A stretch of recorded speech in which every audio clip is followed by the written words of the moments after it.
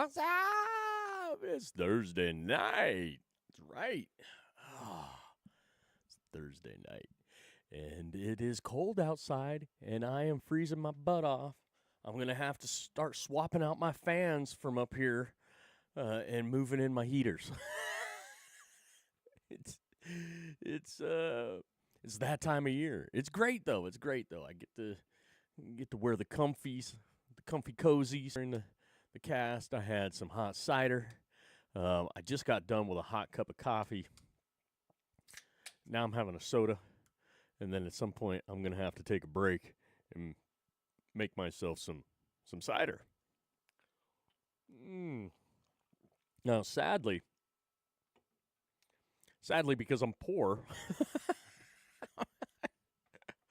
my X membership has lapsed.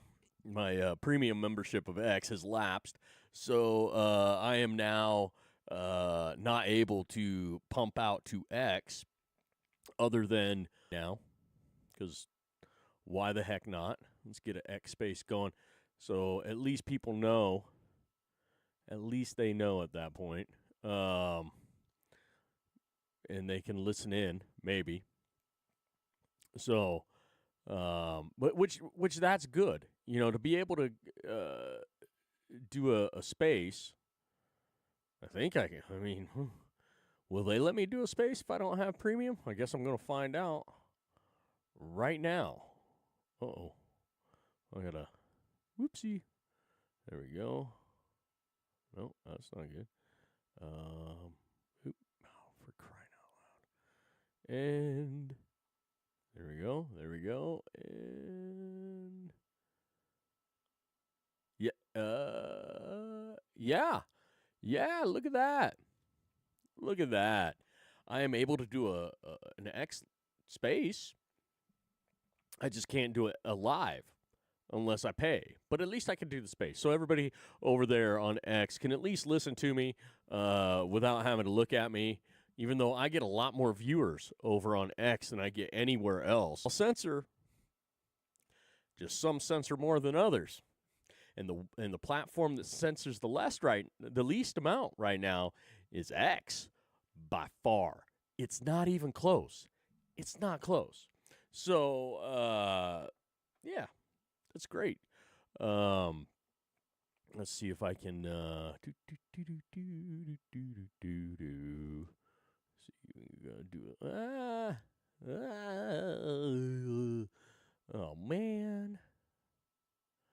oh man. See here. I'd like to get, there we go. And there we go. I think I got it. Ooh, wait, hold on.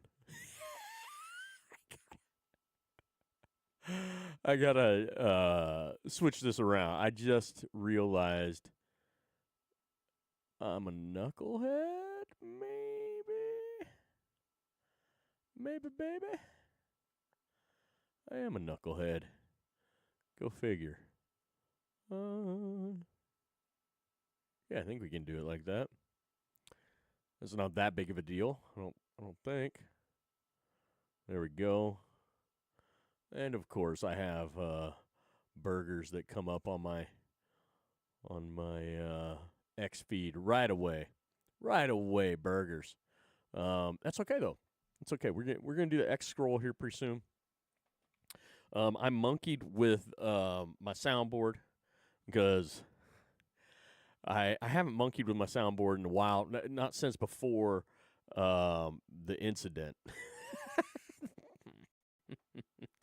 And right before, and split the difference between 10 and 11.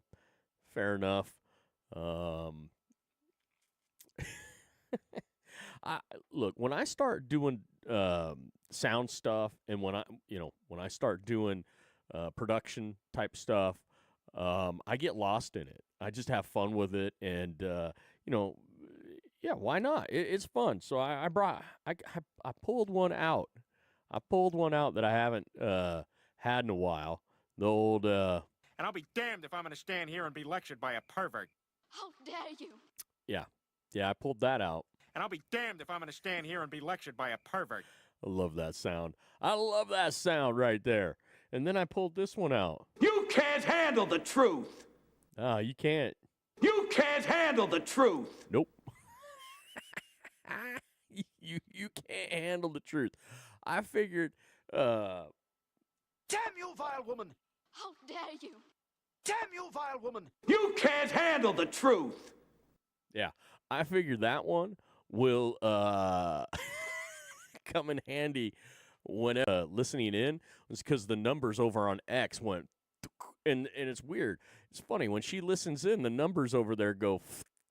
And anytime she pipes in, either she gets on and talks, or when she's listening in, the numbers go. It's weird. It's very interesting. Huh.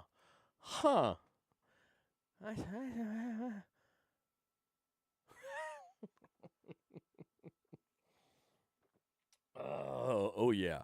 So, honestly, I might do a short cast tonight and go back to doing more soundboard stuff.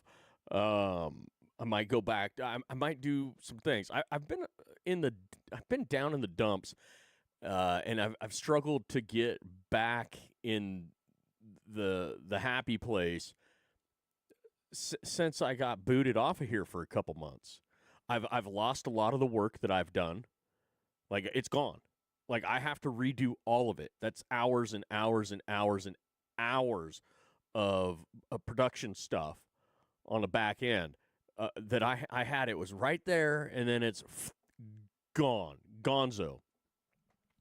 And play, so I could just go and do stuff and then really rock and roll, and it was fun. It was great. And now that's gone.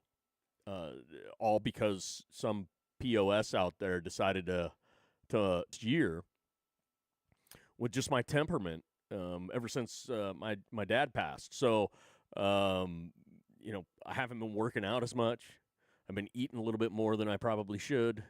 I've, had issues with censorship. I've had issues with my life over the last year has been in more turmoil than it's ever been before, really. I mean, honestly, just a new chapter for me in life where I have no parents now, may their souls rest in peace up there with the dear Lord. I basically am in the realm of no family. I have some, and I could reach out to them, but, they don't really give two craps about me. And so it's like, whatever. And, just typical stuff that everybody goes through. It's just, you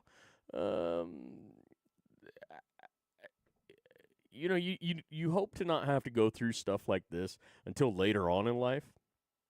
You hope to keep some of the people that are close to you, people that mean something to you. You hope to keep them around a little bit longer, and learn from them more, because you never stop learning. And I've just had to try to make my way over the last year. And whether I like it or not, I'm just going to have to figure it the hell out. So,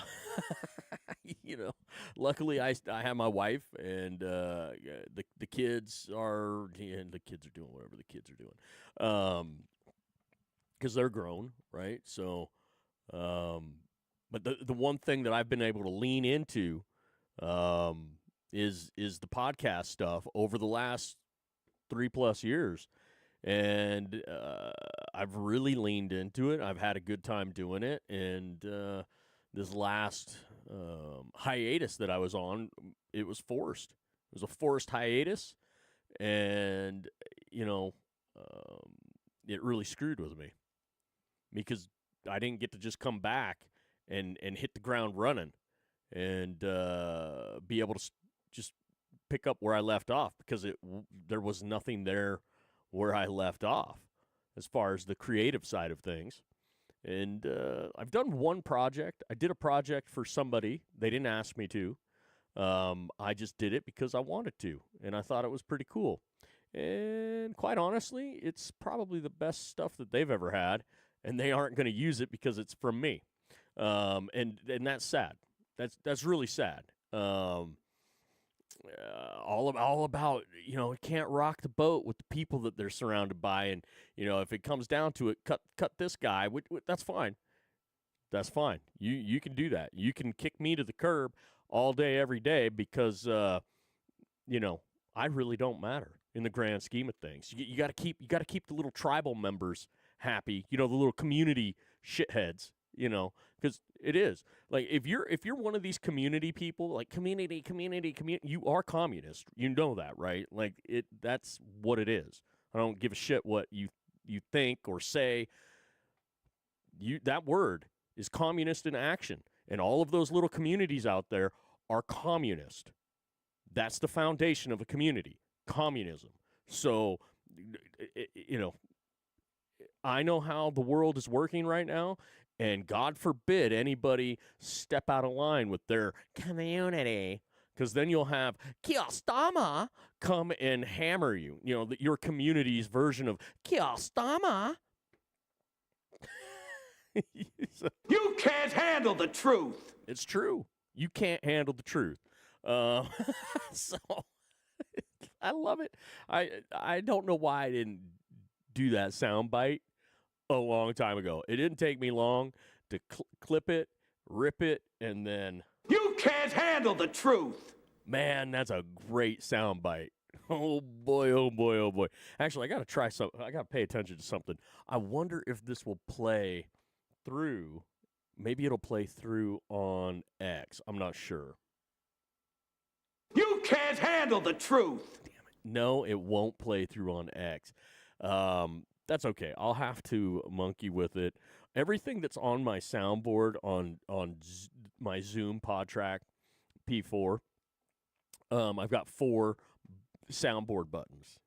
So those will play through on the X space. But anything on my loop deck, it won't play through. And that kind of bugs me. I didn't know how awesome the Zoom PodTrack series would be. So you got the PodTrack P4 and you got the PodTrack P9, P8, P9. Anyways, which is the bigger version of it, so you can have more microphones, and the soundboard itself I think it has actually 9 sound buttons on it, and that one, I really wish I had gotten that one. This one, look, the the PodTrack P4 is brilliant for everybody. If you're just starting out podcasting and you need a soundboard that's minimalistic, and you need XLR plugins for the microphones, and by the way, the Zoom PodTrack dynamic microphones are exemplary. They're great microphones, and they're actually for the price, you can't beat it. They are professional quality microphones and a headset. You get the headset and a microphone. I think it's $75, and it's a legit microphone. I used that for a couple years before I was gifted this RE20. This microphone was gifted to me. And I'm like, oh, it's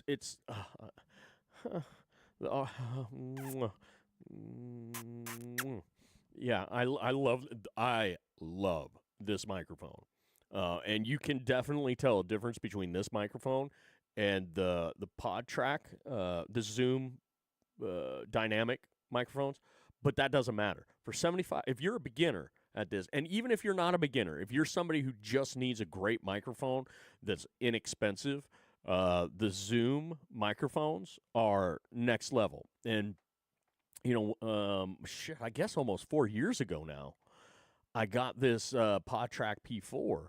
It came with the 4 headsets. It came with 4 microphones. It came with all the XLR cable for that. And man, oh man alive, this thing is just next level. And it's small, so it's mobile. You know, I could take this and set this up anywhere without too much of a hassle. You know, if I had a laptop and then took this and you know, honestly, I still have those microphones. I could pack those microphones up because that's probably better to travel with those microphones because if shit happens to them, no big deal. The the fancy microphone here just needs to stay in studio. It doesn't need to leave, type of deal. Is fantastic, and I do kind of kick myself for not getting the bigger pod track set, but I didn't know. You don't know when you start out. You're just kind of like, well, I've got X amount of money that I'm willing to spend on this little venture, and I am not gonna put anything else into it until I find out how this is gonna work out. And you know, so you spend minimal. You find the best that you can find for the least amount of money. And mind you, I could have dealt with even a cheaper microphone, cheaper headset, cheaper soundboard. I could have went super cheap, but it probably wouldn't have lasted me. Is a staple. If anything happened to this PodTrack P4, I would have to get a new one to be able to continue to do what I do at the level that I do it. And that's just facts. That's just facts. So this setup, and you know, I don't consider myself a newbie anymore. I don't consider myself a rookie. And as far as I'm concerned, the PodTrack P4, if you're a professional at this, this is a pretty legit setup as far as like on the go, and for home, honestly, a home studio. You know, depending on how many microphones you need, depending on, you know, what you're trying to accomplish. You know, at some point, I would hope I can upgrade to the I think it's the P8. Yeah, P8, P9. Anyways, doesn't matter. The bigger variant. They only got two variants. It's this one and the other one. And I would not mind to be able to pick up the bigger variant at some point. But you know, that's a little bit more money, you know, which I don't have. Shoot, I don't have the money to pay the $8 for the damn give a deal. But you know, just figured I'd share that with the PodTrack thing. It's really it's great. I just look, it's cool to be able to share the sound over in the X space. It really is. And I know that I guess they've got some stuff over on X Space.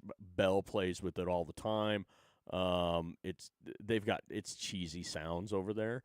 But let's see. You got microphone settings. You got, let's see, if I click on that. No.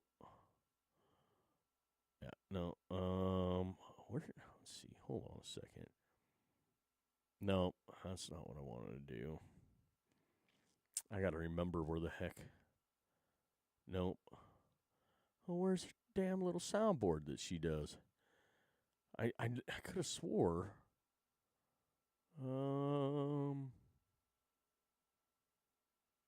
Space settings. No, that's not it.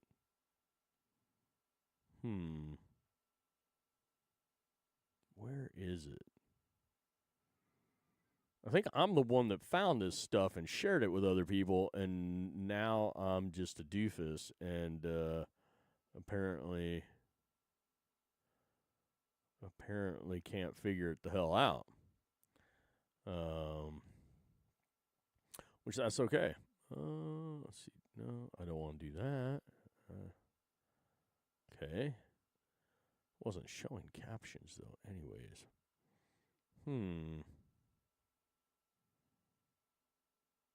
Man, that's so upsetting to me. They just cut me off. Like I'm on my, you aren't verified yet. Get verified. And it's like, well, I didn't even premium on X. Damn you, X. Damn you. Damn you, X. Oh, well. Life goes on. Fun times, though. Fun times. Let's see, where is it? Is it over here? Is it over there? Yeah, I don't know. Guess it doesn't matter. All right, so let's see. Let me pull this up. Let's do that. And that's right. I'm crying out loud. There we go. Have to reset this, and then we can rock and roll with this.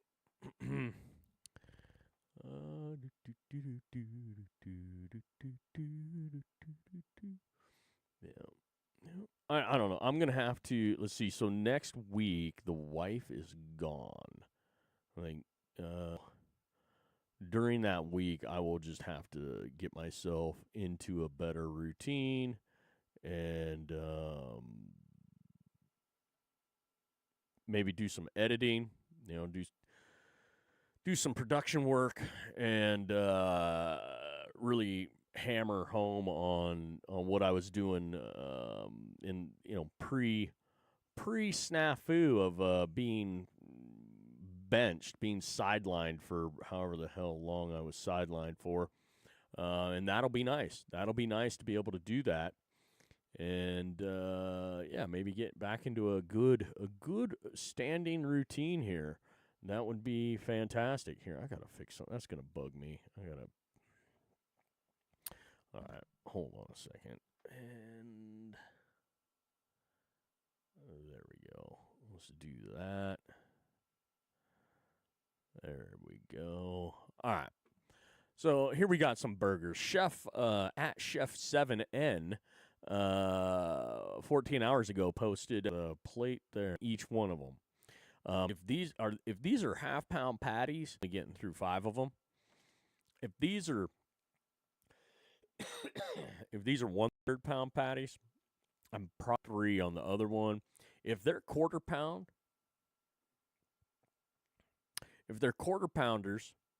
that's a half a pound per burger. I'm getting through both platters. I'm getting through all 10. So yeah, pony up 10K for me at that point. Pony up 10K without a problem. Do I get to put mustard on here? It looks like they've got some cheese, pickles, onions, a little bit maybe. Can't really tell too much here.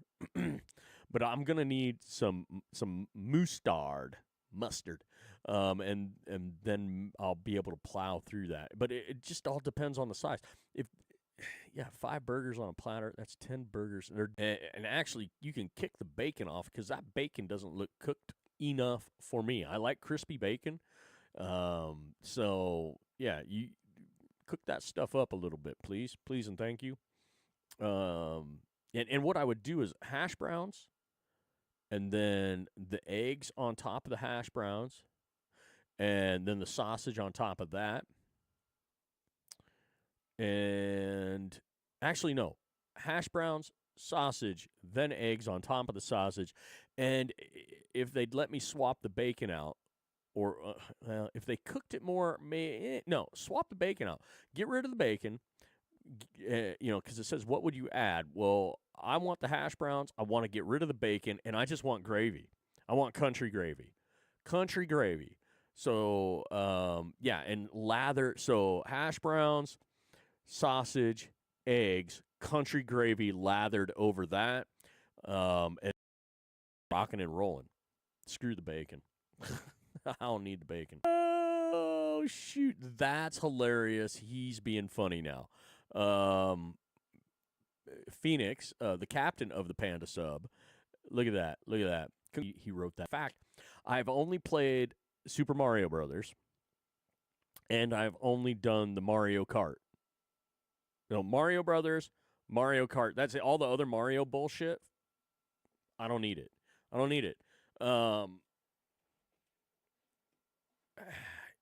I've heard Smash Brothers is pretty fun, and that's kind of like what Mario with a whole bunch of other of Mario's friends or whatever. Mario. I'm just not into. I don't know. I've just never got into the Mario games too much, though I like the original. No, no. Because I'm a sports guy. I'm a racing guy. So instead of all this other stuff, Mario, Zelda, all of these other games, I've just never really got into them at all. I kind of Rayman was okay. I liked Rayman a little bit, but that was just like whatever. There's a few little games like that. What's the other one that I played that I really liked? Which was anyways, doesn't matter. I'm just not into that stuff. Sadly, I'm into more grown up stuff. No, just sports. I'm just into sports. I'm a sports guy. Can't help it. By the way, Thursday night football, what a disaster that was. It wasn't a very good game. It was 2020, San Francisco versus LA, the Rams of LA. And it went into overtime, 2020.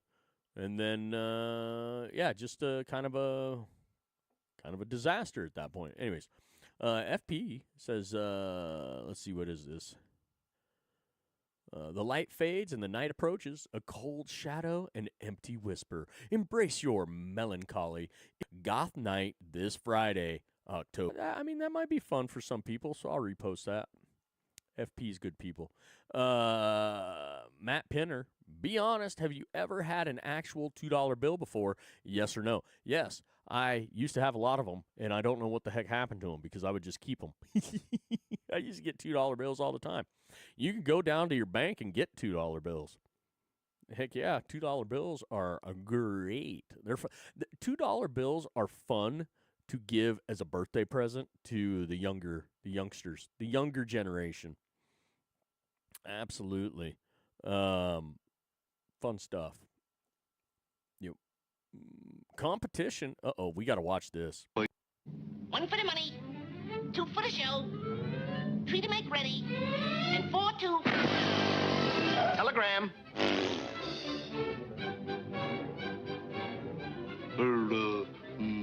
You still have time to place a wager. Confidentially, it's in the ag bay.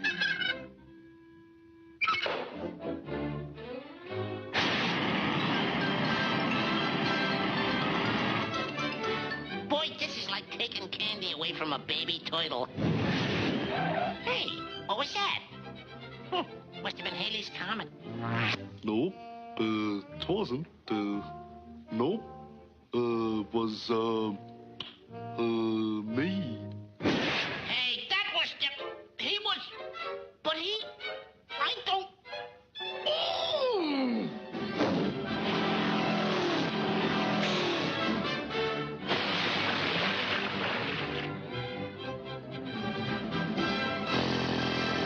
It's for you, Mr. Bunny.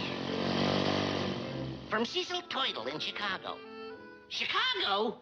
No, it can't be. Why, it couldn't. Why, that dirty little... At this joyous time of year, I wish you loads of Christmas cheer. Cecil Turtle. Say, that was mighty thoughtful of them. Gee, and I didn't send him anything. I really ought to. Special delivery. Sign here. Oh, he shouldn't have done this. I, wonder what it could be.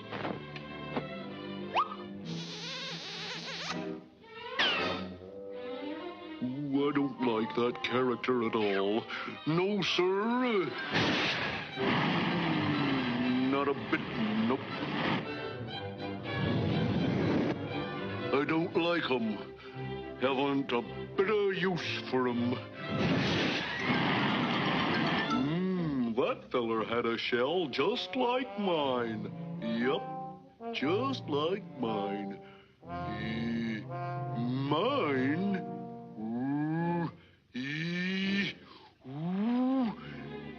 Yep.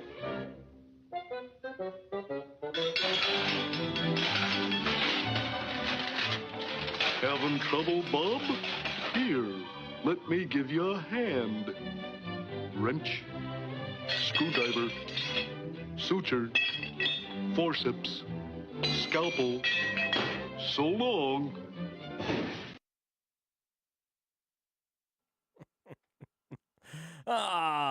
We needed to watch the whole thing, but that's okay.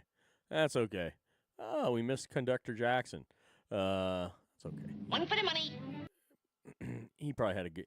He had a good time. Probably. See, only one more hour until repo time with Mrs. Ma'am and friends. Repo. Mrs. Ma'am, she's pretty good streamer too. Her and her hubby, fiance. Oh, they're good streamers too. What's your preferred brand of peanut butter? I'm not into peanut butter. So favorite brand, it's all whatever. I like extra creamy peanut butter. Extra creamy smooth or whatever. I don't. But again, I'm not into peanut butter, so I don't really eat it that much.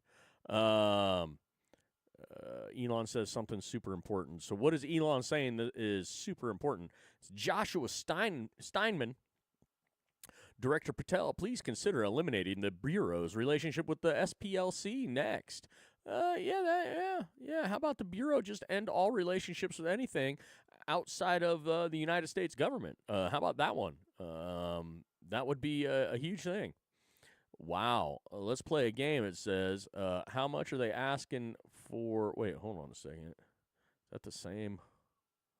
It is the same. Man, it is. You want to talk about rust? That is a rust bucket. Holy smokes. Wow.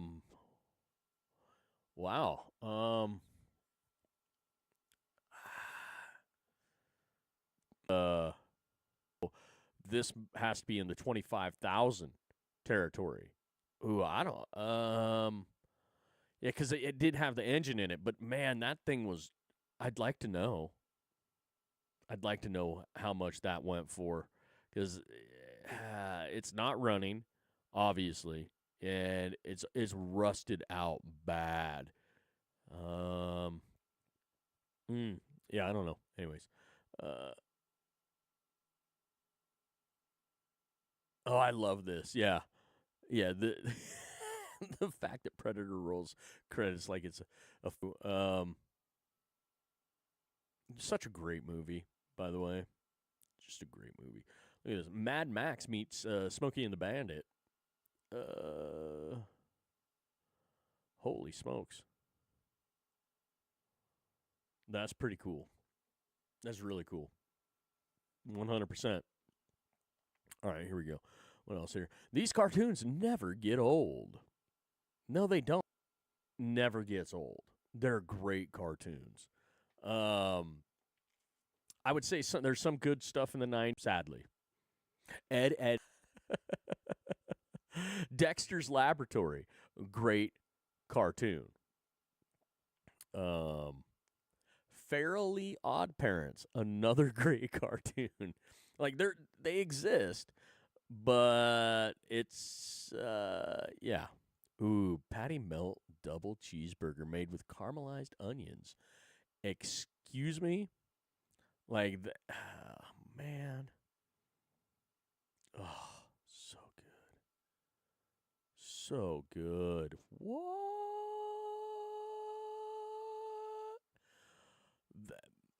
Man, that right there. You can't handle the truth. Oh, my goodness. That is that's the truth. And I don't know if I can handle that. That's, woo,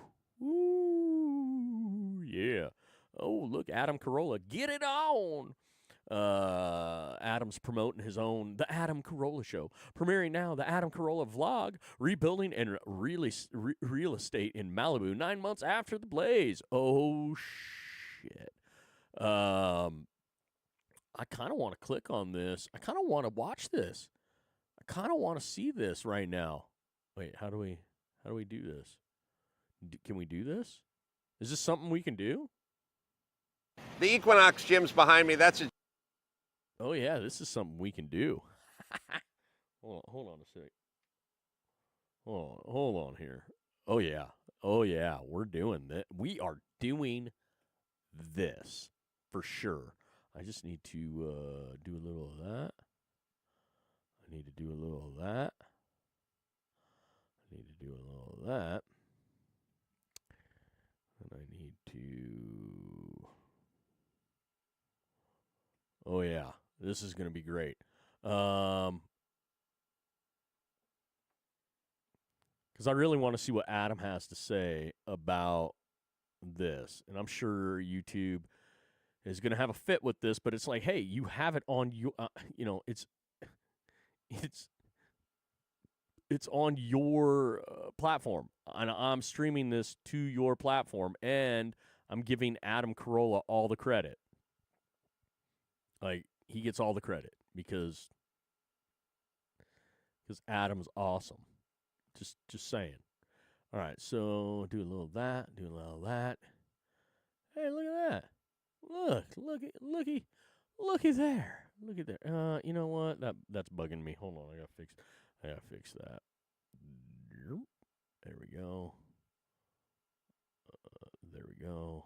Let's see. Did it fix it? Oh yeah, that fixed it. All right. So we're good there. All right, let's see. The gym I used to belong to, and it's been closed ever since the fire. It's been over 9 months now. But good news, fat asses. There's another establishment across the street that opened almost immediately and has been open ever since. Taco Bell. That's why we're fat. You can't handle the Okay, truth. so within about 300 feet, maybe less, you got a lot that just sold. You got another one for sale about 100 feet down that way. This one that just sold, and you got that one about 80 feet down that way sold. So within a course of about 8 or 9 lots, you got 3 that are either for sale or already sold. Oh, this already sold. This is just the strip in front of my place. This isn't all of PCH or all of Malibu. We're just talking about 2-block strip, maybe 20, 25 lots just in front of my place, and we've already spotted 3 that have either sold or are for sale. So it's now 5 lots, probably out of 13 or 14 lots, 5 of them are for sale. I hear most going to Chinese folk who are buying them all up. These are lots that are probably $6 million a piece, maybe 7,000, 7,500 square feet. So very small lots, very expensive lots. And as you can see, the people who lived here for years, these are family homes, have chosen not to try to rebuild. Sound about make my point? My residence. And that's a short run. I mean, that's out of maybe 25 or 30 lots, 8 of them are for sale. So I don't know if the Chinese are buying them all up, and I don't know how it works, but there's an inordinate amount of lots being sold and not being rebuilt by the owners. And obviously you can see there's no rebuilding going on by any owner on PCH. As predicted from the hotel room one day after the fire, when I say one day after the fire, I mean 8 hours after the fire, I sat in that hotel room in Burbank and I said, there shall be no rebuilding because there will be no giving of permits. And we're 9 months and I don't see one stitch of building materials. So lots of lots for sale and 0 rebuilding. And when there's no rebuilding, well, there shall be gangbangers and there shall be graffiti. Graffiti is basically LA's version of ivy. In your nice town, if you leave stuff long enough, ivy will grow over it. Long, you will be tagged. Temescal Canyon, now I took a tour of this with Colonel Saucer, and it was set up to be a corridor of work and ingenuity. They had pulverizers, concrete pulverizers. Everything was set up. And I went back a month later, and it was pristine and new and freshly painted, and you couldn't even tell they were there. And my point is, we are capable of doing this. This is what we can do if we set our mind to it. Now, Karen Bass isn't going to get this done, and Gavin Newsom's not going to get it done, but we can get this done. Temescal Canyon was Damnation Alley. It was more rebar, more scrap, more busted up concrete, more building materials, tractors and hose and cherry pickers and huge equipment all the way up and down this canyon with semi-trucks lined up at the top and pulverizers and metal extractors in the middle and guys with heliarcs and acetylene cutting rigs. And we went from that to pristine, brand new. You could have a kid's this to you didn't even know we were there. Like it never even happened, just like they say in the commercial. So that's what this is a caisson, drill a hole, put a form on it, put rebar in it, pour concrete into it, go down 20 feet, 30 feet, maybe into bedrock. So I've talked about a lot. That is a caisson rig. That is a drill for caissons. So it turns that. It's got a big auger bit on it. There's an auger bit right there. One is an auger, the other's a hole saw type bit. You put the bit on the end of it, concrete, and that's the way you can build out over the ocean. Classically, that's that hose is for concrete pumps because they're going to have to pump it. They're not going to be able to back a concrete truck and put a chute into this. They're going to pump it. The concrete truck will pull up there. It'll have a pump behind it. The forms will be in the caissons, and they'll drop a rebar cage into it, and then they'll fill it with concrete. That's what they're doing with that full pile drive. New school caisson. Caisson pile. This one gets rammed into the ground by pile driver. That gets drilled and formed and poured. Pylons and caissons, and same function. I still call them pylons. But yeah, the concrete is way better. Now, they're on the beach. How did they all burn down? They could have prevented this. They let it burn, because look at the mountainside there. There were houses that survived. How do they let that whole beach, that whole row of houses, all the way? This house is I've been through there. It's built beautiful. like a bunker. The poured in caissons down at the end, and some kind of steel I-beam center section here. And once again, it'd be pretty easy to build here if you could just start from here. But if the integrity of the concrete is compromised, then you got to bust all this up, and this goes down into the earth. So that'd be your first $1 million right here, or you could just start framing on Monday. Yeah, someone's going to have to core this, sample it, bring it to a lab, do a crush test on it, and see if it's good to go. These are J-bolts. All these J-bolts are sunk into the concrete when it's wet. And when they frame it, they put the treated bottom plate on top, and they bolt it down with this. And this is a hold down. This was through bolted to like a main beam, like a 4x beam. The rest of these are 2x, but this is a hold down. This is the corners have hold downs where they through bolt through this stuff. And over here, see this? This is old because this wall is formed with 1x6. See the stripes every 6 inches? Those are boards every 6 inches.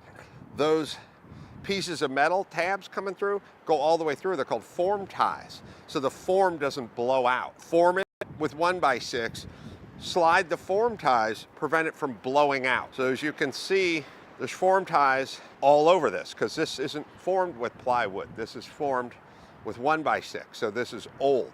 I wonder if this In is other Adam's words, place. this is how This must they be used Adam's to do it. place. So now they would form it out That's of too bad plywood. he You lost ever go to those everything old like that. movie theaters, like in the wings of an old theater from the 20s? You see all the stripes in the back that aren't painted or finished, you know, that don't have the plaster on them, just like in the wings. That's what that is. And by the way, they even simulate that now when they're building a cool new house, but they want to make it look old school architecture.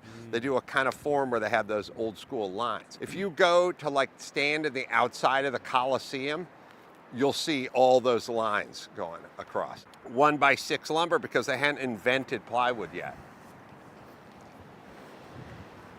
Okay.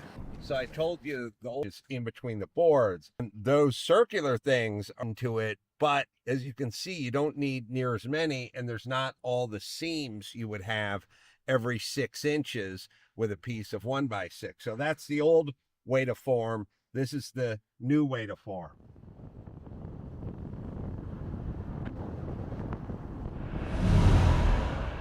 Nine months since the fire. 9 months. No construction. Zero construction.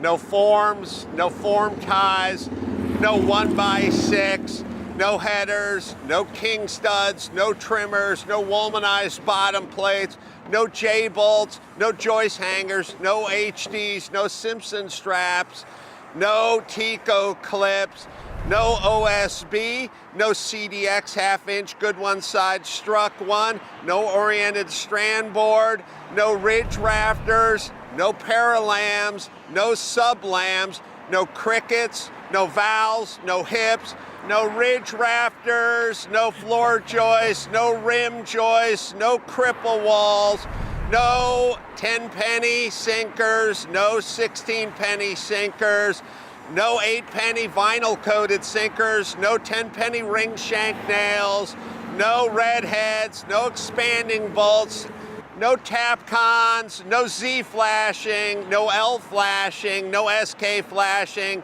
no fry riglet, no drip edges, no bugle-headed coarse-threaded drywall screws, no mill propane-powered slab drivers, no half-inch drill motors, no plunge routers, no scroll saws, no Look, hold on here. The point that Adam is making is fantastic. But look, their house survived. That the fire came down this hillside here. And how is it that all of these houses, there's one here that survived, right? There's a few that survived, but how is it that all of these houses somehow didn't survive? Like, you have ocean here, you have a nice buffer that is the PCH, the Pacific Coast Highway. And, driving through here as many times as I have, look, these were modest homes on the beach. They really were. A lot of them were very modest homes, and the properties here weren't large. They were small. And like Adam said earlier, $6 million for just not even a half acre, like a quarter acre, if that.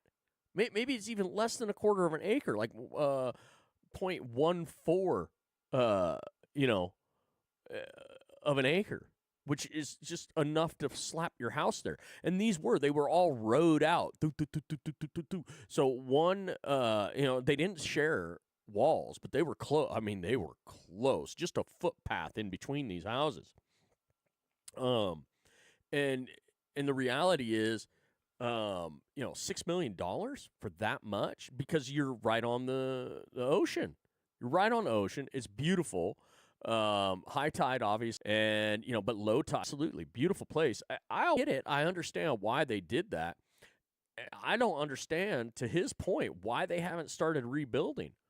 And seriously, somebody needs to look into what really happened there. They say it was a natural disaster. I don't believe it was a natural disaster, not one bit. I believe it was done on purpose. And to have it to where these people haven't rebuilt yet is insane. It's absolutely insanity. But because it's all people with lots of money,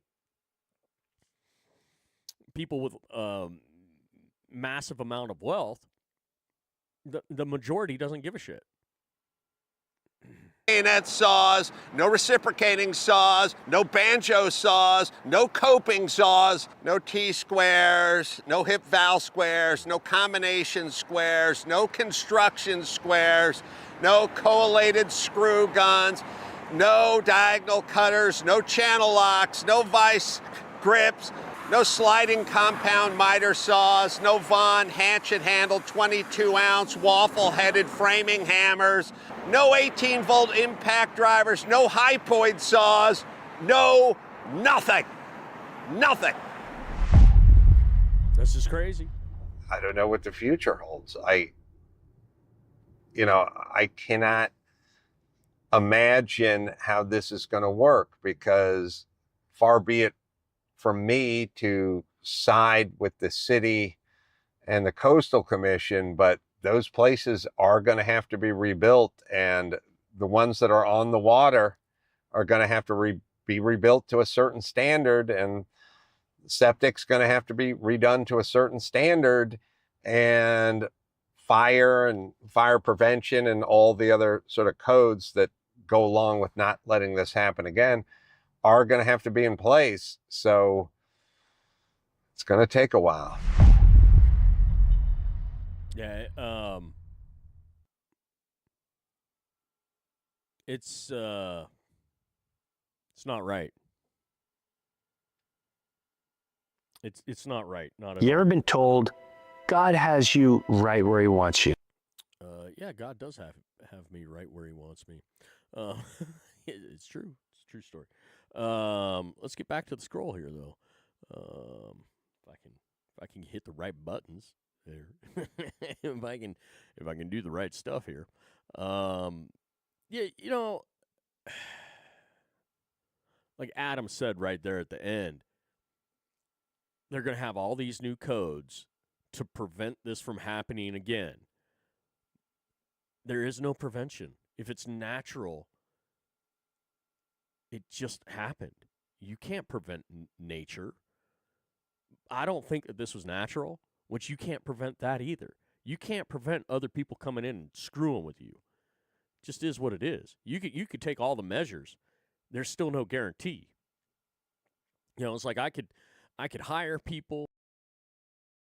But my point, if I had the money, podcast stuff secure and bug-free and get everything out without any snafus, I could hire people to do that. I could take all the measures necessary and then some, and it still wouldn't be perfect. Someone would be able to break through at some point. Someone would be able to do snafus. And you know what?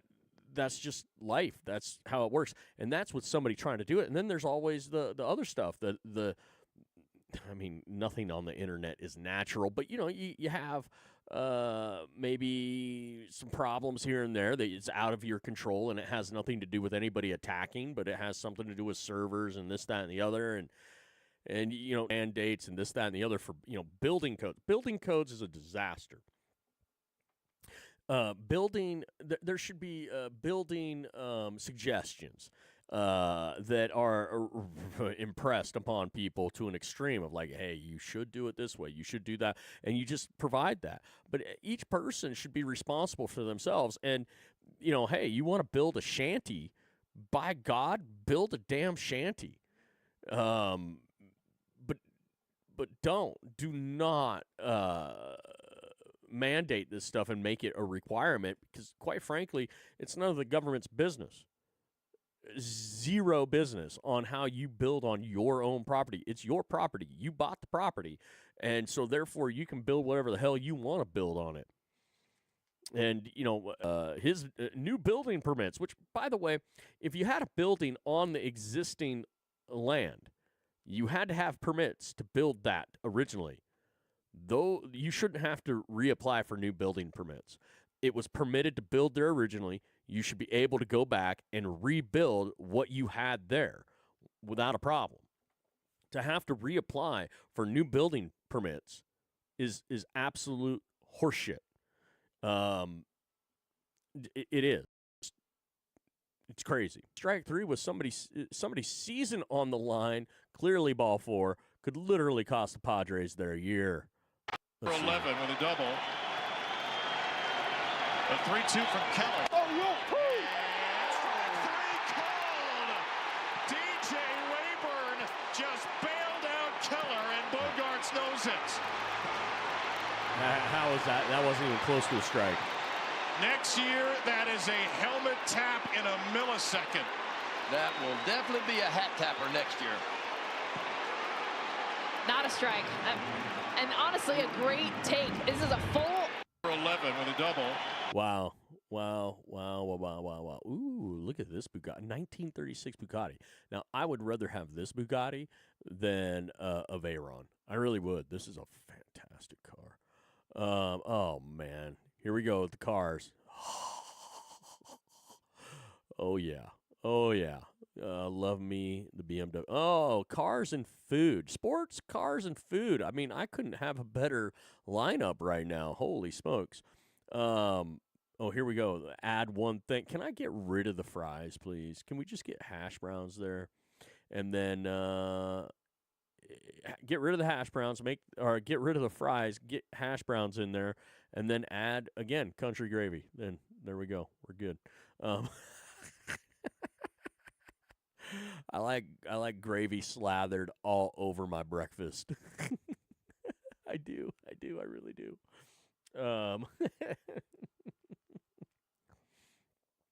Ooh, look at that slab of brisket.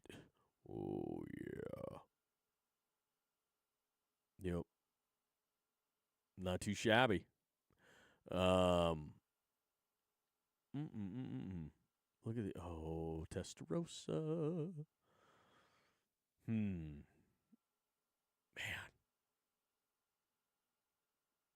Look at all the different mayonnaise. No Miracle Whip. Duke's is okay. Hellman's is okay. Yeah, I mean, it's okay. It's okay. Whatever. It's mayonnaise. Mayo. It's mayo. Uh-oh. Big Tom says, the left has been visiting my profile a lot today. This post is unavailable. What? Okay, well, raise your hand if your government plan would provide health insurance for undocumented immigrants. Everyone raised their hands. Wait, what? If your government plan would provide coverage for undocumented immigrants. Yeah, they're all communist pieces of shit. Every single last one of them with communist pieces of shit.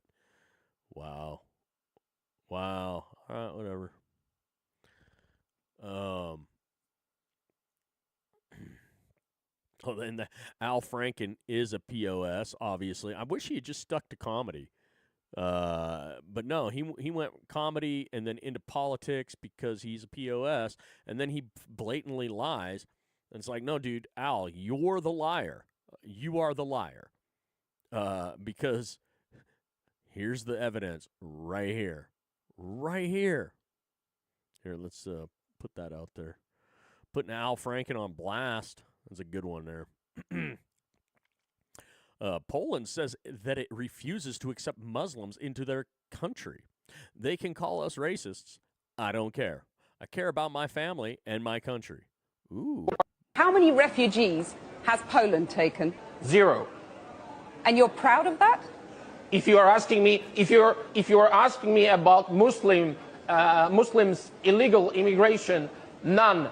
Not even one will come to Poland. Not even one if it's illegal. We took over 2 million Ukrainians who are working, who are peaceful in Poland. We will not receive even one Muslim because this is what we promised. But I asked not about illegal immigrants. I asked about refugees. And Jean-Claude Juncker, the Commission President, says that you're racist.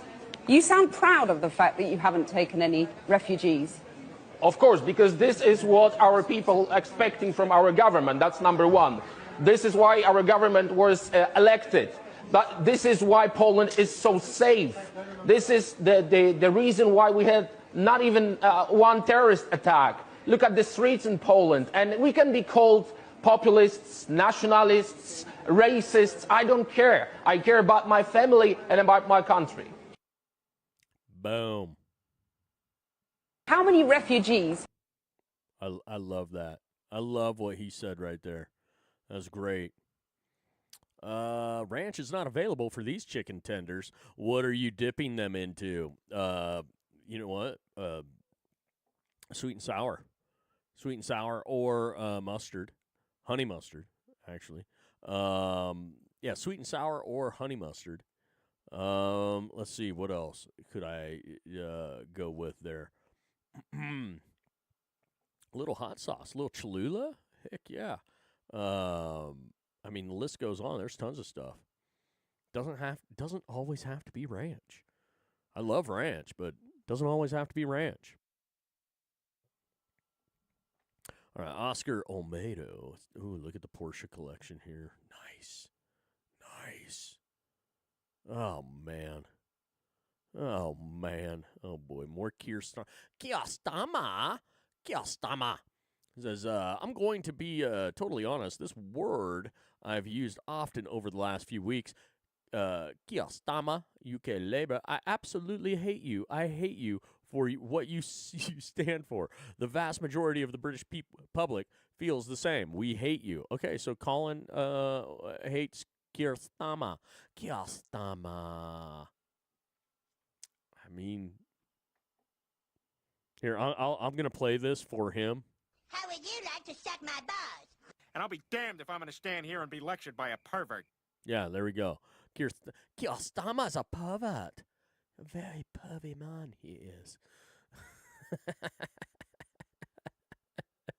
Here, I got to like and repost that so other people know that the Brits hate Kiostama. Vince Langman says, this still makes me laugh out loud. French actor. Juicy Smouillet is an actor from France. Oops. Actor. Juicy Smouillet is an actor from France. And he became famous on a show called Empire. One night, he was in Chicago late at night and was the victim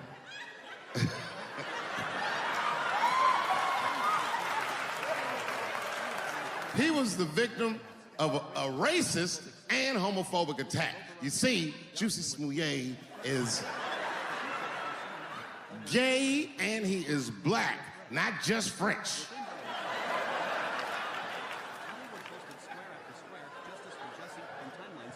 Oh, it was a crazy story.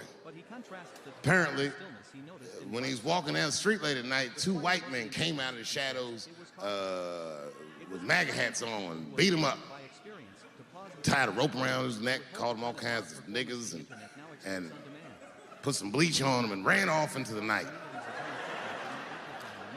This shit was like international news. And everybody was furious, especially in Hollywood. It's all over everybody's Twitter feed and Instagram page. Justice for Juicy and all this shit.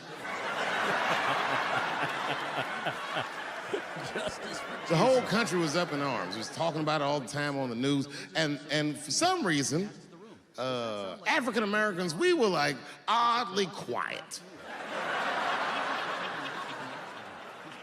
We were so quiet about this shit that the gay community started accusing African American community of being homophobic for not supporting him. But what they didn't understand is that we were supporting him with our silence. It was clearly lying. None of these details added up at all. He said he's walking down the street in Chicago and white dudes come up to him and say, hey man, aren't you that faggot nigger from Empire? A fuck? Does that sound like how white people talk? I know white people. They don't talk like that. Are you that faggot nigga from Empire? They would never say that. It sounds like something that I would say. Jesse Smollett, such a piece of shit. It's so true. It's so true. You can't handle the truth. You can't. You just can't. You just can't. You can't handle it. You just can't handle the truth there. Oh, I love it. Matt Pinner says, be honest because I'm trying to prove a point. Would you back your child or grandchild's decision to attend trade school rather than college? You're not making it. Stop being stupid. Stop asking stupid, retarded questions. Yes, I'd rather them go to trade school. Like, come on now. Donald J. Trump, 2028. I love it. Somebody's doing the whole, look at this. Look at that. Look at that. Funny stuff, President Trump. Jamie Bambrick. For those who are unaware, after a terrorist stabbing by a Muslim man at a synagogue in Manchester today, Britain has broken out into nationwide violent pro-Palestine protests in solidarity with the terrorist. It's going great. What? What the hell? Oh, my lordy. Great Britain's about ready to just implode. Yeah. Ooh, French onion meatloaf. Savory elegance French onion meatloaf. Yummy. Oh, it looks so good. Looks amazing. All right. And then you have this. Yeah, we're skipping the pizza thing there. Oh, look at.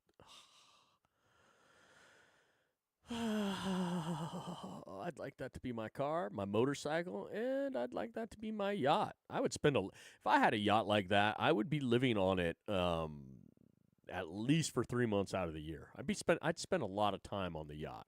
Just saying. Eric Daughtry says, wow, Fox News just absolutely stunned Senator Jeannie Shaheen, Democrat. Shaheen, I haven't heard anyone in my party wanting to give illegals taxpayer-funded health care. Fox, I'm glad you said that. I have some tape. Show of hands, provide coverage for illegal aliens. I love it.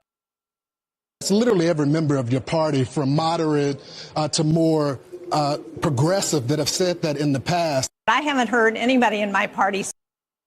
Yeah, well, she's lying. Obviously. That's funny. Rotary sound is fire.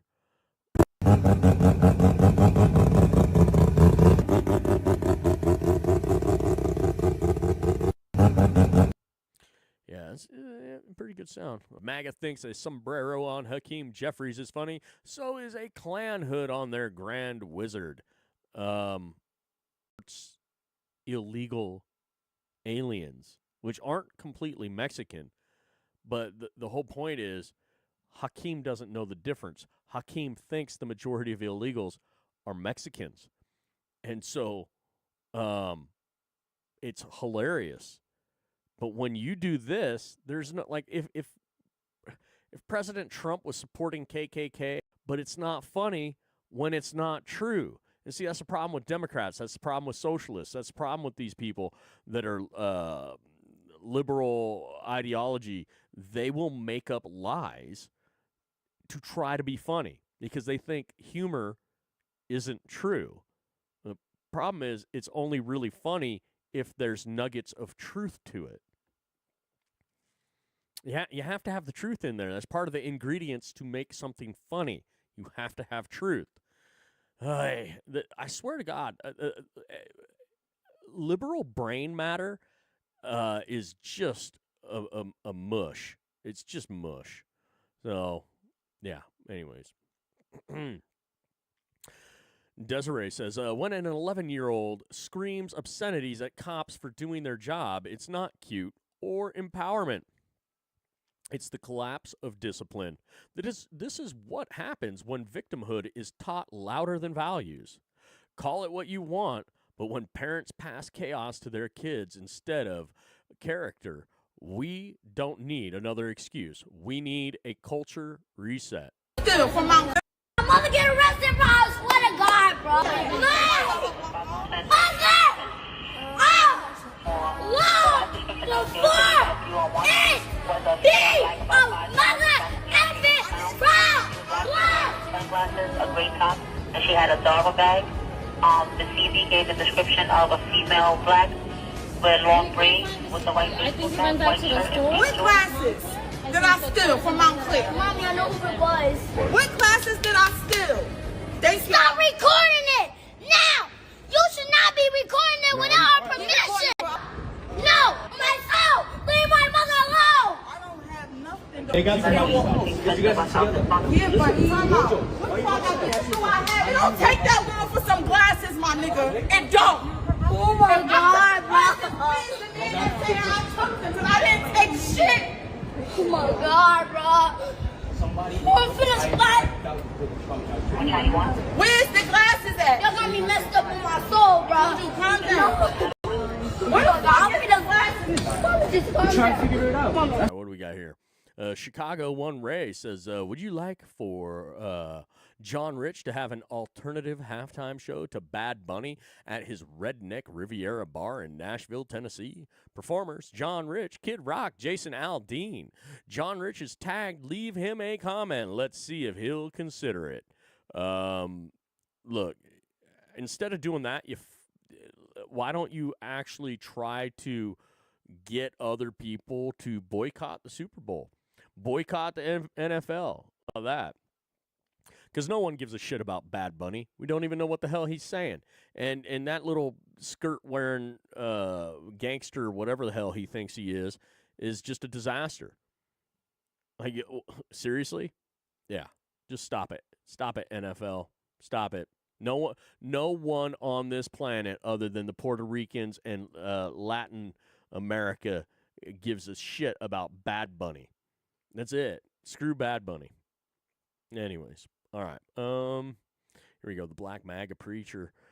Breaking. North Carolina House passes Irina's law with a veto-proof majority. This major legislation ends cashless bail for violent offenders and closes dangerous loopholes. A direct response to the tragic killing of Irina Zarutska. Which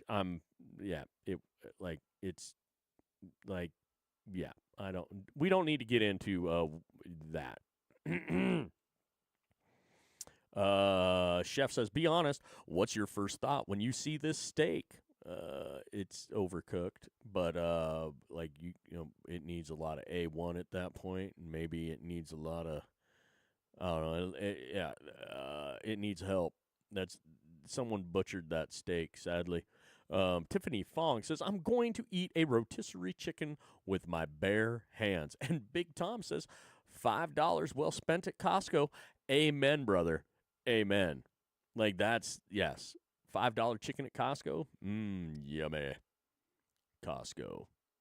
If you're not a member of Costco, if you don't shop at Costco, you are missing out. Costco is wonderful. It's absolutely fantastic. Let's see, what do we got here? Alexander Duncan at Alex Duncan, Texas, posts 19 hours ago posts. They take over streets to prove that no one will say or do anything to stop them. Well, I believe that that's true. And, I believe in freedom of religion, freedom of faith, and they have the freedom, but not to do it there. They need to move the hell off the street. They need to go do it in their that's imposition. That's infringement. When you're disrupting traffic, the flow of other human beings, that's that's the thing. Would you pay $30 for this cheeseburger? Well, considering it's got 4 patties, I just asked for a couple other pieces of bread and make it into 2 double cheeseburgers, and then it'd be $15 for $15 a pop. $30 for 2 double cheeseburgers. I'll take that. That's fair enough at this point in time. Considering, in the air tonight, Miami Vice, Phil Collins, 84. Let's listen. Oh, man. Yeah. Wait, what the heck? What the heck just happened? Whoa, whoa, whoa, whoa, whoa, whoa, whoa, whoa, whoa, whoa. What the heck? Somebody's monkey.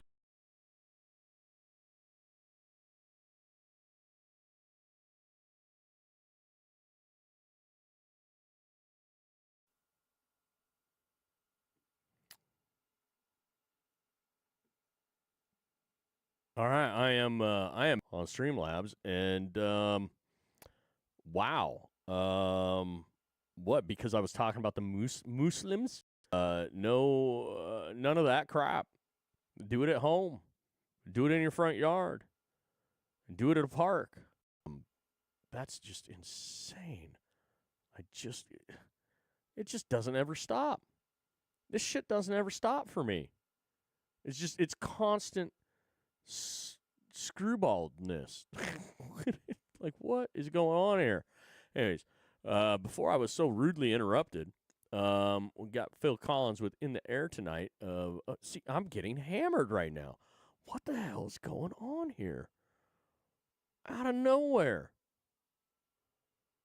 What the schmuck? Let's see here. I gotta. Whoa, there we go.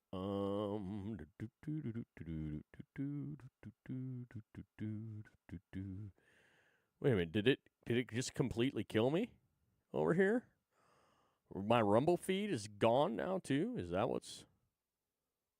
Nope, there it is. We got it back over here. Holy smokes. Hour and 20 minutes into. I mean, what are you gonna do about it? I guess nothing. I don't know. This is insanity to me. Okay, I gotta. Oh man, what? Oh well, wasn't that? And there we go. All right, we're back up and running. Holy smokes! All right, here's a little In the Air Tonight by Phil Collins, Miami Vice, in 1984.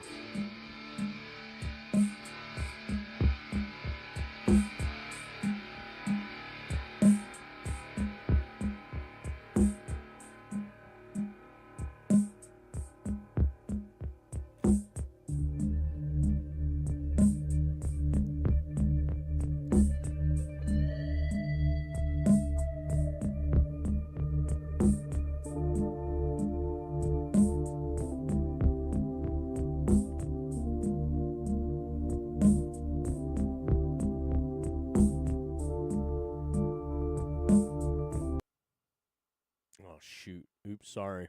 Yeah. My bad. Started over.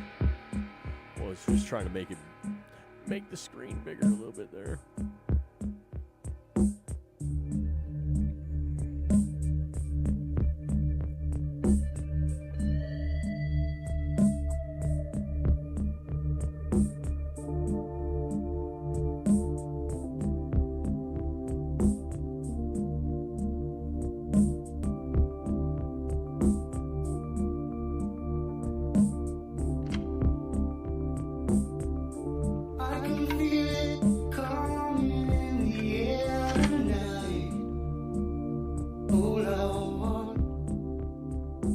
How much time we got? 25 minutes.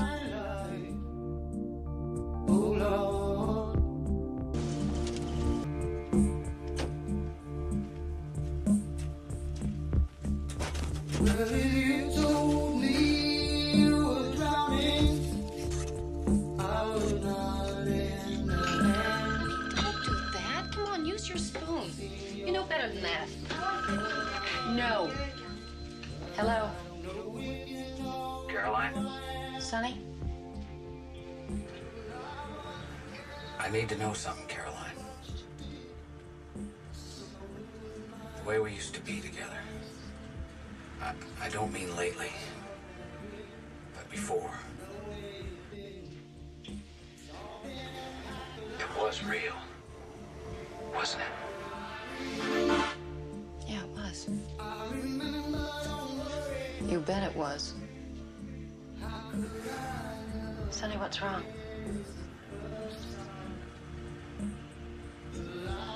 Nothing, Caroline.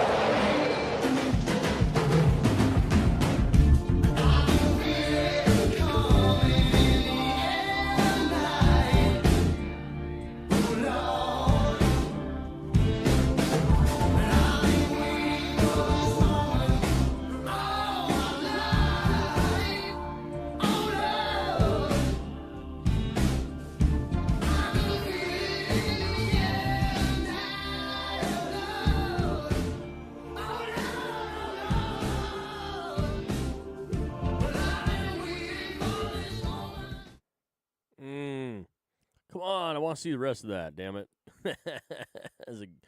That's a great little piece right there. Fantastic. I need to go binge watch. Miami Vice. Hell yeah. Great show. Definitely. 100%. All right, let's see here. We got here.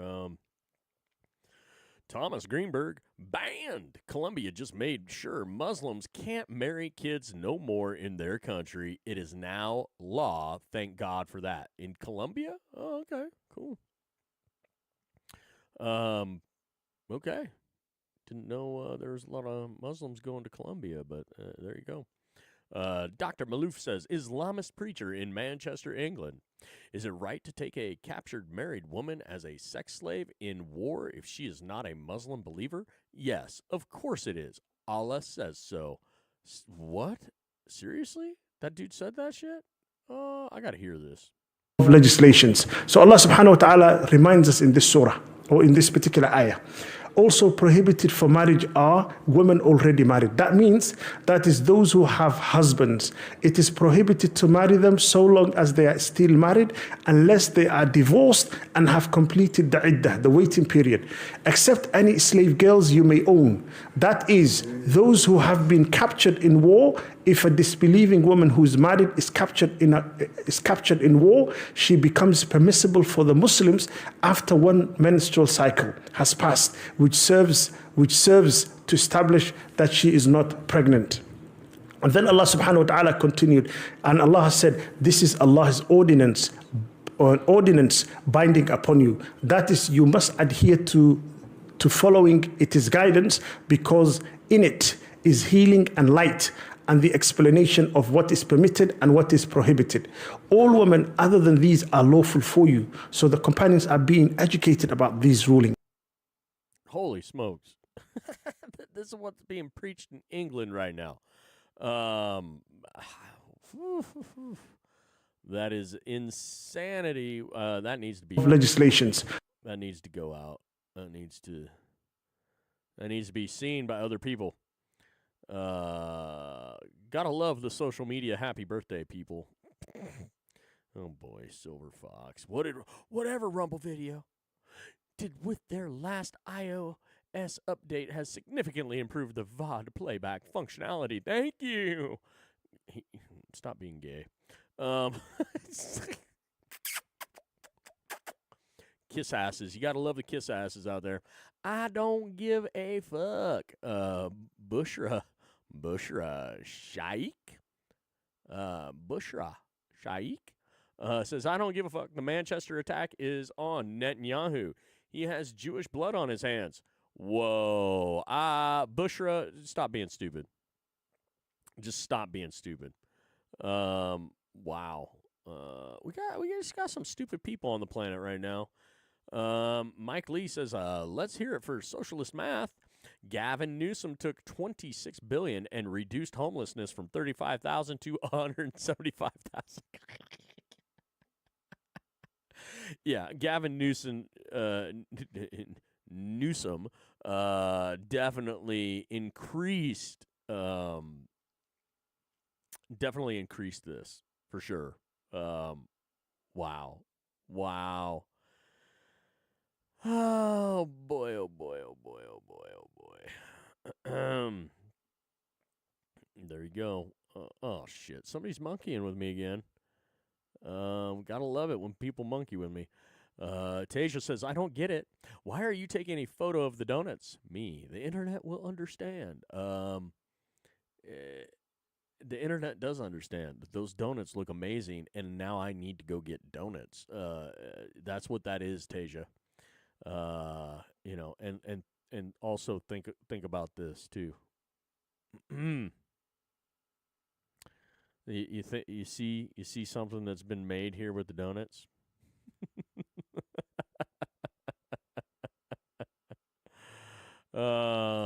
Yeah. John Evans says, I was in Chicago today. This person thought it would be funny to wipe dog crap all over my Cybertruck. This happened at West Buckingham Place and North Halstead. If you can identify this person, I'm offering a generous reward. All right, so we've got Brawless looking like, I don't know what that person's looking like there, but gross. More absolutely.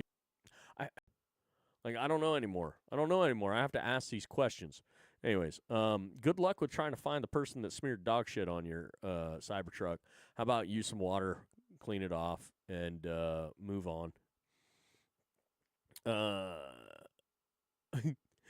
Yo, holy shit! Padres' reaction after the game to the umpires. Yeah, the umpiring was suspect. Huge disaster. So I just wonder how much the umpires were paid to make sure that the Cubbies won. I don't know. Crock-pot smothered chicken legs, cooking with Katie Cross. Recipe in the comments. Yummy. Crock-pot meals is next level. It really is. It's just awesome. There's kind of a classic style to it with a modern twist. This is just like cooking stew all day long. And yeah, just amazing. Anyways. All right, JD Vance says, Joy Reid has had such a good life in this country. It's been overwhelmingly kind and gracious to her. She is far wealthier than most, yet she oozes with contempt. My honest, non-trolling advice to Joy Reid is that you'd be a much happier person if you showed a little gratitude. Joy Reid here says, when my mother came from Guyana, she realized it is not a land of opportunity for people like us. Guyana average salary, $5,200. Joy Reid's MSNBC salary is $3 million. So Joy Reid's a lying sack of shit, and there is a huge land of opportunity here throughout this great nation for people from all backgrounds across this planet if they come here open-minded to being part of this, understanding the United States Constitution, supporting the United States Constitution. Because if you don't support the United States Constitution, just go back to where you came from. Go support that. If you don't like it, go the hell home, Joy Reid. Peter Lloyd at Suffragant. The Manchester synagogue attack comes just days after Starmer recognized the state of Palestine, even though its people want to eradicate Jews. Now he's offering an insincere apology about the latest jihad. The man is vile and has blood on his hands. That is a fair statement. You can't handle the truth. Yeah, fair statement. Kiastama.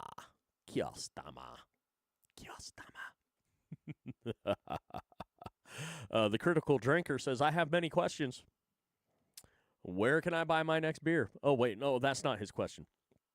Emma Diarcy confirms that House of the Dragon were once they are did. What? Emma Diarcy confirms that House of the Dragon were once they are did.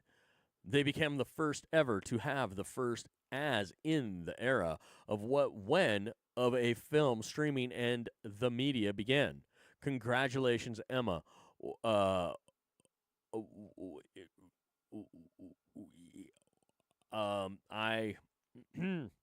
need a drink now. Yeah, let's put that out there for other people to just be like, huh? Jesse Kelly says, we will never fully appreciate how lucky we are that the Walls family was kept from D.C. There's a darkness there. You can see it in both. She knows he's gay. The whole relationship's a sham. She had children. She had children with a gay man. And it takes a crazy woman to knowingly have children with a gay man. And maybe she didn't know it until after they had kids. But she is mentally ill. And part of it is because of him and his mental illness. If you're into other guys' assholes before putting his penis into your vagina, that would make you a little nut jobby. And that would also make you like confused. Is like, why? What is am I not good enough for this man? Like, why does he prefer to put his dick in other men? Why does he prefer to get naked and be sexually active with men? I'm right here. I'm his wife. Why would he do that? Yeah, that would make a woman a little nut jobby, and a woman that's stuck with him. That's even, woo, buddy. Woo. Yeah, and we are lucky. We're lucky a lot of things, but we're not out of the woods yet. We got to keep pushing against all these crazies on the left. And we have to push against the crazies on the Constitution. It is about our independence. It is about our individuality. It is about our liberties. Independent, individual liberty. That's what it's all about. And people forget about that. It's not about sides. Having the sides just divides and conquers. And look what's been going on. Divide and conquer. And then there's a uniparty back there that takes advantage of this. You know, it's pretty damning evidence that exists there. Top-down government regulations and institute dangerous programs like digital IDs and centralized bank digital currency. Of Destin and Dunedin over Davos, individual liberty and national sovereignty matter and should be protected. I love my state. Oh, good. I'm glad you love your state. Maybe I need to go to the WEF in San Francisco when when is that supposed to happen? WEF Summit in San Francisco. I'd like to go check that out. Does anybody want to send me there? Amiri King says people are calling to boycott the Super Bowl halftime show because Bad Bunny has been chosen to perform. Here's what I think. What do you think, Amiri? The NFL has donated over $300 million to anti-white social justice causes. In 2020, the NFL added Lift Every Voice and Sing Black National Anthem. They implemented DEI programs such as the Coach and Front Office Accelerator Program, so now more than 50% racism on helmets and end zones. Many of the players kneel during the national anthem. How about boycotting the entire thing altogether? But you won't. You can't. Men have no spine, no conviction. They can't miss one fucking game to send a clear message that they want football as opposed to programming and propaganda. Grab your nuts and turn off your TV. Act like you have integrity for once in your life. So here's the thing. I agree with that sentiment, other than I don't want sports to be completely ruined. That is the whole thing. They don't want us to boycott so they can just scrap the whole damn thing. These people have been trying to ruin competition, ruin sports for decades, and here it is. So now, while I don't want, it's like all of this shit that they've done needs to go bye-bye, but it's going to take people at the top where the money exists to change it. And quite frankly, it's Roger Goodell and others that are the spineless ones, mainly the owners of these football franchises. They are the spineless ones, because it doesn't take the fan base to have to rise up. It takes the owners, because the owners don't really give a shit about the fan base. If that hasn't been apparent, then I don't know how else to get you to understand that. Greg Price, Tennessee State Rep. Justin Pearson smears Stephen Miller as a known white nationalist who supports white supremacist ideology with no pushback from MSNBC. This is the full on slander. Particularly cities with black leadership. Stephen Miller is known white nationalist and supports white supremacist ideology. And so the fact that our city is going to be targeted, that my constituents and people who I care for, particularly cities with black leadership. Stephen Miller is known white nationalist. Interesting. What, because you define him that way, he's known as a white nationalist? I don't think so. June Slater says, is Prime Minister Leading a very dangerous narrative. Yeah, the prime minister is your Kiyostama. Oh man alive. Oh boy, here we go. SVP just fried Kathy for her Caitlin Clark comment. If she actually suggested Caitlin Clark should be grateful for what she makes off the court, that's preposterous. Did you miss the Iowa years? The highest rating that we have ever had followed one of her games at Iowa. Okay, hold on.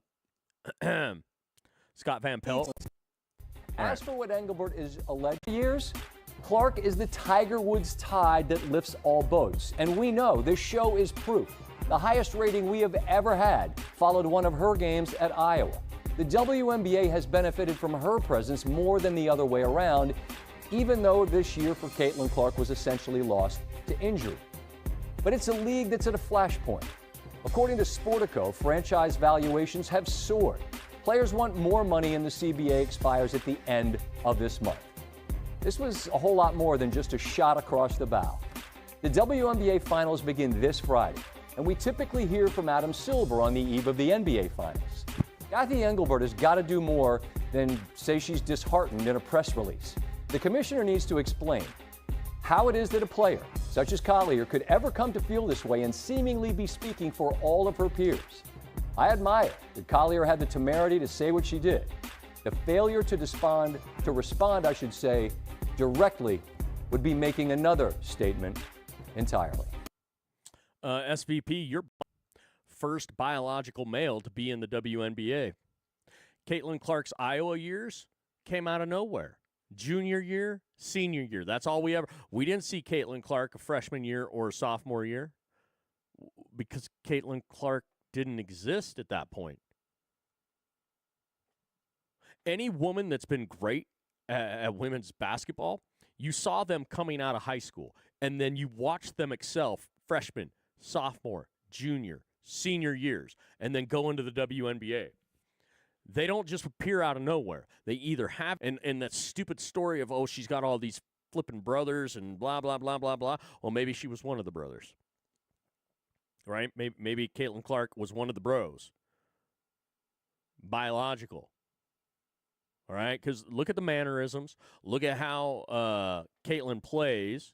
And then, oh, wait, Caitlin just had a groin injury, right? Just had a groin injury. We have NFL guys. We have NBA guys. None of them have ever missed entire seasons due to a groin injury. Caitlin's basically, shut your fucking mouth. You're part of the problem. You're at ESPN. There's a narrative there. Scott Van Pelt, like, do you really give a shit about sports? I used to listen to you. I used to like listening to your stuff. Did I always think you were a little kooky? But I thought you were funny. And you have kissed the ring, pushing, I'm sorry, the WNBA shouldn't even exist. They're overpaid already.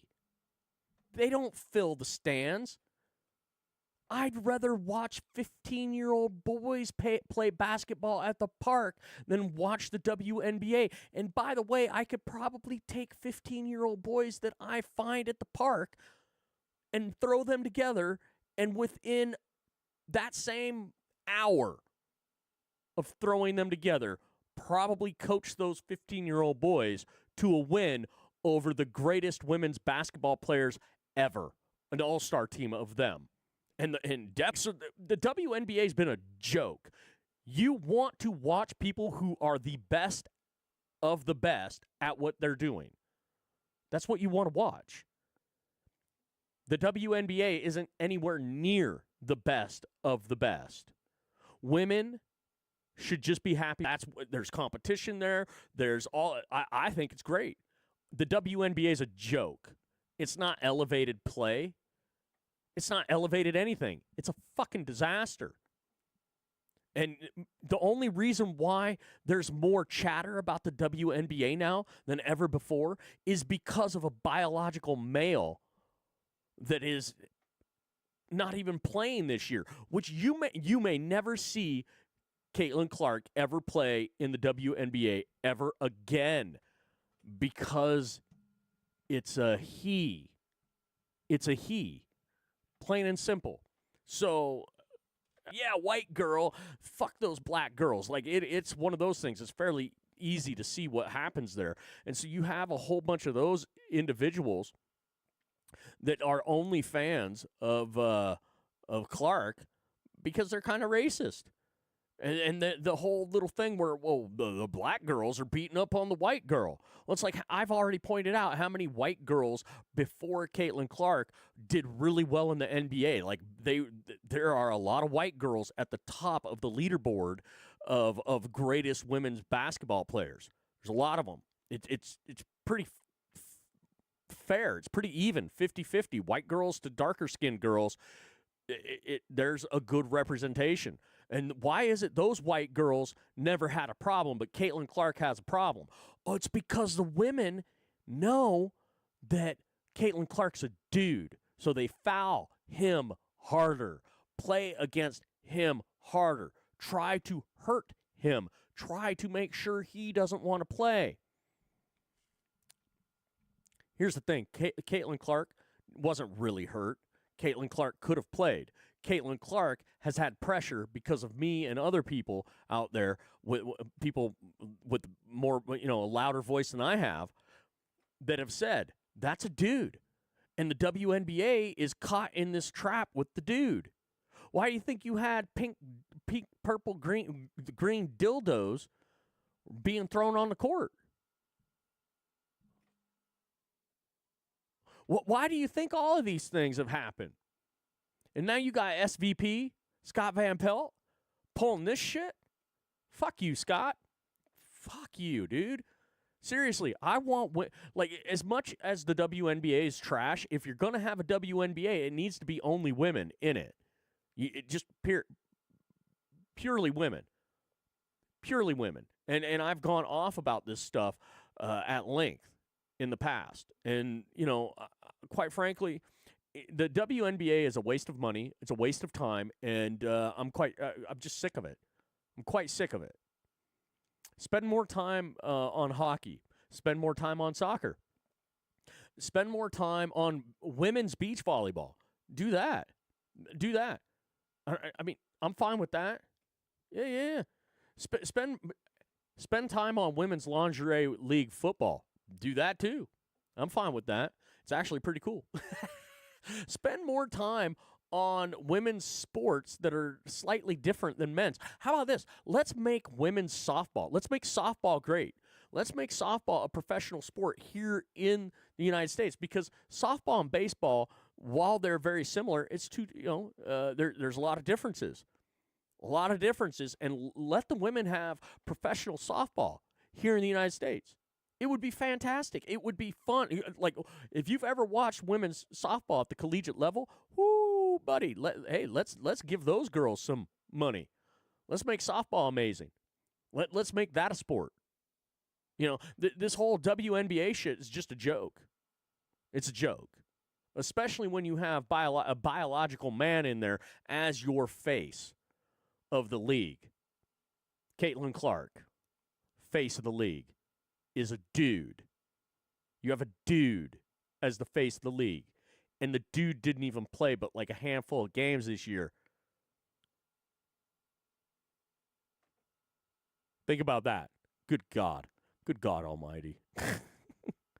Defund the BBC says, after a horrific terrorist attack on the Jewish community, how about just, you couldn't make it up, despicable.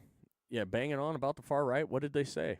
Just briefly, you mentioned the far right. Obviously, there's just been an increased temperature in political language, hasn't there, in recent days and weeks, and everyone will be very mindful of the backdrop to what we're seeing today at the moment. Yes, I mean, I have to say that the increase in language that we've seen recently linked to the far right hasn't been particularly Jewish focused, and in fact some people on the hard right in the UK are quite closely aligned with some Jewish groups, but there are still neo-Nazi groups operating in the UK who definitely have an anti-Semitic mindset. So to a degree, people on the hard right, the far right, are a bit divided on their attitude to the Jewish community these days in the UK.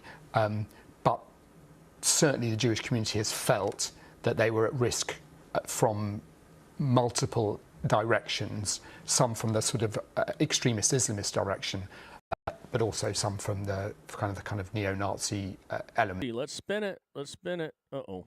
Hold on a second. I was going to put my elevator music on, but because I had forgotten to do that earlier, and I'm thinking I need to get a refill here in a second or two, and maybe even use the little boy's room. That might be a necessary task for myself.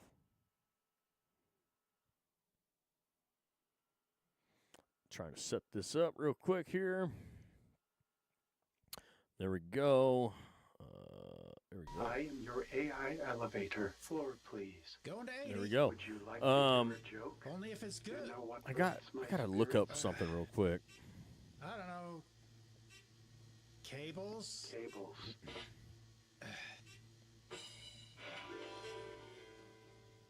Oh, Jesus. Okay. All right.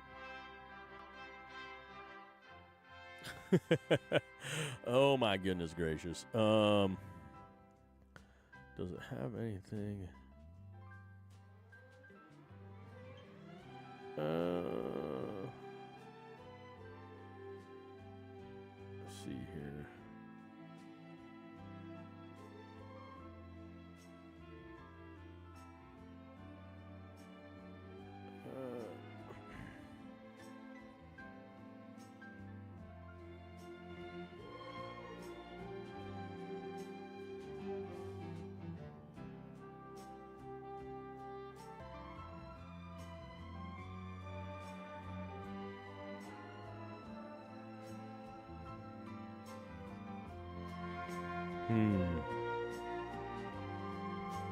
Sorry, I'm checking things out real quick here.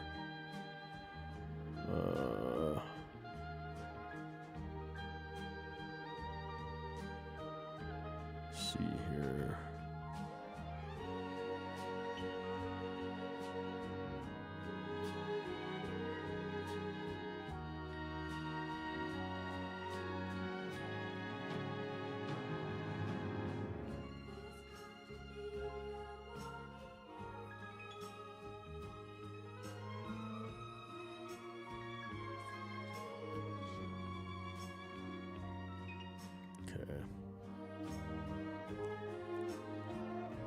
All right. Just briefly, you mentioned the far right. Oh. I didn't mean to hit that. My bad. All right, Eric Daugherty,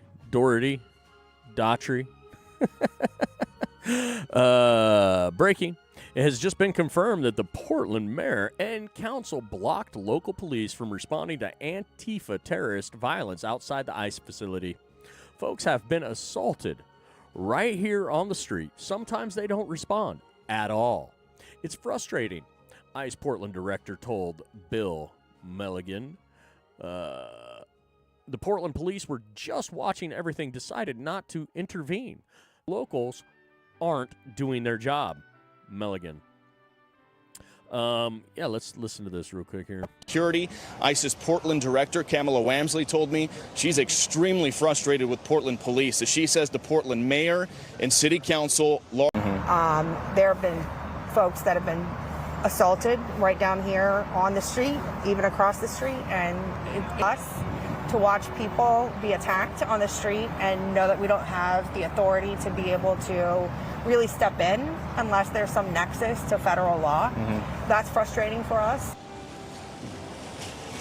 And last night we did see multiple verbal scuffles almost get to the point of physical confrontations, all while the Portland police liaisons were standing just across the street watching everything but deciding not to intervene. And that in part is why President Trump has said he is sending the National Guard here to Portland. He says the locals aren't doing their job when it comes to protecting this federal facility, so he's going to send the military in. But as of this morning, as you can see... So Keith Wilson is the current mayor of Portland. It was we long longtime Portland, Oregon resident. He was born and raised in Portland. He did move to New York City, though, for a while. He claims to be have experienced homelessness in 1990 at LaGuardia Airport, which I'm kind of like, you weren't really homeless. You just didn't have a place to go for a week or two at LaGuardia.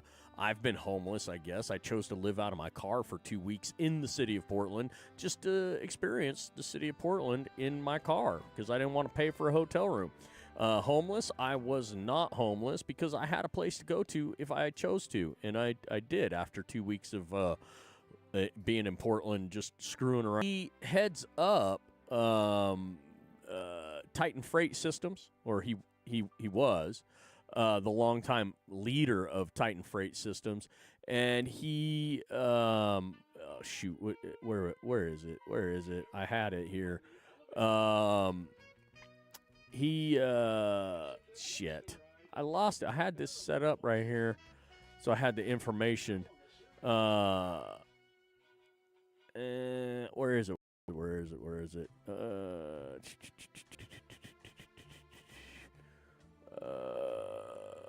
Oh yeah, that's right. He's the founder of a Shelter Portland, a nonprofit organization seeking to end homelessness. So yeah, him seeking to end homelessness that he's failing at, complete failed. Now Polly Chaser's over here in the Rumbleverse. He says Portland is a degenerate center. The mayor is a coward cuck lefty twat. Hey man, that Portland, Oregon's my home area, man. Like I grew up riding my bicycle around downtown Portland. Portland is not that bad. Even right now, it's really not that bad. It's just every conservative type person, anybody who is a constitutionalist, just doesn't deal with the flipping mentally ill that are there in Portland. It's crazy. Like Portland has shifted in this dynamic in my lifetime. I've seen it. I've seen it from go to this beautiful rose city to what it is now, where it smells of urine. And it's just it's disgusting, but it can be saved. It's a beautiful city, the architecture, the greatness. But yeah, we've had Ted Wheeler. That's his first name. Ted Wheeler as mayor of Portland for so long. Now you have Keith Wilson, who just became mayor this year. So it's just one of those things where holy crap, we have far lefties running Portland and the state of Oregon just directly into the ground, just like up in Seattle in the state of Washington. Seattle's the same way. Seattle's a beautiful city. It's the Emerald City. It's a place I spent a lot of time in as a child, and I love Seattle. I love Portland, but you have crazy lefties dictating stuff. Polly Chaser says, let's see here, I've got things that have, what's happened here? Hold on. Well, that's again. Whoa. What the heck? Whoa, something. Hold on a second. All right, is that better? No, it's not better. The hell?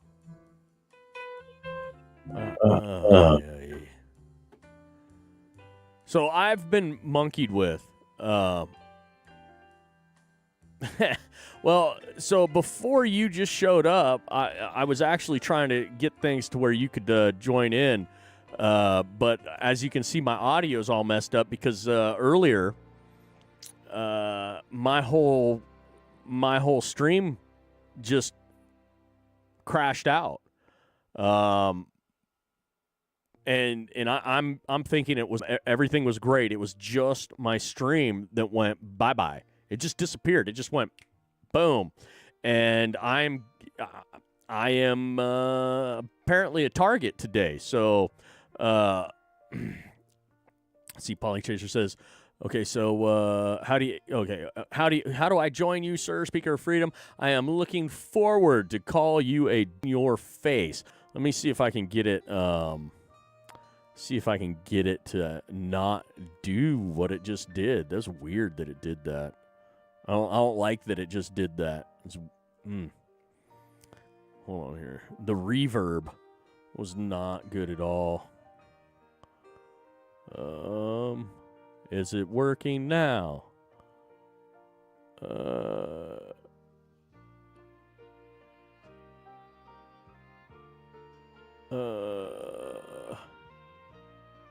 I think it's working now, but I'm not sure. If you go over to X, I have, let's see. Oops, what did I do here? I did something that, what did I do? Let's see here. Will it let me? It won't let me do that? Huh. Okay. There we go.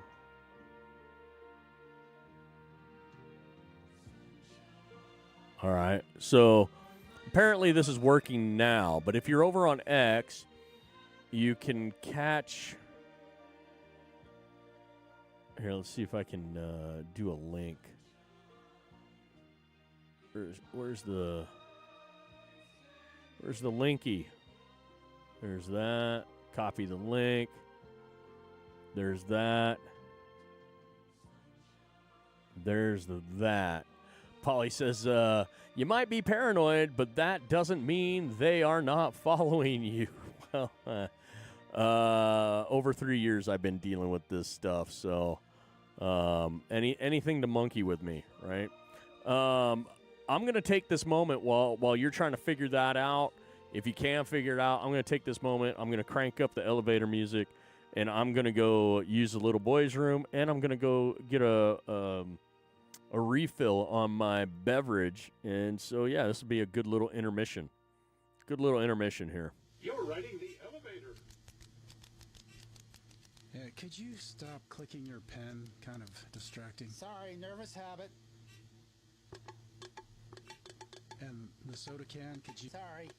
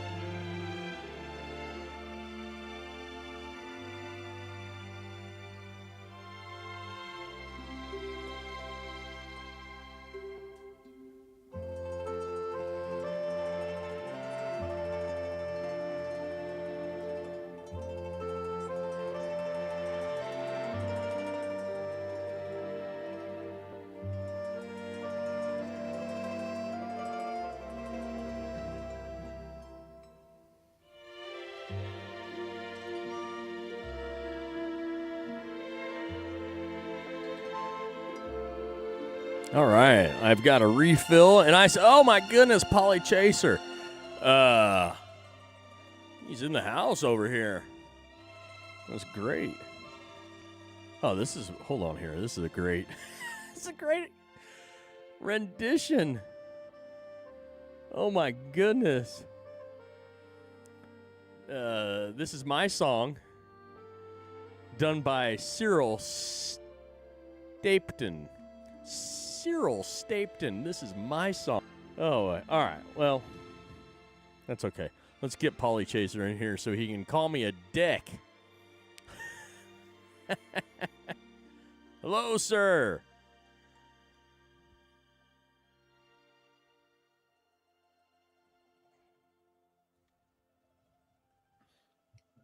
Hello?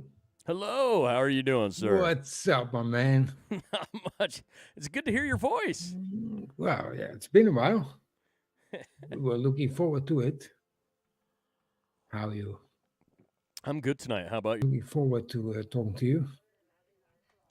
Oh, I've been looking forward to talking to you, too. I'm a bit tired, so because it's 10 a.m. and I haven't slept, so, forgive me if I don't sound too good.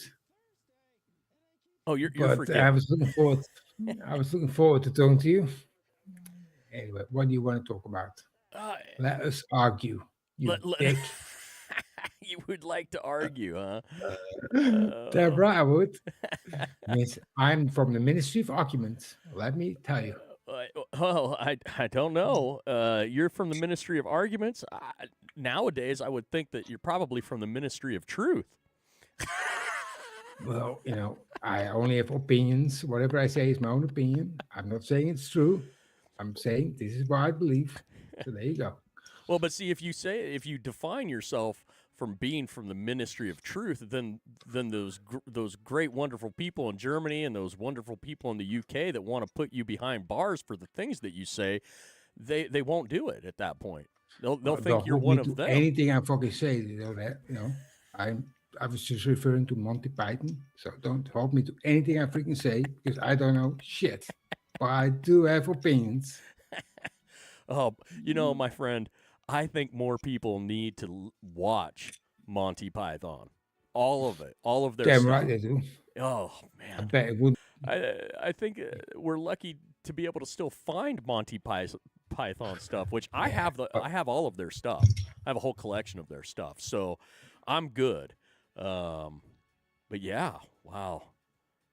I think that I've seen all this stuff. I don't have it recorded, but I've seen all this stuff, and it's a shame England lost their ways because the old English humor is fantastic. It's a shame that it lost with that fucking Keir Starmer, that commie bastard. Oh my goodness! It just keeps getting worse and worse. Yeah, it's crazy, but it's the same here. Isn't it? Well, they want to blame. Well, here's something to talk about. So I woke up this morning over here in the States, and I see across the headlines that there was an attack on a synagogue there in Britain. And it's Islam, isn't it? Yeah, and they have just turned this into. I just got done actually playing a clip from the BBC. And they're trying to turn this around on the far right, being at fault for this. Yeah, it's crazy. I mean, you've got individual Muslims who are great people, like Churchill said, right? Mm-hmm. You do, because Muslims, you can't judge the Muslims. But when you look at Islam, like I said earlier in chat, right? When you look at the fundamentals of Islam, it is truly despicable. And it's a shame that the West has taken this approach to treat Islam like it's just another religion, like all the others. Well, truly you've made great points with it, where they just believe that it's going to stop at a certain point and not progress any further. But that's my argument with it. Anytime you give an inch, these people are going to take a mile. And but my problem with people like you is that even though I agree with you in the principle that Christianity is a piece of fucking shit, the Bible is shit. I've read the Bible. I know, like Leviticus is absolute garbage. there's no way to treat your life, to base your lifestyle on it. Yeah. Mhm. But if you look at the moral framework Christianity sort of provides now, like I call them coffee shop Christians, because they don't follow the Bible at all. They just dismiss all the bad parts. Let me put it like this. If you see the Bible, they basically say the Bible is a romantic comedy. You just have to ignore all the fucking horror shit in it, and then it's a romantic comedy. That is how the Christians treat the Bible. Right. And given that we know that that's how they treat it, I'm fine with it. I'm completely supporting of the Christians because they don't give a fuck about the Bible. They don't even know what's in the Bible. Mm. It's complete garbage. Look at Lot and his daughters who fucked him, right? The Bible is a complete piece of shit. But as it is treated now, the Christians are providing us with a moral framework which is so much better than Islam gives us, because the fundamental principles of Islam are so much different than Christianity. Like the enlightenment Christianity had, Islam will never go to. It's a big problem. And in that sense, even though I completely agree with you, in that sense, Christianity is nothing like what the Bible says. Mhm. I totally get what you're saying. You're completely right. But if you think that the Christians regard the Bible as the absolute word of God and everything is in the Bible is what they should do, you know the full of shit. There's a very minority part of Christians who treat it like that. But in essence, Christianity evolved to sort of get along with society. Mm. And I think it's an essential difference compared to Islam. Yeah, the Christians have the turn the other cheek, which is the problem with with with all of that.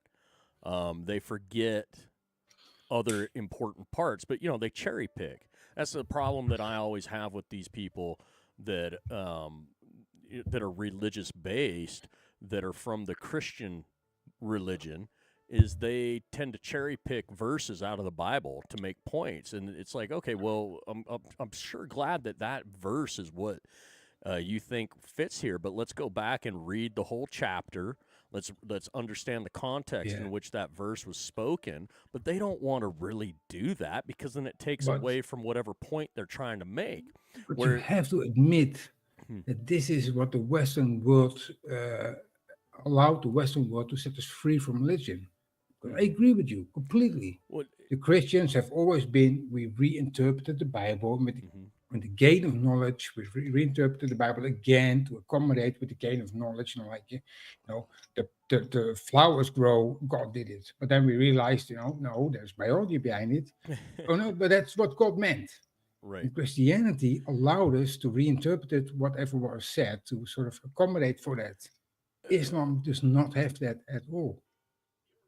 Right. I hope I'm rigid. coming. Do I sound correct? Am I? Yeah. Am I No, I'm weird? following what you're saying. Yeah, Islam is rigid, but with the Christianity, where it hasn't been completely rigid, that's where it breaks apart, and that's where it gets pretty dang shady as well. Because why is it that they are shifting? Well, they're usually shifting for deceit, for gainful purposes. But it matters, right? It matters, right? Because Christians said, Paul made this fucking God thing up. He wrote it down.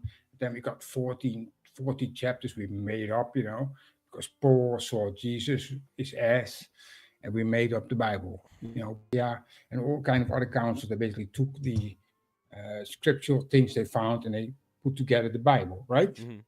But Islam basically said, this is the last, final, absolute word of God. Right. This is what it is. And there's nothing that can change it. This is what it is. It's such a fundamental difference, and this is why the West and America is also.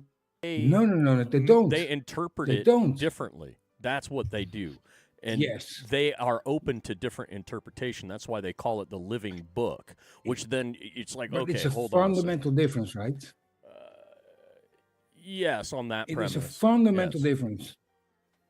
So if you say, the Bible is the word of God, but the word of God is to be reinterpreted by, like it does say that God killed all these people, but it means he actually smelled red roses. Right.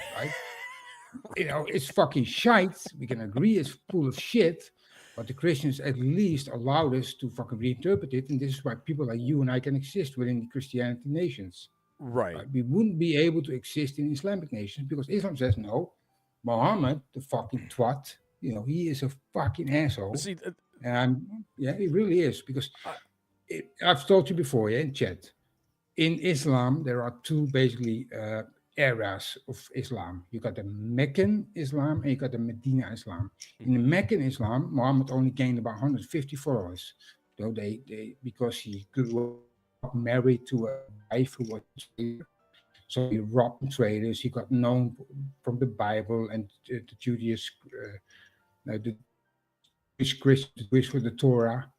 So he basically was hidden in the mountains. But then Medina got in trouble. They invited Muhammad to come from the mountains to protect them. So Muhammad, with his fucking robbers, came to Medina and he protected them. Yeah, that's what he did. Then he got in power, and shit went really wrong. So Muhammad at that point got really violent. He started conquering other countries and gained more following, but not following like Christianity do. And it sucks for me to have to defend Christianity because I hate religion.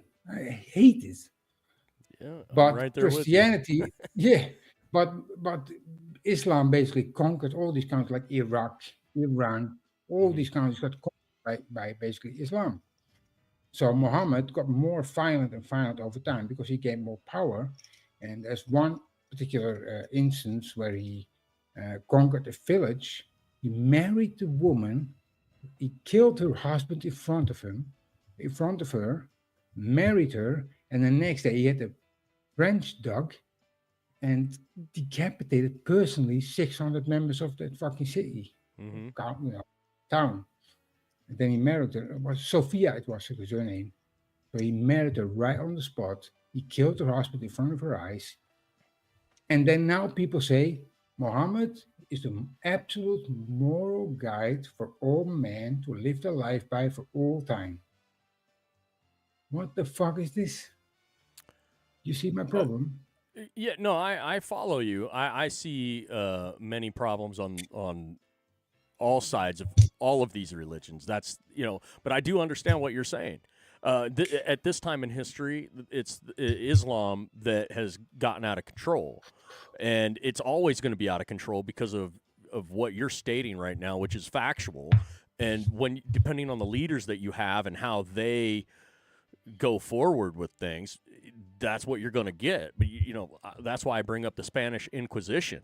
I mean, there was a point in time where they said, this is it. If you do not do it this way, we're taking your damn head off. Yeah, and it's but don't get me wrong. Yeah, this was how Christianity was back in the day. It was bad. Yep. And of course, we have to fucking say, shit, the Bible is shit.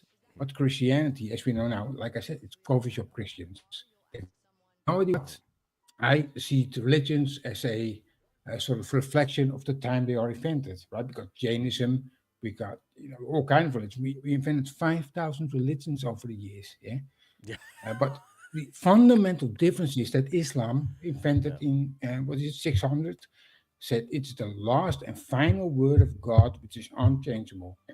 Yeah, it is a fucking piece of shit. Well, when you're getting down to the nitty gritty, yes, you're correct. It's fundamentally different on its face right there. Oh, damn right. But damn right. It ends up in the same place. And Well, if you I get rid of disagree with that. Islam, you're going to see Christianity do the same thing again, or you'll see Judaism do the same thing again. You're going to see, all of these religions have their pitfalls, and it always falls onto the shoulders of the people who are in control at that time and how they interpret the word of whatever book they're reading. I agree with that as in principle, but the difference is, of course, and I have to really emphasize this, that Christianity has always been, because of Paul, right, who invented Christianity, like Plinius the Younger, 31 after Christ died, of course, came up with Jesus, right? We don't even know if he really existed. I don't know how far your research go with it, but Plinius the Younger basically was the first who spoke of Jesus. And in the end, it is all a sort of interpretation of what you think is true. This is the nature of religion. The difference is that with Christianity and Hinduism, Buddhism, Jainism, Bhagavad Gita is basically if you believe it to be true, you can believe it is true, right? And I can disagree with you, but if you think that is true and it makes you happy, who am I to disagree? It doesn't involve me. I don't give a fuck. It's like the fucking tranny crap. Yeah. Islam, the fundamental difference, and the West really, really fucked up with this. Islam says, no, this is true.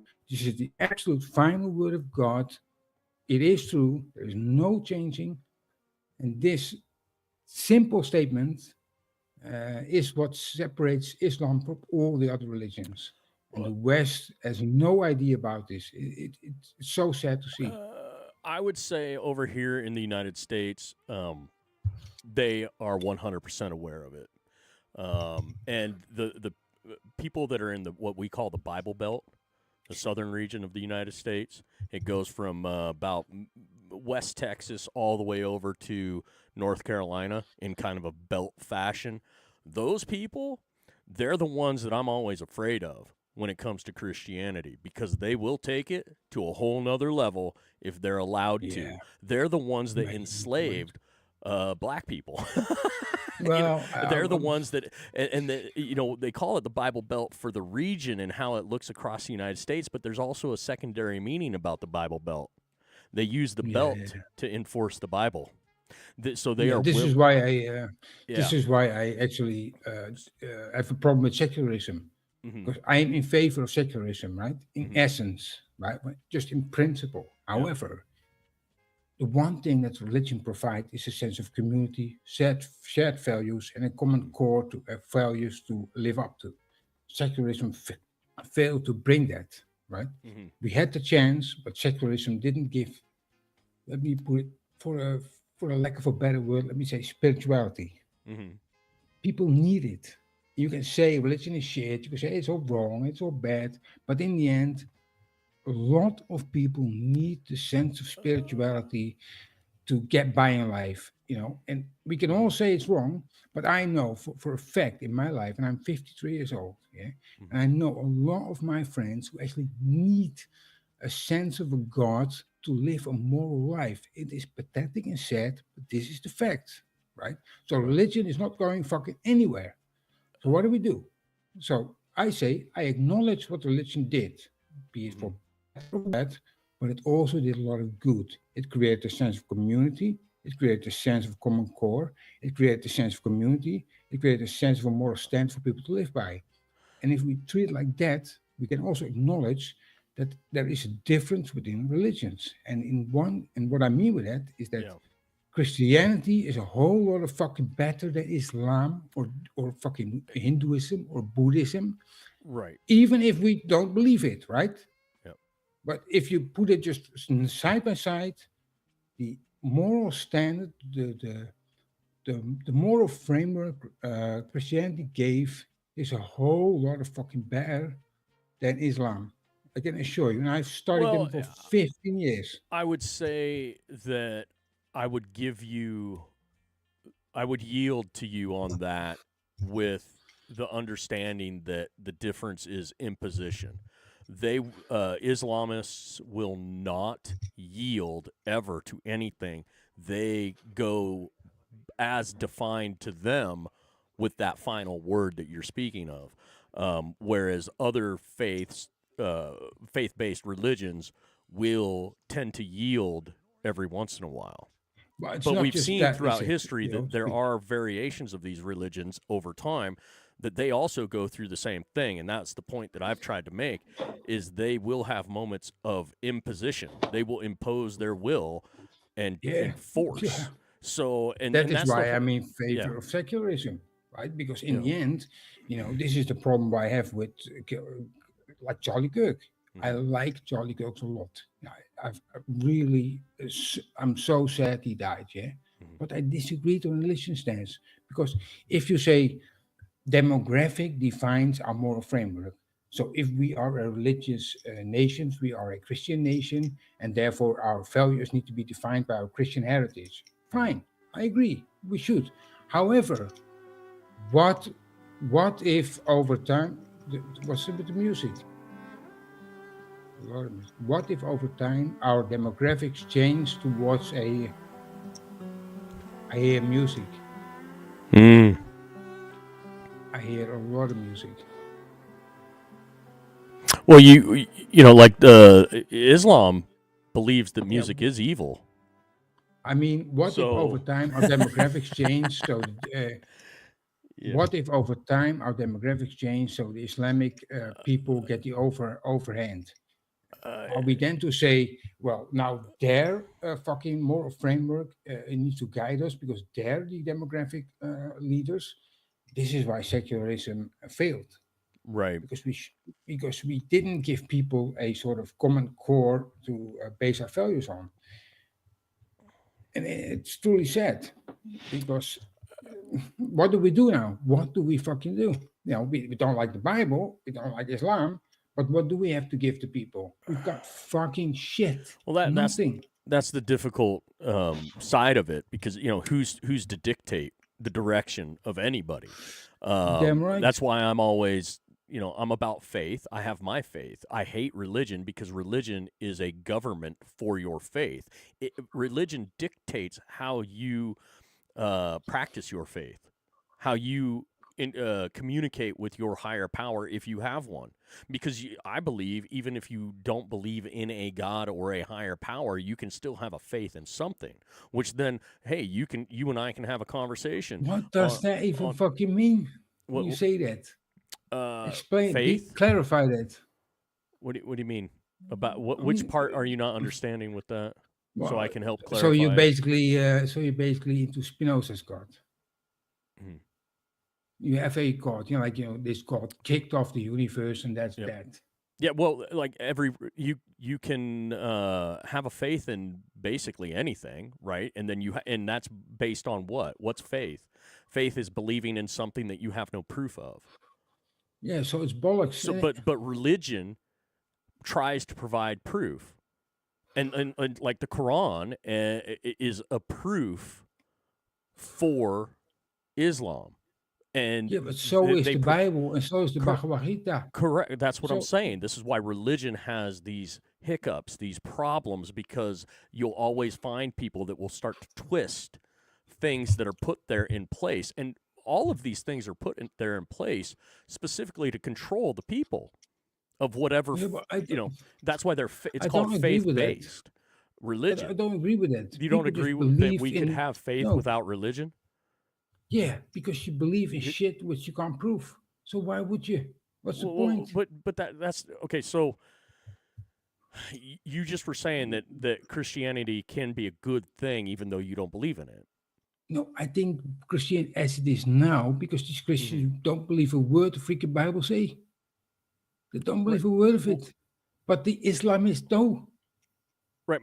My whole point is I have faith that doesn't have to be, and it isn't based on a religion of sorts. But that doesn't make any sense. Why? I can't just choose to believe something? How do you get to the concept of God without the fucking religions put in you by your parents or something? Well, I follow what you're saying there, but I could have gotten to this quite easily without my parents. Yeah, but it's also something greater. But it's only because of the lack of knowledge. You just fill the gaps with something. Why not say? No. It's called observation, studying the world around you. If the majority of people on this planet believe in some sort of religion or faith, right? So each religion is based on a faith, and you would have to agree with this. There is very little proof for every religious system out there. So every person that is participating in any religion on this planet has to have some sort of faith. Now, the religious construct that is the government for their faith always tends to turn up with some sort of material evidence for that faith. Now, there you go. Hang on. Stop there, right there. Because you say material evidence. What makes you to say, What material evidence? Okay, so this is what I'm saying. They will make up something as evidence to then bolster their faith, their belief in the faith. So whether it's real or not, it doesn't matter. My point is they try to provide the people of their congregation, of their faith, of their religion. They try to provide them with some sort of material evidence. A lot of it's fraudulent. Most of it's fraudulent. But they have some things that they can point to and then just make a claim, and they can define it. Oh, well, shoot, like the Bible with Noah's Ark and all of this stuff. Like, do we know? It's a load of fucking shit. Right, but that's my point, though. Faith can come without any of this. If you are an observational life form on this planet, like dogs, cats, and giraffes, and goats, and whatnot, but we're more intellectual. Yeah, and if I observe human beings, have chosen to believe in a higher power greater than themselves. So it does. I take all of the religions. What made me all shit. There isn't that concept of God is absolutely ridiculous because it just devalues life in essence to me. Right, the moment I realized there was no God, my life became so much more meaningful. I do understand, and I say this from personal experience, a lot of people who are listening and valuing life. Who am I to judge them? If if the concept of Jesus gives you fucking meaning and happiness, go for it. But if you try to shove it down my throat, you can fuck right off. Right. Well, that's why I have made the comments in the past about these people that want to beat. I call them Bible thumpers. They'll take their Bible and whack you over the head with it with their cherry picking of verses, and I'm like, hey, that's not how you share testimony. That's not how you converse with people. And they never talk about fucking Lot and how his daughters fucked him in the cave today. Yeah. They never talk about that. Or how these fucking bears, how Isaiah came to the village and the bears came behind the wood and they fucking killed 42 kids. Mm-hmm. The bears, in 2 Kings, right? The scripture in 2 Kings in the Bible. The bears came and the kids were 42 kids were scolding Isaiah, and then he called to God, and the bears came and killed all the fucking kids. You never hear them about that, do you? Or if you have a rowdy kid who is very nasty, you bring him to the town square and fucking stone him to death. You never hear the Christians about that, do you? No, that's why they cherry pick stuff. They cherry pick, great. and when I've always tried to tell people, look, I'm more of an Old Testament guy, but it's great that they do that. Only Christianity allows for that. Right. You have to cherry, right? Yeah. We know it's fucking shit. Yeah. Islam wouldn't allow for that shit. That is why all the moderates who tried, like the Asayas in history with Islam, they got massacred. They got killed. Because Islam, when you start debating the fundamentals of Islam, it's clear don't allow any of that shit. Christianity is, well, we can wiggle about that, gays, we don't like, if a man lays with a man like a woman lays with a man, you should kill him. We can reinterpret that. That's not what I meant. Right, Fine. That's very difficult to then. Right, the Bible is clear, but we can reinterpret that in Christianity. In Islam, there is no such thing. If it wasn't for Christianity, you and I would not be having this fucking conversation, my man. We wouldn't. I don't know. Maybe not. Because people like us find each other in a way where it's very rare nowadays. And I don't even know. I'm always touting how awesome the founders of this great nation that I live in, where I was born. I'm always touting how amazing they were, but I don't even know if you and I could have had this conversation back then because I'm not quite sure how the temperament of that room would have been. Don't forget that the founding fathers of America, like Jefferson, fled from Europe to come away from fucking Christian fundamentalism, right? In a way, right? The English church. Yeah. So, but it's still. Christianity allowed us to have this conversation. Islam, this conversation could not be words. You do not understand it. Wake the fuck up, my man. Wake the fuck up. I am wide awake. Here's the thing. Christianity, this is where I go crazy with the Christian stuff because I understand the offshoots of it. Like what you're saying provides you and I an ability to have the conversation. I agree with that, but how did that You're a dick. How did that happen? How did that come about? Well, it came about because you had a whole bunch of different styles of Christianity, different churches that were ruling. Right. They were ruling their congregation by cherry picking and then redefining what they cherry picked for a verse. So you had a whole bunch of con artists running around trying to control the congregation. And so in conjunction between the priest and the king, the church, remember, the church and state were always together for a long time. That's why our founders here in the United States were like, church and state need to be separate because we see what the church and state did together over where we just came from. So this is why secularism needs to find a way to fucking impose some sort of spiritualism. It failed at that. It completely failed. This is why I know that religion is not going anywhere. But Islam, because Muhammad didn't leave, because he died and he didn't leave a will, Because in Islam you only have Sunni and Shiism, Shia and Sunni, and this is because Muhammad didn't leave a will. So after Muhammad died, you had one part which says Abu Bakr was basically the second hand of Muhammad, and he has to be followed. And they have that was the Sunnis, and they have the Shia who said, no, the family of Muhammad is the rightful inheritance of Muhammad. Mm-hmm. So that's why you got the dividing between the Shia and the Sunni. They've been completely at war ever since 632 when Muhammad died. This is what happened. That's why you've got two branches of Islam. Christianity, actually, because it was an interpretation, have got, I mean, how many fucking branches of Christianity have they? They don't even get a creed themselves, but they're all right, all right. They all try to convince they're all fucking right, but we know they're all full of fucking shit. Mm-hmm. But they truly believe they're right, but it's completely different compared to Islam.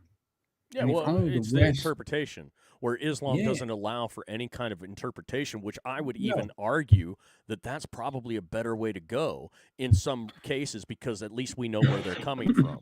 Like, to me, it's like they're telling us exactly what they're going to do. Whereas, but there are fundamental differences, right? Because Islam, for instance, have a loophole because suicide is allowed in Islam. Right, you get virgins if you do that. Yeah, no, in Islam says, if you die for the cause of Allah, it is fine. Yeah. So that's why you get suicide bomber. And also Islam, in Pakistan, for instance, there's 75% people are in marriage, kids who are from cousins, because Muhammad never said you can't marry your fucking cousin. Mm-hmm. Well, Christianity did. I'm not saying Christianity is right. I think it's full of shit. But these are fundamental differences which truly create a different moral framework of people to live by. And for the West to say, well, Islam is just like Christianity, a mosque is just like a church, it absolutely is not. If we cannot acknowledge that and will not stand up to it, I will stand side by side with the Christians. I even go to fucking church, and I'm an atheist. Fuck them. I go to church, I stand side by side, and will fight with them, because Islam will destroy us. If there's a religious war, I know what side I'm on. But when we're having a conversation about the construct of religion and what religion does, I stand firm with everything that I've said. Like I know the Muslims that practice Islam are. I mean, look, I love the fact that they just tell you what they're going to do, and they're not mincing words, they're not messing around, which means we're on solid ground with what we know that they're going to try to do. I've never been blind to what they want to do, but at the fundamental level, you're absolutely correct. You are really. I'm completely with you. But if you cannot distinguish a modern coffee shop Christianity and modern Islam, you're going down the wrong road. You Well, have to differentiate. coffee. So now, coffee shop Christianity is just an absolute joke to me when because those people don't even understand the con game that's been at hand there. And But what role do the fundamentalist Christians play in our society, mate? Fuck all. Nothing. Nothing. But what role do the fundamentalist Islamists play in their society? Absolutely everything. Right? So I'm not saying you're wrong, because you're not. Right. Well, But the we're like I fundamentalist said before. Christians are getting laughed at. Right. Well, and that's why I've said like we're getting into finite stuff where when I'm just brushing this with a broad stroke of a brush here. You know, I'm just Yeah, and that's dangerous. That is not a good way to go about it. It has to be this way in certain context of conversation. Not you and I. We can dive deeper, but the majority of people out there that like you know coffee shop Christians or any other religious type of people out there, they don't have an ability to dive deeper into this, and that would play into what you're saying. I get what you're saying, where the West doesn't get it because of exactly I'm just going to keep stealing your the coffee shop Christian. They don't get it. Because they don't have that capability to have this conversation, brother. But they just it's don't. a fundamental point. Look at, for instance, the Nazis. Yeah. How many Germans do you think were Nazis when Hitler came to power? You know, and I know history. So it was like 20%, right? 20% of Germans were Nazis. Mm-hmm. And that is what it took to make Germany Nazis. Yeah. Right? So if you equate that to Islam, how many Muslims are fundamentalists? Well, like 10, 15%. Mm-hmm. Because most Muslims are really good people. We cannot, just say you're a Muslim, so you're bad. It's just not true. There's a lot of great Muslim people because human nature is like that. You've got good people, you've got bad people, and people get influenced by their ideology, and whether that is Christianity. Some of them will be fundamentalists, but most of them will be just good people who are willing to live their life, make great circumstances for their offspring, make a great future. Mm-hmm. However, if you got 200 million freaking Muslims and 15% of them is freaking fundamentalism, fundamentalists, you're talking about a lot of freaking people who are willing to strap bombs to themselves and kill each other. Yeah. If we cannot address that appropriately and just call it out as it is, while not sort of discouraging all the good Muslims, we are in trouble. This is what happened. Right. Well, to scare the crap out of everybody else out there listening, however many people are listening, let's just go ahead and fully scare the crap out of them more. You said it took 20% of Germany to be Nazis to then do what the Germans did. All right. It only took 3% of people here in the United States before it became the United States. When they declared independence, there was only 3% of the people that said, no more. You ain't doing it. So it doesn't take much to do what you're talking about. Damn right it doesn't. No, it doesn't. And, I am And Americans not, are fucking stupid. Yeah. Fucking stupid. I don't. Because they think world history is American history. Fuck them. Fuck them all. Yeah. I'm not saying all of them, but especially when it comes to, for instance, slavery. I go to a lot of black culture chat, because I get along with a lot of people, especially black people, because half of my family is black. Half of my family come from Ghana. It drives me up the fucking wall to hear what the Americans think about slavery. They're fucking insanely ignorant. I've read so much about history of Africa, for instance, like the Africans caught and captured these fellow Africans because the Europeans weren't able, because there was no the medicine. Hydroxychloroquine, chloroquine. Chloroquine. There was no chloroquine, so the Western people did not dare to come on the African continent, because as soon as they landed on the continent, they died. Right? So what did they do? They went with their ships to the shores, and the African people who captured their own people, especially the Ghanese, and then sold them to the Europeans, who were very good at freaking shipping them. and brought them to all kinds of nations like America, right? So now the black people pretend that no, it was the West. The white people came to Africa and they land on shore. They captured these fucking black people and shipped them over to America and all the other countries, which is absolute fucking bollocks. Because before the Western people came around, the Arab slavery, already went on for 600 years. Right? The Arab and African nations already had slavery for 600 years before the West even came around. Yep. I'm not excusing the West. Don't get me wrong. It was fucking shit what we did. Everyone was shit. But if we're really honest, we all have to go sit around the campfire with our fucking pipes, singing Kumbaya, and talk about the shit we all were. Not just the fucking Westerns. The Arabs, they were worse. They were the worst. They freaking castrated all the African men, buried them for weeks in counties because they all fucking didn't have offspring. Right? It's that freaking simple. But now we're like and now we like the whites are the fault. The whites did it all. Fuck off. The whites didn't do fuck all.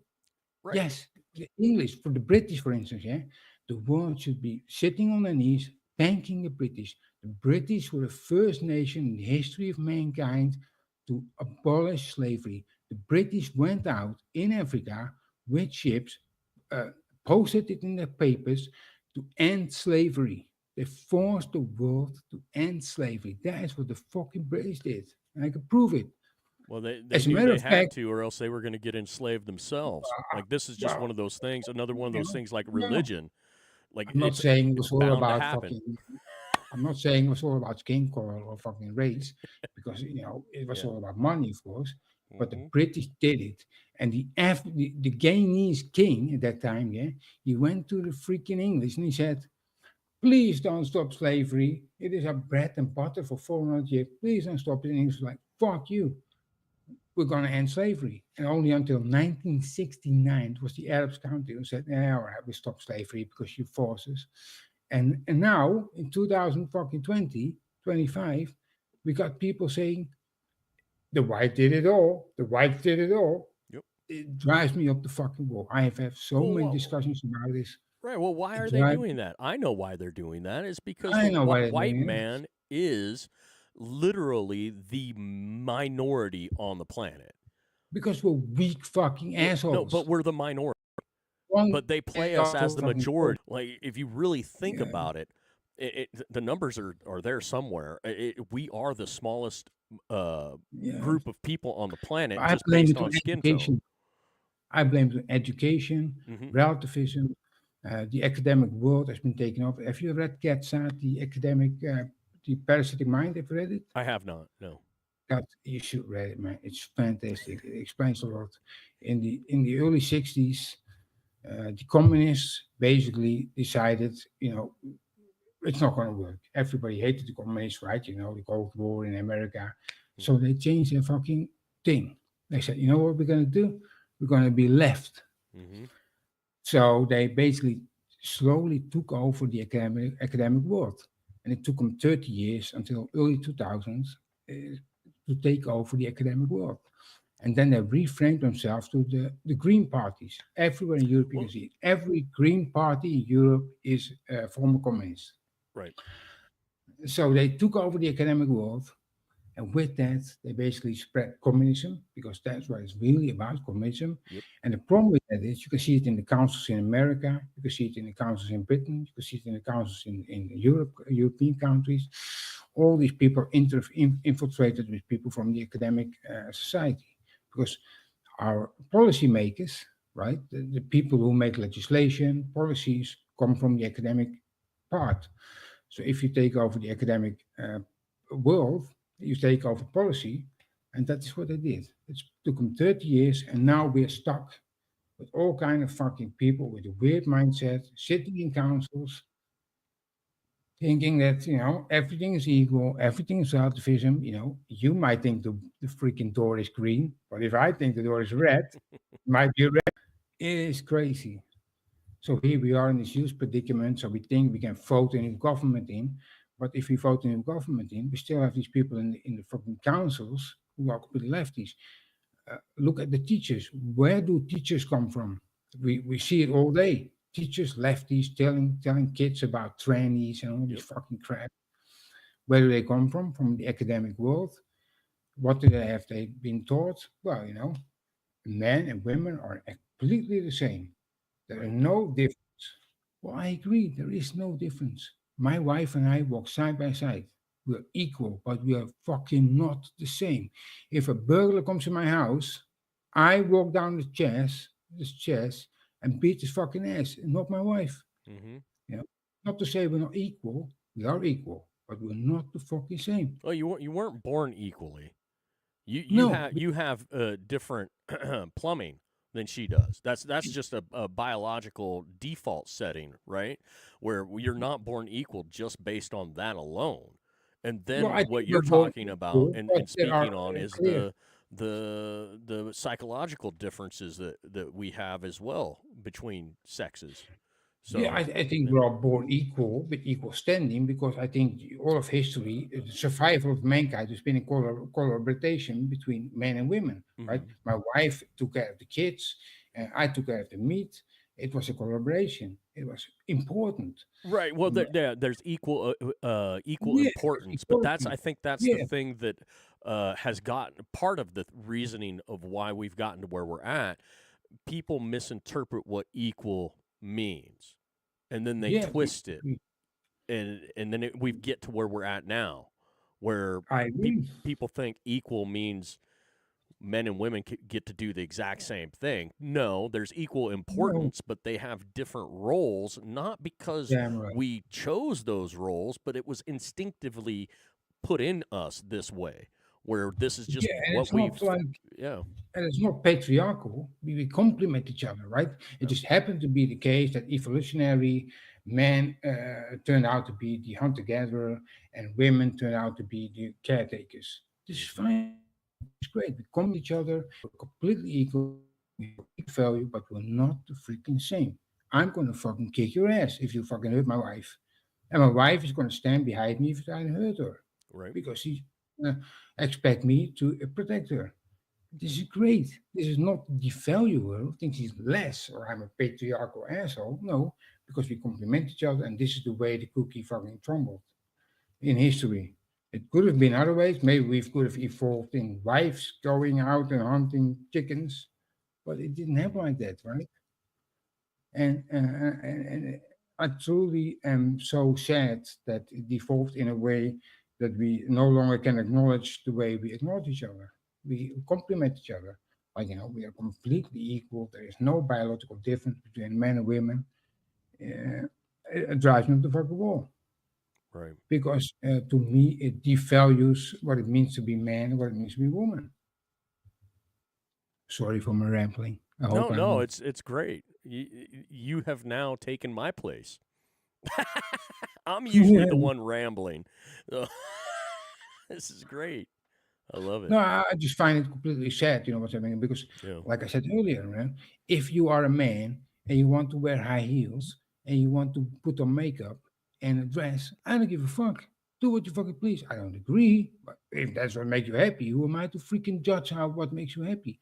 But if you're gonna force me to say you are a fucking woman, you're gonna fuck right off. I don't give a fuck. And if you're gonna freaking go into my daughter's uh, bathroom, I'm gonna kick your ass. That's what I'm gonna do. So I'm not having a grown-up man looking at my daughter's parts. I'm not having it. I'm gonna fucking kick your ass. Am I morally You're wrong for such a that? horrible person. Am I? That's Right? what they would say. That's what they would say is you're a horrible person for wanting to protect your daughter. You're bad. Well, I might be, but I'm still gonna fucking kick your ass. I don't give a shit. Very. Hello, you. Miss Bell. Miss Bell's here joining us. How are you How doing you today? two fellas? I'm well. How Hey, about Miss you two? Bell. Hope I Hello. wasn't bothering you with my shite. I was loving it. That's why I came in.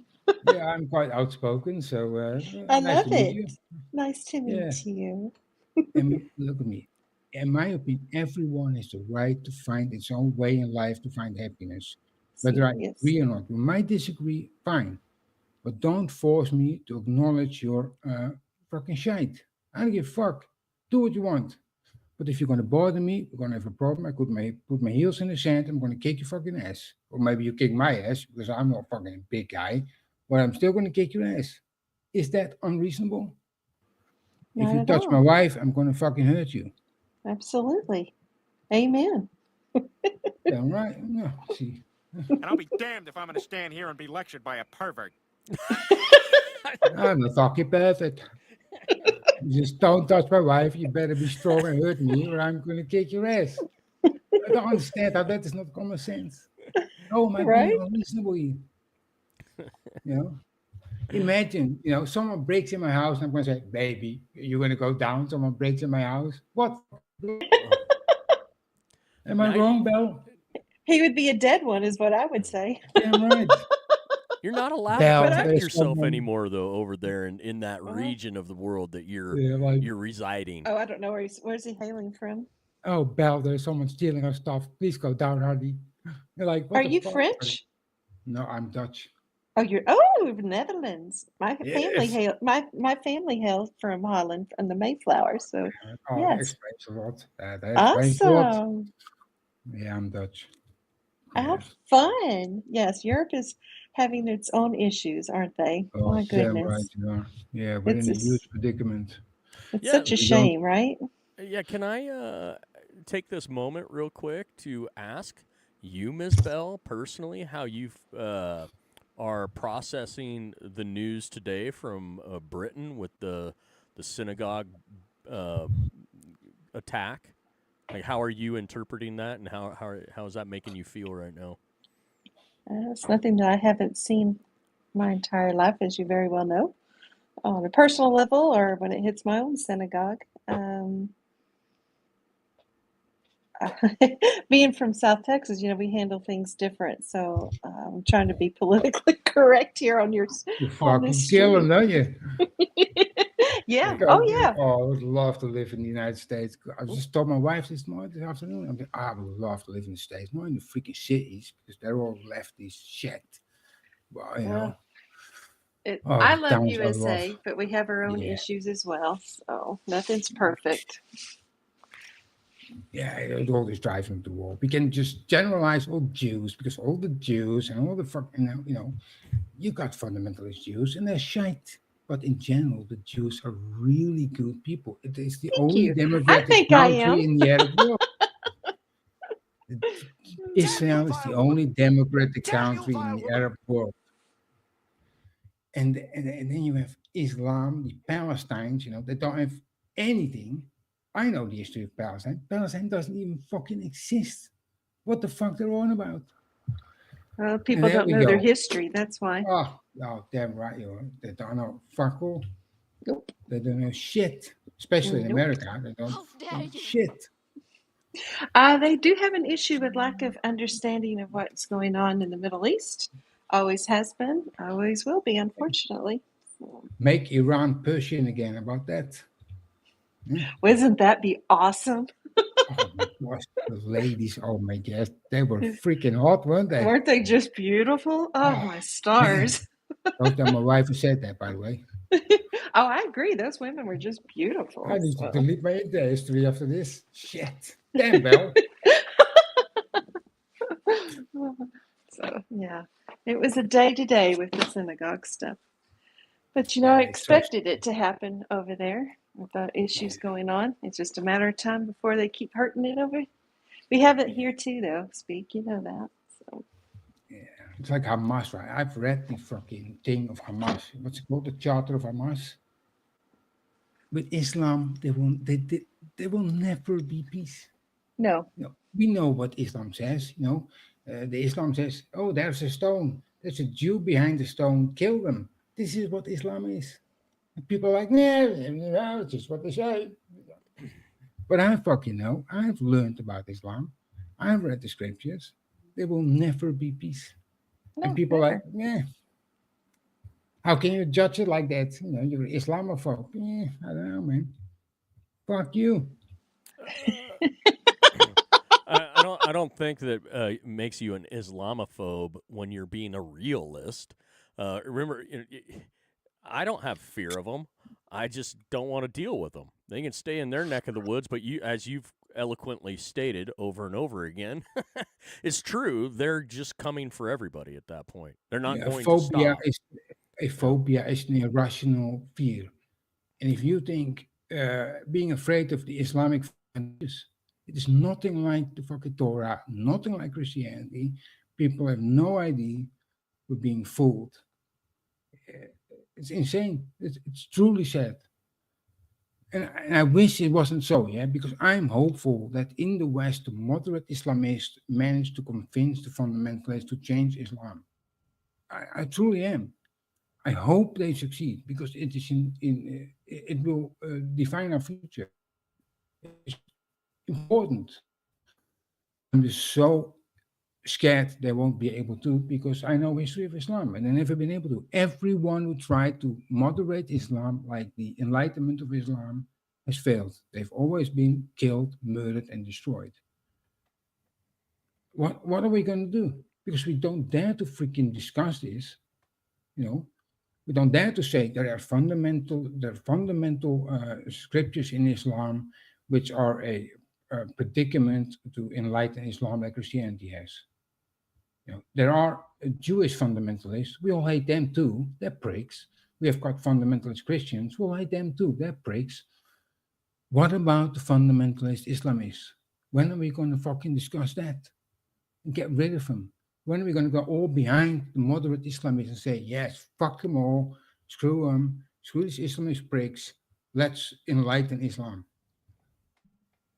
I believe in multiculturalism. Actually, as a matter of fact, I believe multiculturalism could have worked if it wasn't for Islam. Because we never talk about Hinduist suicide bombers. We don't talk about Buddhist throat slices. We don't talk about Christians, people who walk into churches and kill people. It's always Islam. Why are we not talking about it? It makes me so sad. Because if it was for Islam, this whole shit could have worked out. And now, they don't talk about it because people live in fear. Well, how sad is it? You know, we can all acknowledge that all religions are fundamentally shit. Right? But why can't we talk about Islamic fundamentalism and how insanely shit they are? How Muhammad was a piece of shit. Because they don't. Like I said, people live in fear, so they won't speak about it. Yeah, it's so sad. Hello, I want a habit. I have said, okay, hold on here, Miss Bell. What have I said about that little strip over there next to your wonderful? But you're not most people. Okay, all right, I'll shut up now. Okay, fine. Yeah, I just want to make sure you've heard me say that. How many? Oh, times? gee, have I heard that before? My goodness. He thinks that Islam is just like Christianity, so he's dick. He doesn't know because he haven't fucking read. Okay, here we go. I wasn't saying it was exactly like. I'm saying in the end, all of these religions do the same thing. But you know, I thought we ironed this out. You want to go back? You want to backtrack and do this again? To be honest, you know. Yeah. Okay. Fair enough. But trust me, it's not the same. You know, you know, the Bible is shit. But if you think all religions are the same, but they're not. If you think the modern Christians follow the Bible like they did in Dark Ages, it's just ignorant. But back then, was it religion or faith? See, that's where you're missing the point. No, it was religion. Absolutely, you're correct. Then it was dirty. It was evil. Religion is not clean. They all have it. If you look at your faith as a religion or your church or your whatever your belief is as a religion, you're looking at it through evil eyes. You're not looking at it through God's eyes and through faith and the way he wanted you to look at it. But there is a fundamental difference in the fundamental tendencies of Christianity. What is the difference in religion? Right. What is the fundamental difference in religion? Right. Not different religions, in religion. I shall no, but We can't absolutely. faith. You That want to is talk irrational faith, to say like that. Christianity, Judaism, Buddhism. Those are your faith. Those are not your religion. Okay, can I clarify my point? Okay, if we say there are different religions, then we also have acknowledged there are different scriptures which define a more different moral framework which these communities live by. If we do you acknowledge that? Anyway, if we acknowledge that different scriptures define the moral framework people live by, then we can also say, well, because that is the case, the scriptures install a different moral framework upon the communities that adhere to that religion. If we acknowledge that, then it's also logical to deduct that the Christian Bible, even though I'm an atheist, I don't believe a word of it, has been able to redefine itself to sort of get by in the community and moral standard the community developed over time. And Judaism has too, right? And Hinduism has to some extent, Buddhism to some extent, Jainism certainly has, but Islam hasn't. And the reason that it hasn't been able to sort of reform itself to live up to the standards the community developed is because of the fundamental tendency of the scriptures. This is why I say there is a difference between religions. That doesn't mean I do not understand your point that fundamentally the religions are all the same, but there is a clear difference in the way the religions have developed itself over time. Yeah, do you agree with that? No, because you're dividing religion out among groups of faith and not keeping religion as a whole. So no, I would not agree with that in any way, shape, or form. Right, but can you clarify in what way you do not agree with that? Because do you think I can't that clarify it any further than saying you can't divide religion by faith. You are dividing religions. But does that mean that you say that Christianity is exactly the same as Islam? They're all religion. They're dirty if you look at it as a religion. But that doesn't make any sense to be say like that. You know, it makes perfect sense because you should look at every single one of them as a faith, as God intended it to be. God intended each one of those groups to be faith-based, not a religion, not bound by church. So you see Jainism, the Bhagavad Gita, Judaism, Christianity, and Islam as all the same. You see no difference whatsoever. They are all a religion. What's the definition of a religion?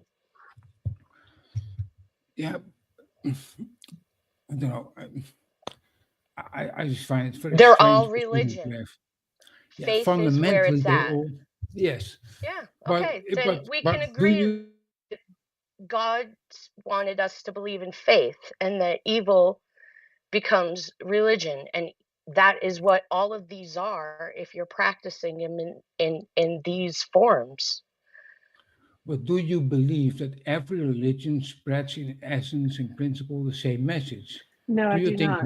I do not. No. Do you think the moral value a religion installs in the community it has is the same? That's the difference in faith, because once you start looking at your faith, your Judaism, your Christianism, your Islam, your whatever you believe in, your higher power, that is all your faith-based. When you're looking at it as groups of religion, that's evil. Yeah, but that doesn't make any sense to just state it like that. Okay, well, then I guess we're not going to make sense. Have a great No, but day. that's okay. That's okay. That's why we have this conversation, right? Because we try to express our opinion. Not every religion tells us the same message, and not every religions are equal. So what separates them then, right? And that is to me a fundamental point. Because I agree that not all religions, that religion in essence is evil. But I also at the same time acknowledge that not all religions install a similar moral framework on their constituents. This is where I separate Judaism, Christianity, Hinduism, and all. And I believe Christianity, as it is being preached right now in time, provides a moral superior framework compared to the others. This is my position. Okay. Is that fair, or am I being weird? No, it's your way of thinking. That's all it is. I respect that. That's how you see things, what you see, how you see it. I don't agree, but I also come from a totally different perspective. I am very much Explain into your my Jewish. disagreement. I would love to understand it because make me change my mind. Come on, Belle.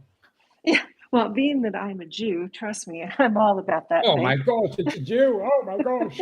Absolutely. He's gonna rob us all. So I see it differently, obviously.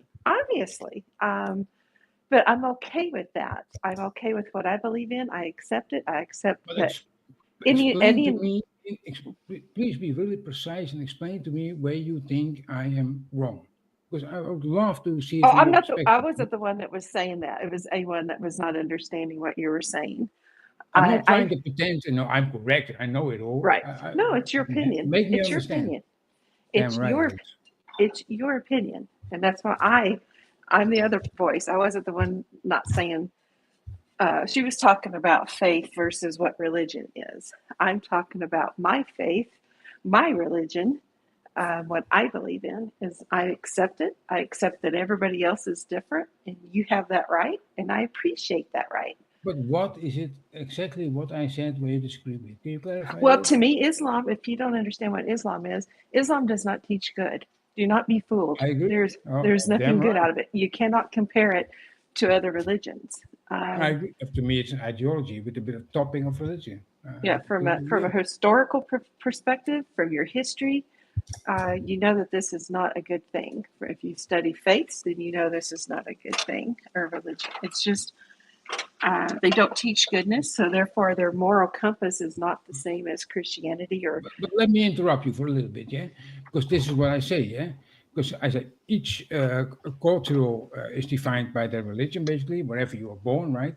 And that religion provides a moral framework for people to abide by. And I argue that not all religions provide an equal moral, valid moral framework. So, exactly. So what is it that you disagree with then? I don't disagree with that. I'm not the one who was disagreeing with you, sweetie. She's gone. The girl that was not agreeing with you is not in the room. I'm saying I understand your perspective. You didn't scare her off. She was just wanting to voice her opinion. That's all. That's what we do here in America. We voice our opinions and then we carry on with our day. That's what we do. And even if we disagree, we just still have a fucking beer after it, haven't we? Absolutely. I'm going to get you drunk, Bella. Absolutely. That's what makes it so great. So you don't have to. I don't want to be around people that necessarily agree with that. I do like if I can convince you that my opinions are free, but you're freaking old. Yes, I am. I am. That's what I keep trying to tell Speak. I'm an old lady. I may not be here tomorrow. Be nice to me, old lady. Like I said, the essence is I agree that religions in essence do not add anything of value to human life. I spent decades, let me tell my story. When I was like 25, I heard about this concept of God and I figured, holy shit, if there is some supreme being watching my every freaking move I make, I better take the time to figure this shit out, right? Because exactly. It's a big deal. So I did. And I spent, I'm 15 now. I spent 20 years studying lots of religions and all the story behind it, trying to figure out how am I to discern which one is right. And I can't, because I want to study all of them. It's impossible to me to figure out what's right. And at some point, I basically said, well, it doesn't make any freaking sense. And the moment I realized it, it gave my life so much more value because at least, this my meaning. This is my life. My one chance I have to exist, to leave an impact on the world, to leave a better place for my neighbors, for my kids, for everyone. So I better make it fucking worthwhile. and it gave my life so much more meaning. And I agree with that statement very wholeheartedly. Religion basically said, nah, this is just a dress rehearsal. You know, you just die and then you got eternal heaven. And to me, like, eternity? I thought about this really a lot. And eternity sounds like freaking hell to me. So I'm like, well, okay, 1,000 years, yeah, fine. But 1,000,000 years, 1,000,000,000 years? Like, oh my gosh, please let me freaking die. 1,000,000 years of existence? You know, my grandma was fucking bored after 93 years. It's hell to me, absolute freaking hell. And religious people struggle to understand this. But you know, I'm a guy who when I was 6, I took my toys apart because I want to understand how shit works. And I figure now, after 1,000,000 years, I know how every heaven and eternal life and abiding next to this freaking God is hell to me. You know, and there are more issues like, you know, it's eternal bliss. But what if my father is freaking Hitler? And when he came home from work, he was a nice dad to me. He was a great dad. So what if what makes me happy is living beside Hitler? I know it's strange. Oh, then that would be your choice. That is your choice. Right. So would Hitler be in heaven? Some people might think so, but it also depends on. Well, no, you have to ask yourself, where would they think this is a heaven? They would use, like you're saying, a form of religion to find out where they put their morals and base their ideas from. Yeah, that's why people think there's a heaven and there's a hell. They have a basis to where they come with that idea. But the more you think about it, the more it all falls apart, basically. You know, not to me. That's the whole problem, right?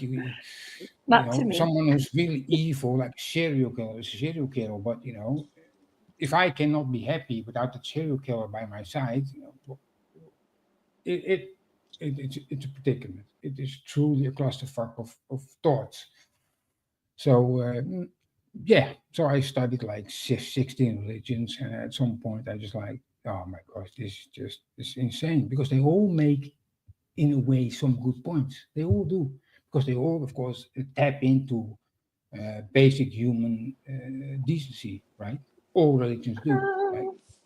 I don't know if I would agree with that, but I'm not going to argue. I'm not arguing the point. I just don't think all religions come from a good place. Oh, sure. Like Islam is, but Islam is different to me, because I do really set Christianity and Judaism, because he was a traitor, right? He stole it all. Islam is nothing like Hinduism or any other religion. This is what the West has got wrong.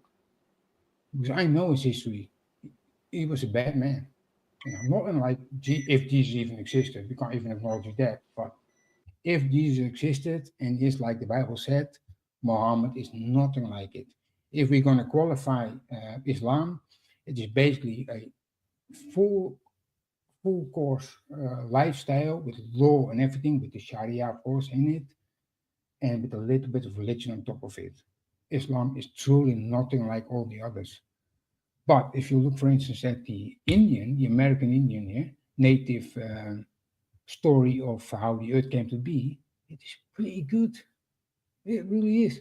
If you look at Jainism and how it deals with suffering, it's pretty good. Jainism, fundamentalist Jainism, he walks with a fucking brush along the street and brushes away the freaking ants so he doesn't hurt them.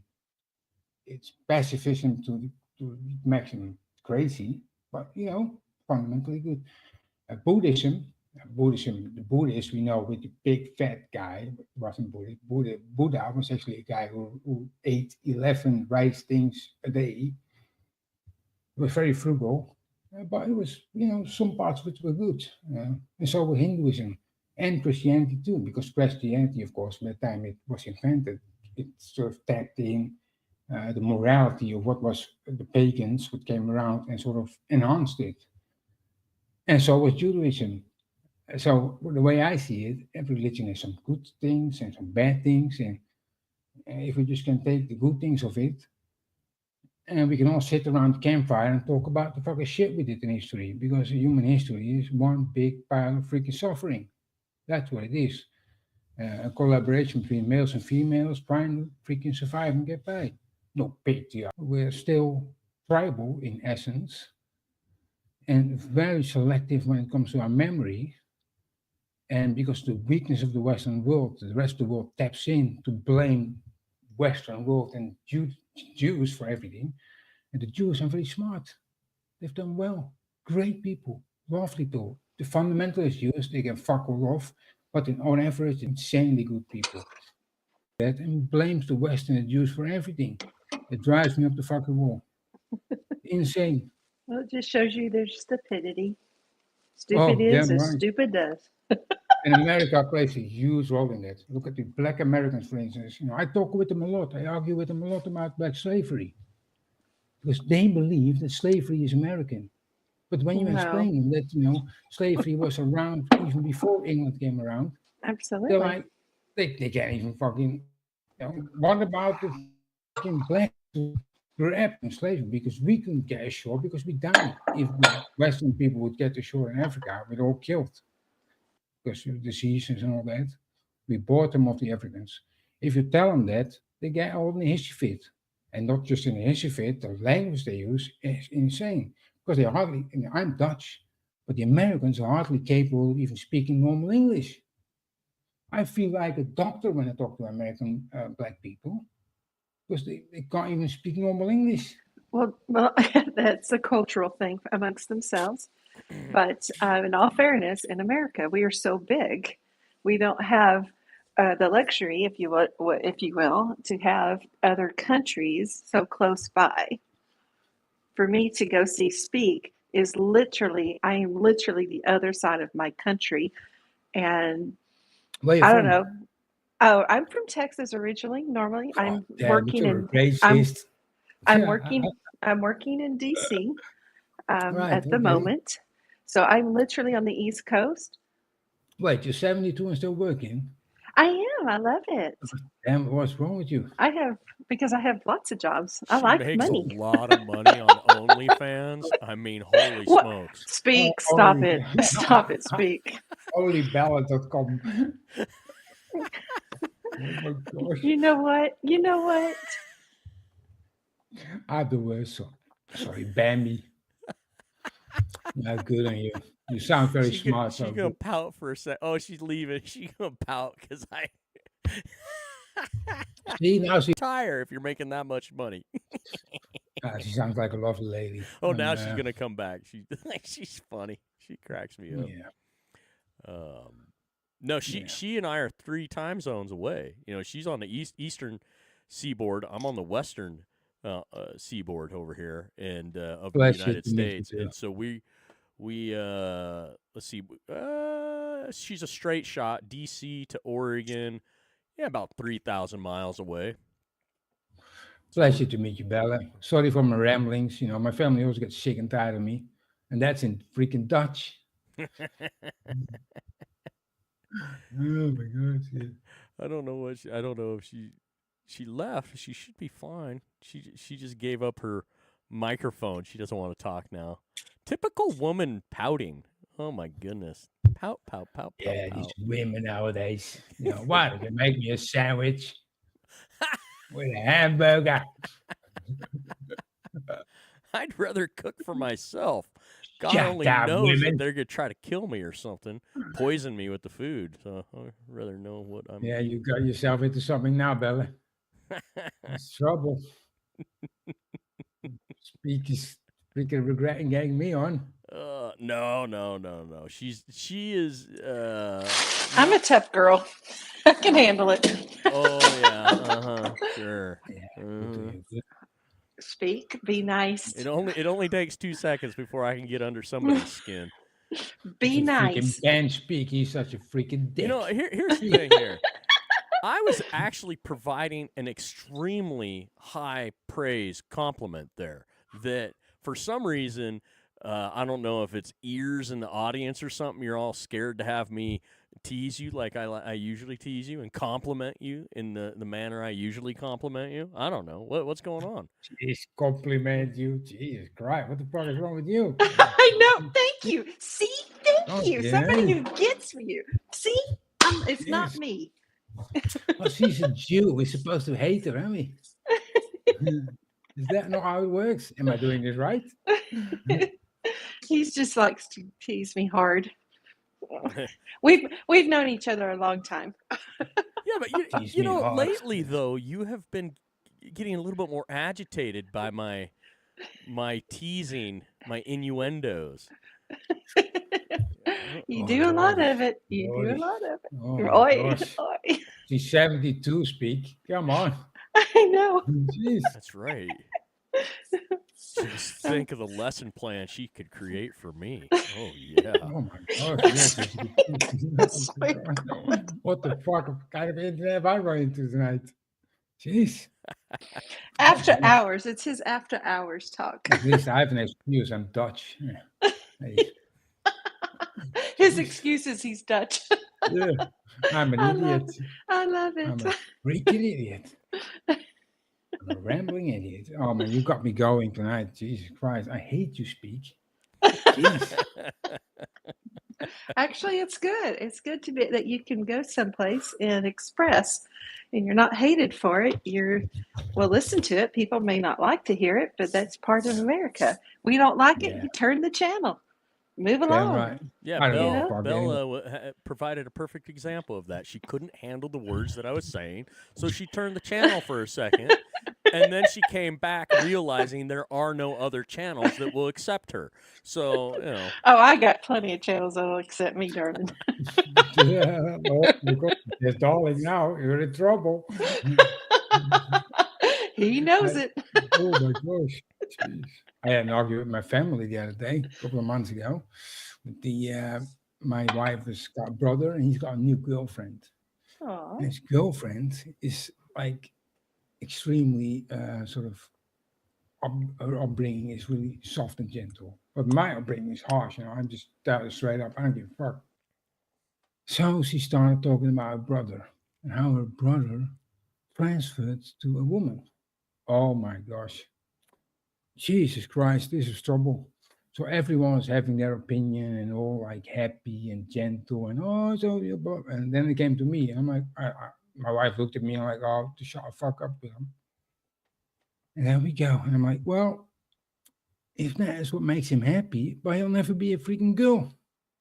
He just won't. He's a biological man, and whatever he does, he'll never be a girl.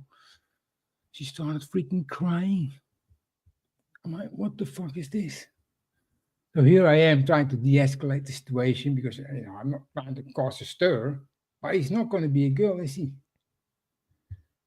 So yeah, so next time I came to my stepmother, she's like, yeah, well, next time, can you please be careful because, she's sensitive and all that. I'm like, yeah, well, she just better not bring it up because I'm not going to fucking back down.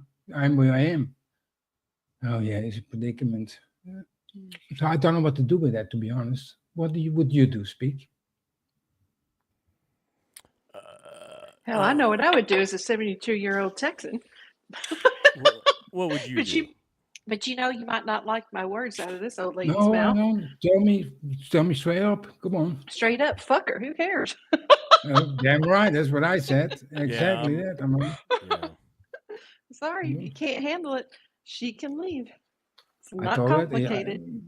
I told you better not fight me anymore then. If you can't help it. I'm not going to fucking pretend to be someone else. I'm with my family. If I can't be honest with my family, what can I be honest with? Absolutely. I agree. So, yeah. No reason for you to walk on eggshells. She can't handle it, then maybe she needs to grow a spine. Grow up. Off your belt. It's just that I'm fucking married, or else I would marry you. I get that a lot. Everyone wants to marry Bella. Jeez. I do have Dutch blood. In me. There you go. Well, he's wanting to put more Dutch blood in you, apparently. Speak. You be kind. He's a freaking troublemaker. I'm telling you, he causes trouble. Well, oh my goodness, low-hanging fruit. Come on now, low-hanging. Come on, stimulate to speak. You're the host. No, I've been rambling for a freaking hour now, and that's great. I love it. This is fantastic. It's good to have other minds engage. especially ones that can keep up. I mean, Ms. Bell and I have decent conversations, but nothing as stimulating as what I've enjoyed tonight. By now you get used to my Dutch accent, even. Yeah. I don't get any react. See, I live. This is the whole thing between me and Belle. I live for getting a reaction out of her, and I'll say damn near anything to her to get a reaction. And right there, I put it right there on the tee for her to pop back, and not a damn word. What the heck is going on tonight? She must have guests or something listening into this, and she's. Oh my goodness gracious! All right, whatever. I'll just go over here in my corner. I apologize. I'm actually cooking, so it's hard for me to get over to my cooking. microphone. Well, we're not freaking eating, are we? Are you making cookies? No, actually, I'm making breakfast. So breakfast. It's 5:30 in the morning for me. Are you married? Late. Oh heck no! Jesus, Belle. I have all my babies, and that's all I need. So. Yeah, you have kids, yeah. I do. Oh, nice. I have probably a grandma now. No, I'm not, which is so crazy. So yeah, I've been trying to help her out with that, but the daughters won't give me the time of day yet. Oh. Well, they're overachievers, so you know what that means.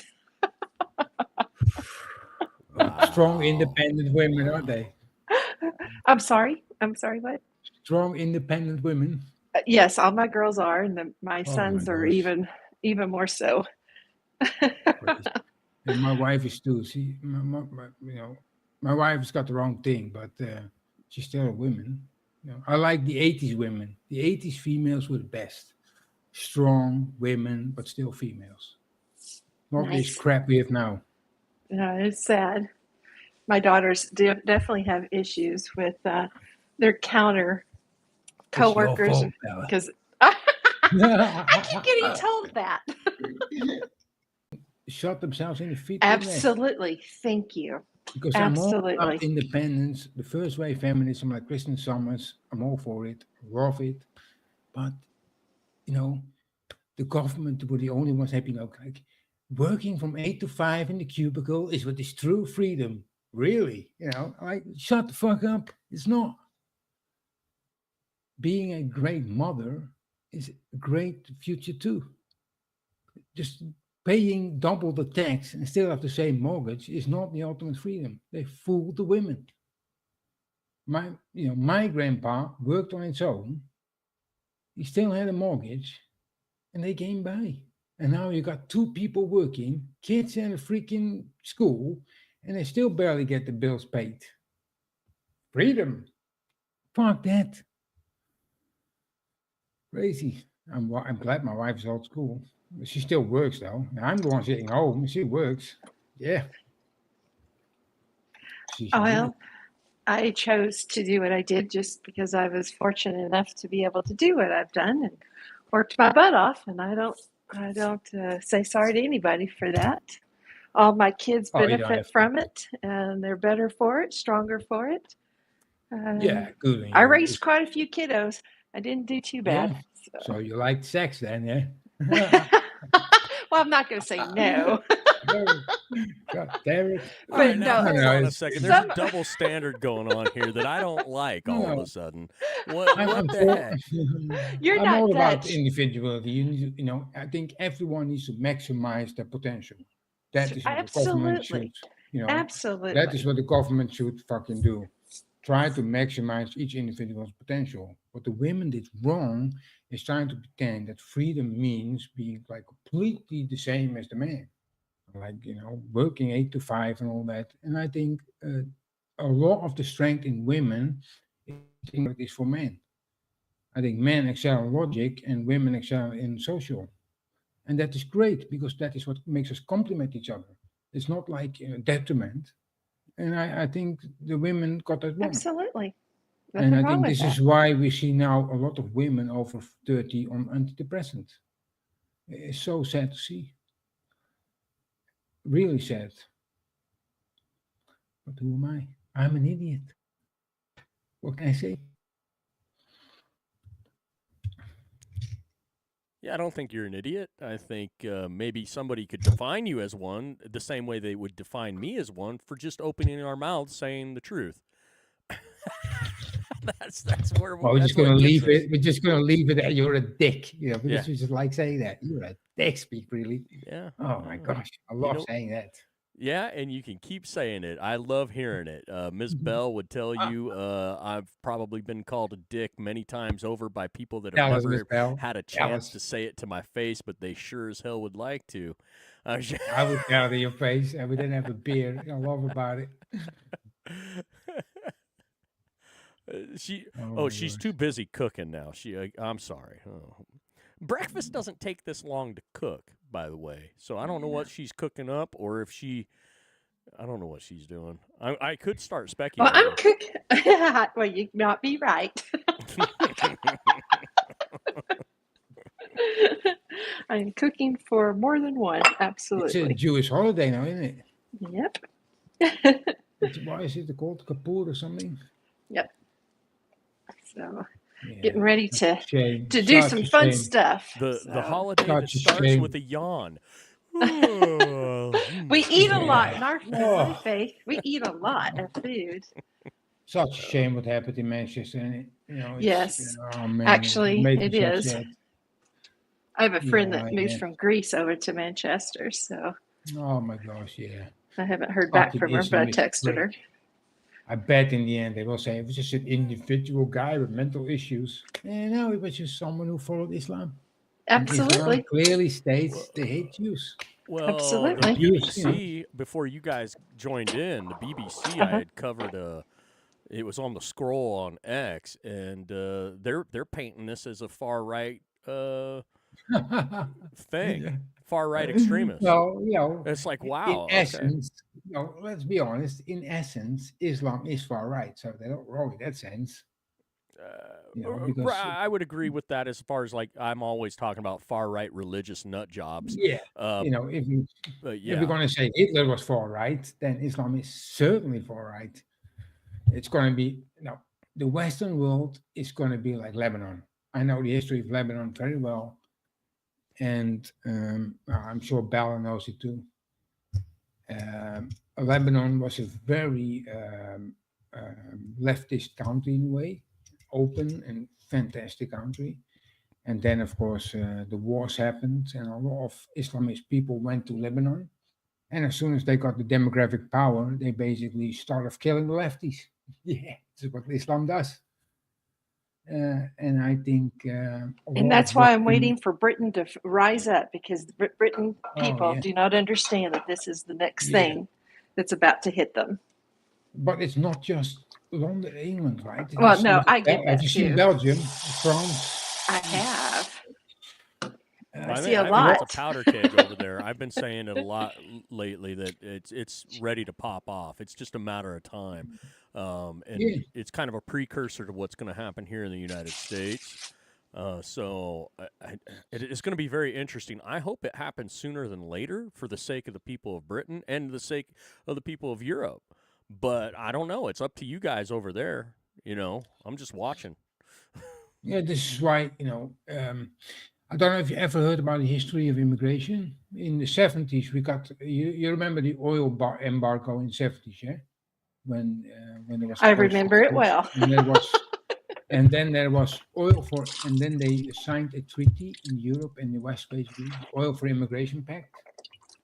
And the Oil for Immigration Pact, you can look it up, basically defined that the Arab nations sort of imposed immigration to Europe. And this is when we saw a lot of Turkish people come to the Western world. And that went well because they also accommodated to the Western. There were a few, like 2%, so they, accommodated to the Western values. Then in the 90s, they sort of re-established the Oil for Immigration Pact, and that is where Islam basically imposed values on the West, and they basically said, well, you're going to have a lot of Islam, but you're going to advocate Islam, you're going to not criticize Islam, which is still happening now. Also, America, bless America. Man, I wish I was America. But Europe basically sort of said, all right, we're going to import Islamic, we're going to allow them to have the separate culture, multiculturalism, and have them as a separate society. And they basically counted on this is the mistake the West made. They said, well, okay, the first Islamic people are going to be Islamic, but the second generation, the third generation, are going to adopt the Western way of life. They're going to be great and all that. But what actually happened is that the Moroccan and African people basically felt in a black hole where they were not Western and they were not Islamic, but they sort of adhered more to the Islamic values. So what happened is that instead of them becoming more Western, they become more Islamic. And as we addressed before, that Islamic fundamentals are nothing like Christianity. So now we are basically, what the fuck did you do? You imported these backwards people, and now you're dealing with more fundamentalism than we have, and that's what we have. And I think this is a crucial mistake the leaders made. And I argue that multiculturalism actually could have worked. If it wasn't for Islam, multiculturalism would have worked because we don't have a problem with Hinduism, we don't have a problem with the Chinese, we don't have a problem with Buddhism. We have no problem with whatsoever, maybe some low IQ Africans. But in general, it's only Islam which fucking goes into bars and shoots people up, going to churches. And because of the agreements we made, which said we uphold Islam, we celebrate Islam, the leaders are basically not coming out and say, well, Muslims are great. We got individual great Muslims, because we do. I got neighbors who are Muslims, and they're great people. But Islam is a problem, and we will not address it. In America, it's the same. Speak freely is a cause that he can't even distinguish between Christianity and Islam because he's been indoctrinated. If we cannot address the issue of Islam and the fundamental principles that drives it, the whole Western world will be in huge trouble within 2 generations. This is what I think, and I really hope we can support the moderates within Islamic communities. There are moderates in the Islamic community within the Western world. I hope we can get behind them and support the great Muslims to reform Islam like we've managed to reform Christianity so it can coexist with us. If not, the West is lost. So yeah, this is where I stand. And I'm not in a great mood when it comes to this point. Yeah, so there you go. What do you think, Bal? Am I wrong in thinking this?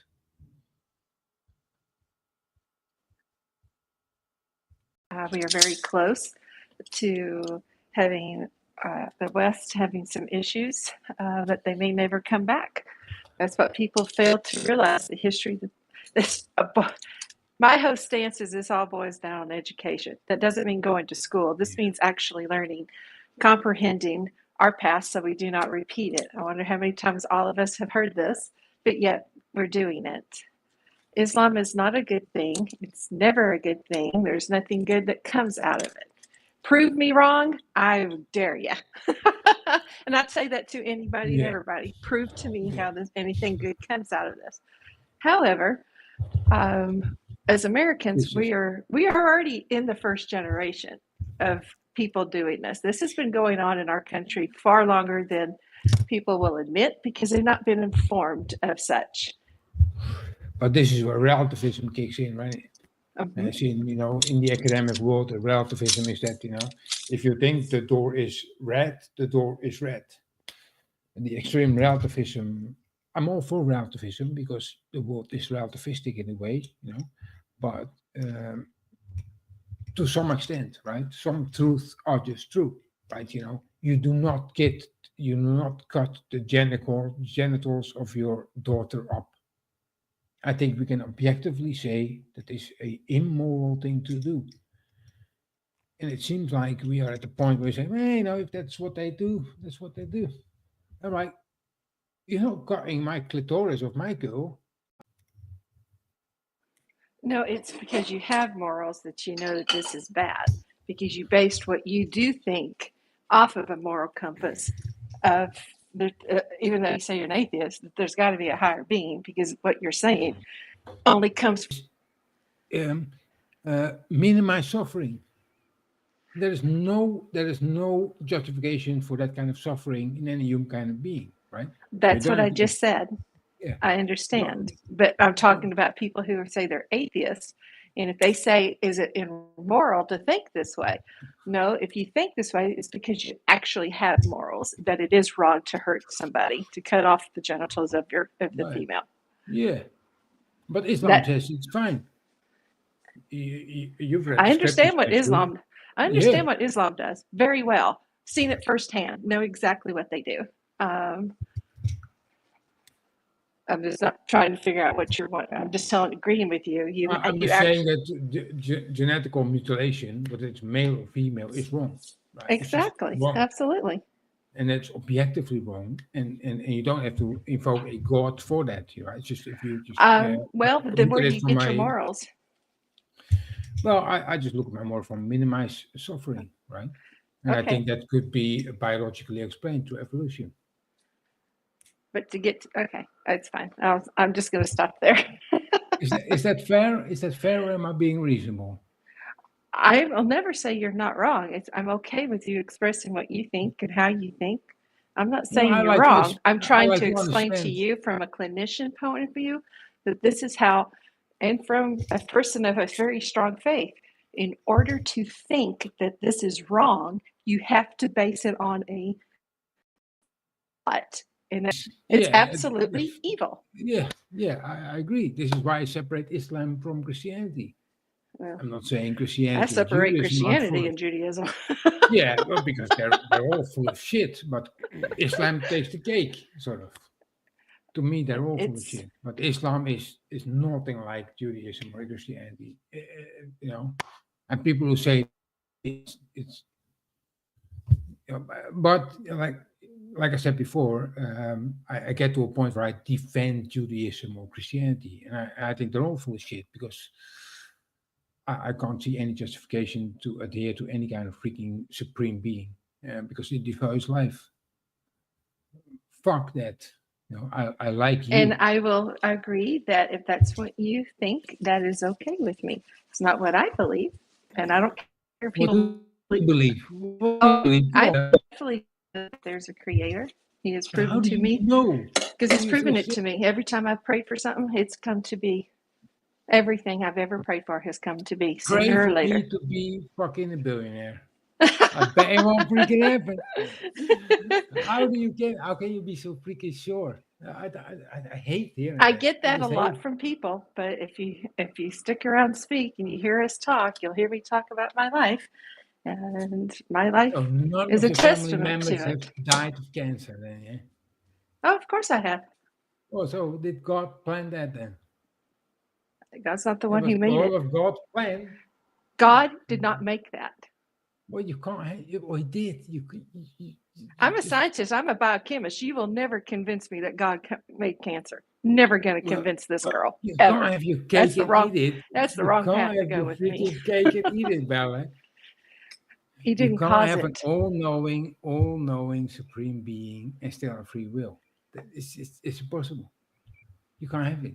At most, you can have the illusion of free will, but you don't really have free will. You can't have your cake and eat it.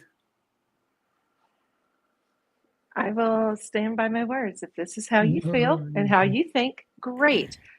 I do. I see the world differently. I live by different thoughts, and my moral compass is different.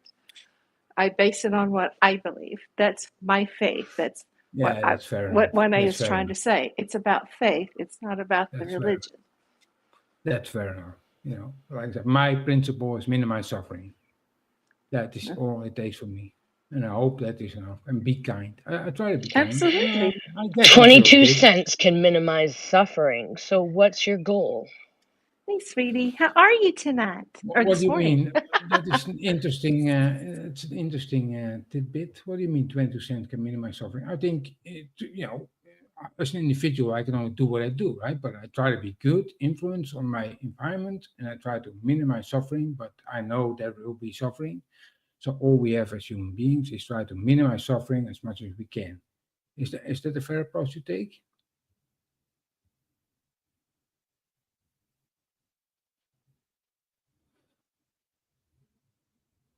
Well, I'll chime in. I'm not telling you that it's wrong. I'm just saying it's your way of thinking, and that's okay with me. I don't have a problem with that. No, I just like to understand where you are coming from. Yeah? I'm not saying I'm right. It's just this is what I think. I'm right? not saying you're right. I'm saying I respect what you say. It is the way you think, and that's okay. Remember, in America, the millions of people that we all think differently. Even the people that are in my synagogue, we all But think differently. make me understand in what way you think I'm wrong, right? Because I don't agree. That's great. I don't care at all. It's fine. Because I respect you as much. But make me understand in what way you think I'm wrong. Because in my mind, if you say if this God defines what is wrong, then it becomes arbitrary and fake. If my Why would it reality, matter if you're an atheist and you really don't care? Like, I'm confused being an atheist and not believing in complete free will. Like, you're all over the place, and I don't know if it's definitions and English is an issue or like what, but you seem to be missing vast points, and then because you you're not want us really to being clear in explain it. trying to. But we've explained it extremely clear. No, you're not at I'm all. understanding everything Bell and Speak has said, and I'm understanding everything you're saying, and I understand everything that I'm saying in What does that mean? conjunction You to say what just you're saying, but you're the only make one me confused understand. here. No, I don't have to I'm make you saying, understand anything. You have to understand it for yeah, yourself. That's your I job. understand it You fully. need to listen. Yeah, but you're not making me understand anything. I'm just saying I try to minimize suffering, be a kind person, and try to be good in the environment I am. You try to say, well, you say, well, I don't agree with that, but I understand, and that is fine. Make me understand why my position is wrong in your opinion. Fine. Make us understand why your position is right. Well, I just did. Neither one of us are right or wrong. It's an It's opinion. no, that is relativism to just a weird extent. How is minimizing suffering and trying to be a good influence in your environment an opinion? Do you put Explain yourself it. first? Well, I'm not So going to to be be any kind of influence. I live in a cardboard box and living on a freaking dial anyway. So of course, to some extent, I try to do myself in a perspective where I can do a good for my environment. Of course, but it doesn't mean I go over bodies of others. So I try to be kind. I try to be good. I give, and so, and I minimize suffering. Tell me how that is wrong, and why I need a God nobody for ever it. said it was wrong. No, That's where you're getting yeah, confused. nobody's telling you you're wrong. No, but if you say I do not agree, then you imply that I'm not wrong. No. See, When somebody doesn't agree with you, that doesn't mean you're wrong. We're respecting that you have your own thoughts and your Okay, own way fair of enough. thinking and believing. But could you We are. clarify that in what part you do not agree with that?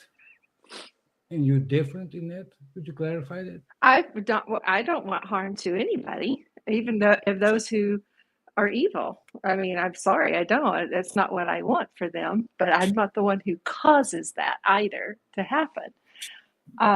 yeah, that's God's job. I Right. got too many other things to focus on. Like, I don't Exactly. care what my neighbor's doing to an extent. Like, Well, I do don't tread care on me. I don't if care. my You do neighbor would you. be I do freaking me. eating. If my neighbor would be freaking eating babies, I have no hesitation to freaking killing the bastard. Yeah, I do care. Are they If their own babies? Like, it's if my neighbor would be just an evil human being and a real bad then I have no. I'm pro death penalty. No problem oh, I'm pro whatsoever. death. I am for death penalty for for I'm just things, trying but to I'm also understand where we not for disagree. Yeah? laws I'm not trying to be outside of obnoxious the or death anything. I'm penalty. just trying to understand where we disagree, and what in my statements is so weird or inconsistent. Or Well, inconsistent. I'm gonna ask that you just put yourself on mute for a minute and let us speak, because you're trying to Okay, talk while we're talking, and it's I'm causing sorry. a miscommunication of comprehension not to occur. So for This me, is real fair quick, enough. 1A is that I personally do not think what you're saying is wrong. I just go further and I see it from a different perspective. I based my moral compass zone on what my faith is, and that's my belief in a higher being. And I choose to have it on my faith that I was raised in. I'm not saying it's perfect. I can tell you bad things about it, absolutely, just like anything you can find good in life. I respect everyone's opinion for themselves. I don't have to agree with it. That's why I love America. That's the joy of it. We don't have to agree, but the only thing we do as Americans agree, and the whole world needs to understand, because I do live over in that area. I've traveled many years of my life across these. People don't understand United States Constitution is where we're bonded. It allows us to have this freedom of thought, and we respect the other person to have that because we feel that we need to be respected as well for what we have. America, 1A and I don't agree on a lot of things, but I love her. I love her. I respect her. Doesn't mean we have to agree on it, and that's the joy of America. I love it. I love that we don't agree. I don't want to be around people that agree with me. Right. Well, I can guarantee, like, obviously, me, you, and Speak have had conversations on the same thing. Now we agree on the right outcome, but our thought process is on Different. why that Right. is the outcome we want is different, Exactly. Well, it's and because it's you come like from a different that's point of view, right? right, and I mean, I am faith based. I think all religion is bad. I was raised Catholic. Sorry, Okay. I know it's bad. No, it I is what left it at is. 16. Like once the priest thing hit the thing, I was like, I'm out. But I'm also pagan from my Indian heritage, and I was raised with a mix of both. So I've always been like, is it Mother Earth or is it God? Me and Speak have had that. I'm sorry, I had to say that out loud. Lost my train of thought. But anyways, like I've always been faith-based. God has been the only one that's ever been there and a constant, has never given me up, has always answered my prayers. Now, I don't know in Belle's case, the prayers that have been answered may not have been answered in the exact format, time frame, or Exactly my point. consistency I wanted. Exactly. But you know what? It wasn't about what I wanted. It was about what I needed and how God was going to give it to me. But hey, Absolutely. 2 concussions later, I might get it. And that's the point, is everybody's It's been 15 days, no new head concussion. Is this where I can express my opinion? Hopefully, I'm not interrupting. Sorry if I was, but I still do not make any sense of what you said. And that's okay. Because, I think I've been trying to be very precise in how I see what I see. Yeah. And then you basically say, we just think differently, and I go from my thing of faith. But how precisely is that different to what I say? Because whatever I say and whatever my principles are do not require any kind of supreme being, whether that's Christian or Judaism or whatever it is. I require nothing of that. So, and I don't mean to be provocative at all, right? I Okay, just so try let to me understand. interject. Let me interject with what you just said. You said that it's your own thought, your own way of believing of yourself, that we don't cause harm, you do, and you're kind. Okay, I understand that, but I put that a little further to my God. My God says this is what He has asked of us to do. This is what he is about. This is what he wants us to do. Therefore, I do believe in it. I have had 72 years on this earth, proof that it actually is a good thing. But that's my journey that I've been blessed to go down and learn this. I put it on to God, not self. Belief in God is believing in this identity, this God figure, whatever you want to call it. I don't put it on myself. That's a big difference. You're saying this is about you. I'm saying it's about God. In my life, God is first. Always. Can I respond to that? Alrighty. I completely understand what you're saying. Okay. But I hope that you can understand it from my perspective, because it's not about me personally, because like I said, minimize suffering is about you, right? I wouldn't want to impose any suffering as you as a sentient being. But if you say that my minimizing of harm in others is depending on God, would that make it not completely arbitrary? Would not say, so if God would tell you to kill babies, you would, because that is what God wants, right? So are you not in essence doing good because it's just good? Would you do good? I understand. Would you do If you good knew because God Hitler was says going you? to do what he did as a baby and God came and told you to kill Hitler as a baby, would you do it? Fucking right, I would. But would you? Hell See, yeah.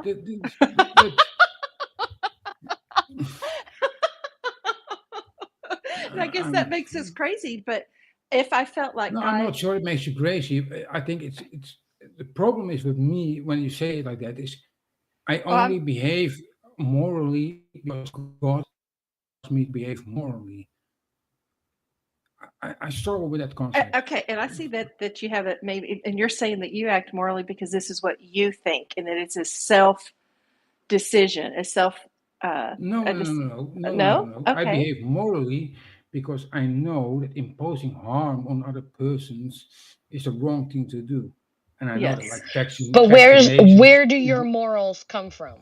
Where did that get instilled into you? What caused that? That's your missing puzzle, and why No, you're it's not not. understanding, because Belle's was caused by faith. I can So answer whatever that. yours was caused by is equal. You're making this conversation harder than it needs to be. No, not at all. I'm just trying to understand, because you are actually making this answer harder. I'm trying to understand where you come from, right? I'm honestly answering and asking questions.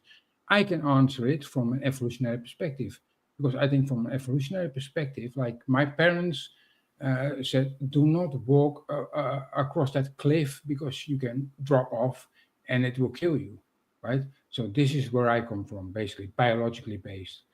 It is an evolutionary thing that we are inclined to minimize harm to the people near to us in our family because we want to, move on and have kids and all that.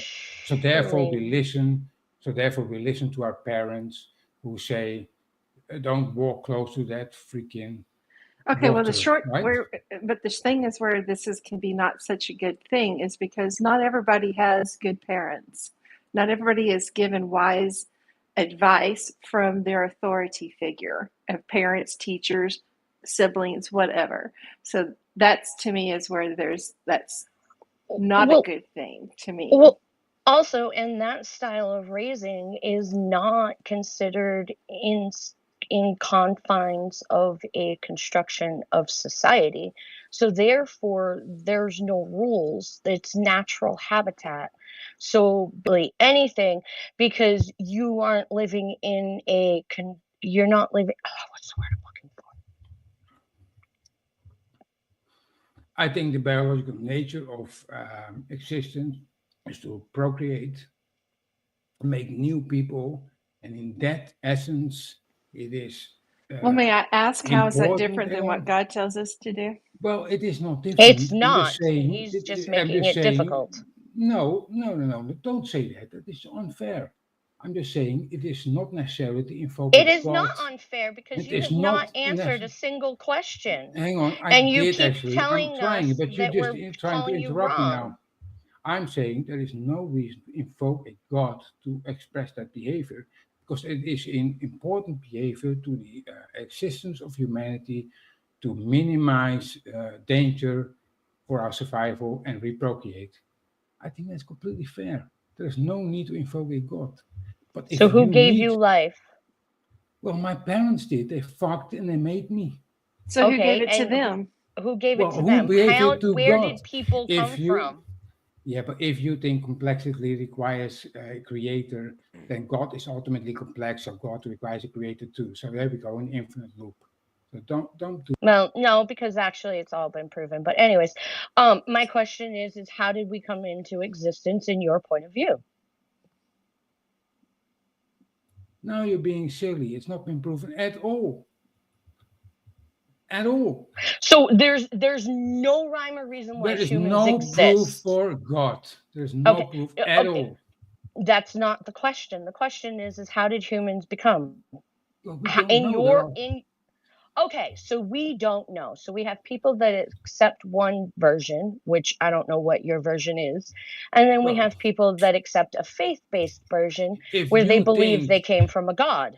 yeah, but that doesn't make any sense. It doesn't answer anything. You don't make any sense, so I'm not sure why we're No, I still know having you know this because you're being conversation. irrational. You see, the thing is, when you invoke God, you don't fucking apply answers because you just create sort of the God of the gaps. You just invoke Correct. God. We Yeah. understand that we believe in God. We're trying to figure out Yes, you where just say we you don't believe know, and human therefore came God from. did it.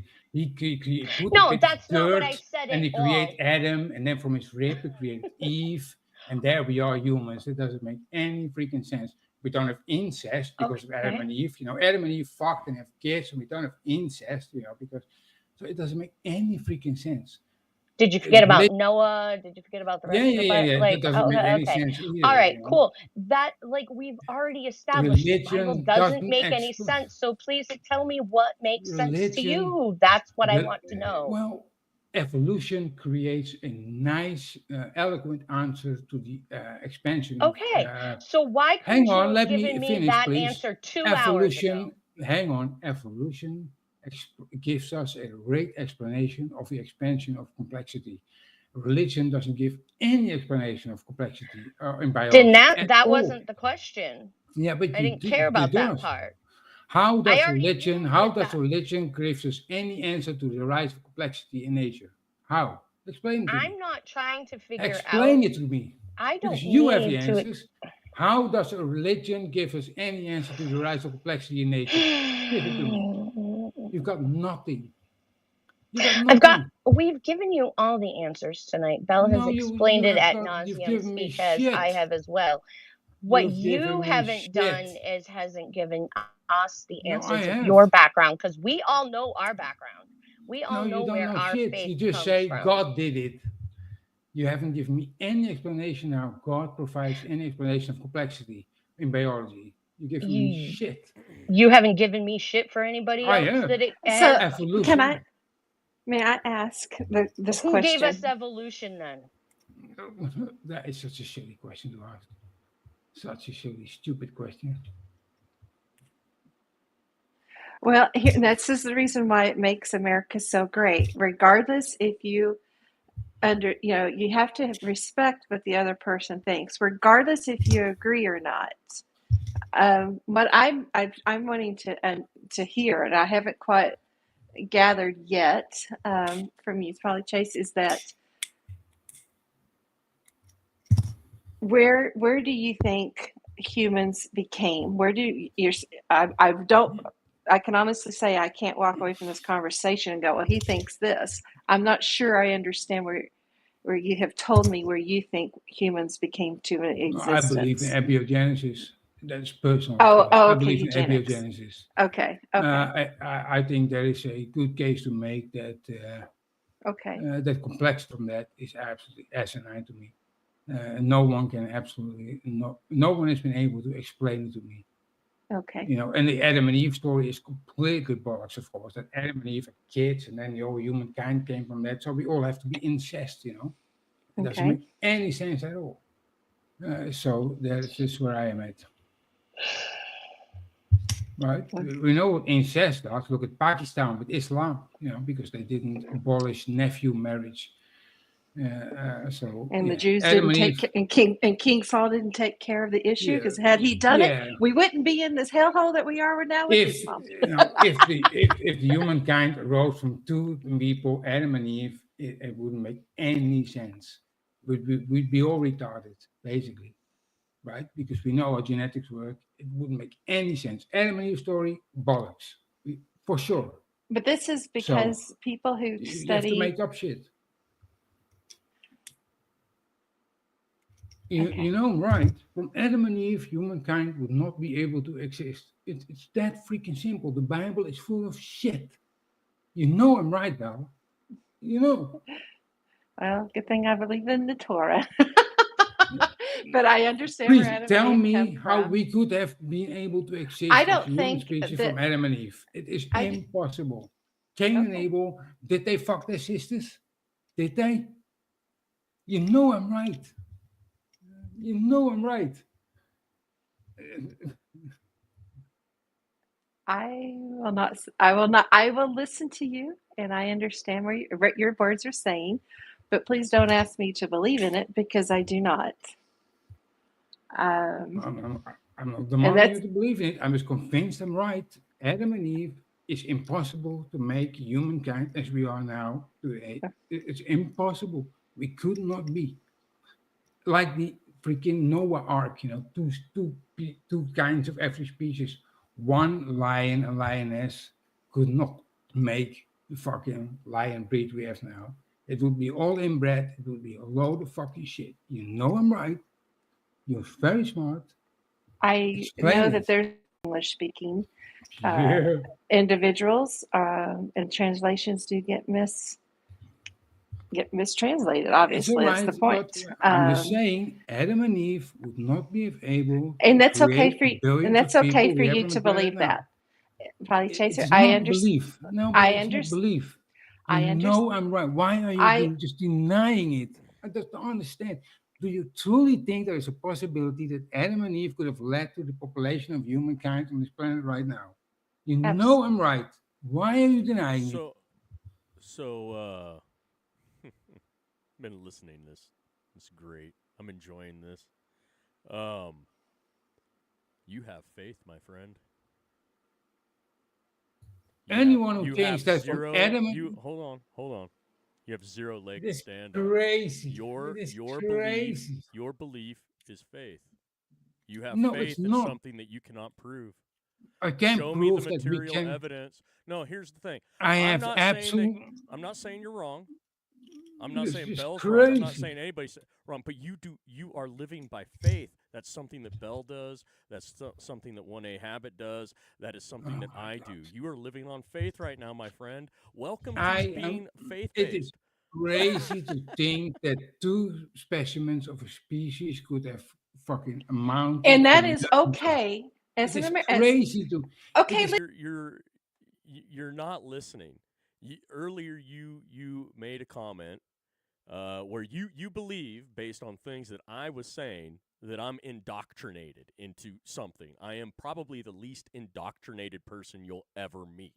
That's why I've been studied by I don't know how many people out there, and continuing to be studied.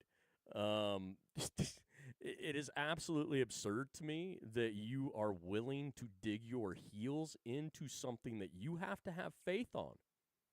You have to have faith on your position. And I'm fine with you making the arguments the way that you're making the arguments, but you have to fully admit that your belief is all on your faith, because there is nothing to prove against what they believe, and there's nothing to prove against what you believe. That's it. Hang on, you are just hang on. living I in believe a faith base right now. No, hang on. Yeah. When I say you are indoctrinated, it's truly subjective. Yeah, it is in my opinion. Absolutely agree. But when I say that a human population of billions can arise from two persons, that is not subjective at all. That is completely objective. That is undeniable, factual, impossible. So There is a difference, right? But when I say you are indoctrinated, of course, that is subjective, right? That is just That is basically. not impossible. If you believe in No, it is creation, absolutely no, it is See, impossible. it is No, not no, no, no. impossible if you believe in creation. Population of Pakistan. Yes, I Have you have. seen the population What of are the Pakistan? percentages? Go ahead. Do What? you No, know? explain. Do you? Yeah. Hold on. Okay. Explain. 75%. 75% are of the what? population. Yeah. Is Yeah. okay. It's Okay. very 70. bad. Okay. Very, How many? very What's bad. the percentage of those that are inbred that actually have problems? It's like 30%, right? A third. No, it is a lot. You saying that just you're basically saying that fucking between brothers and sisters is okay. No, I'm not That saying is it's what you're okay. saying. I am That is saying crazy. based on percentages, what do you actually experience based on the inbreeding of negative attributes? I don't think we should be inbreeding at all. But based on the percentages of the negative attributes that you get from that type of interaction, it is more than plausible to procreate from two people and fill the whole planet. No, It is plausible. crazy. I'm not That saying is that's how it crazy. happened, but you have to have absolute That is faith in crazy. order to say that that's not plausible. I'm saying that if you have a brother and sister who have sex and that absolutely end in absolute disaster, which is to me undeniable. And I don't understand why you say why. It's possible. No. I'm not saying it's I don't not a understand at disaster to all. have that, but what you're saying is that it is impossible to actually fill this planet with as many people as we have on this planet from two people. I am telling you that it is more than plausible to have that happen based on just scientific evidence of biological procreation around this planet right now. I think there is no scientific evidence you could show me that it's possible. Okay, go ahead and look at the studies over there. And I'm not a huge study fan, but the studies that they have going on over in Europe right now, because they've been looking at the inbreeding. So that means there's at least 65 to 70% of people that aren't having ill effects from the inbreeding. So if that's the case, as you separate from the inbreeding, so if you actually did this in a manner that I would think that was more ethical and more moral, as you get away from each other, cousins to third to fourth to fifth to sixth generation of cousins, this is not even a problem at this point. Where worldwide there is a huge library of genetics where zoos are having to sort of define the breeding amongst lions and all that to have genetic diversity. So I completely disagree with that. So I would love to see the evidence of what you say, but what I see is, for instance, in Pakistan, it's huge problems. Brothers, there's no way that we can have a complete genetic diversification of species, the same species, right? Because you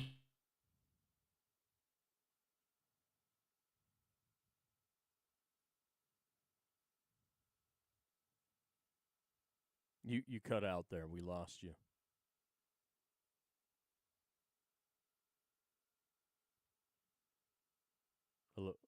Hello?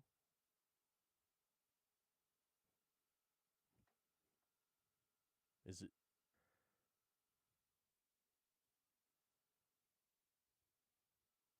Oh, shit. This must be my side of things.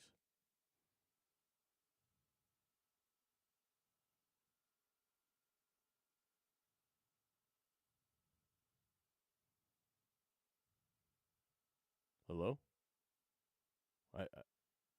You were mid-sentence, and I've lost you. Everybody's silent on my end right now. Ms. Bell's left. 1A's left. Let's see. Hold on a second. Can we get this? I don't know what the heck happened here. 1A says we could hear you. I've lost Polychaser, and I can't hear anybody. I don't know what's going on here. Maybe I need to leave and come back. If I do that, I have to restart this. Let me restart it real quick, because I've completely lost everything all of a sudden on my end. I don't know what the heck's going on here. So let me if you guys can hear me right now.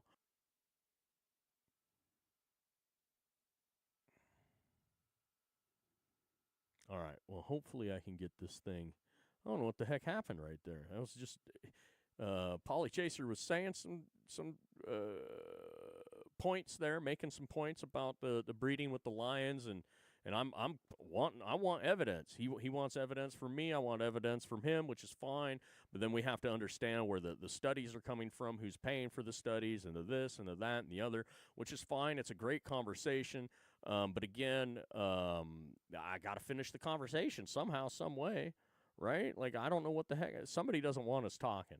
Like, this is just weird stuff to me. On here. All right, here we go. All right, we're back. We are back. Let's see if I can get let's see if I can oh, there, everybody's gone at this point, at least on my end, so I'll have to wait for a second and get things going. Oh, Miss Bell's in here.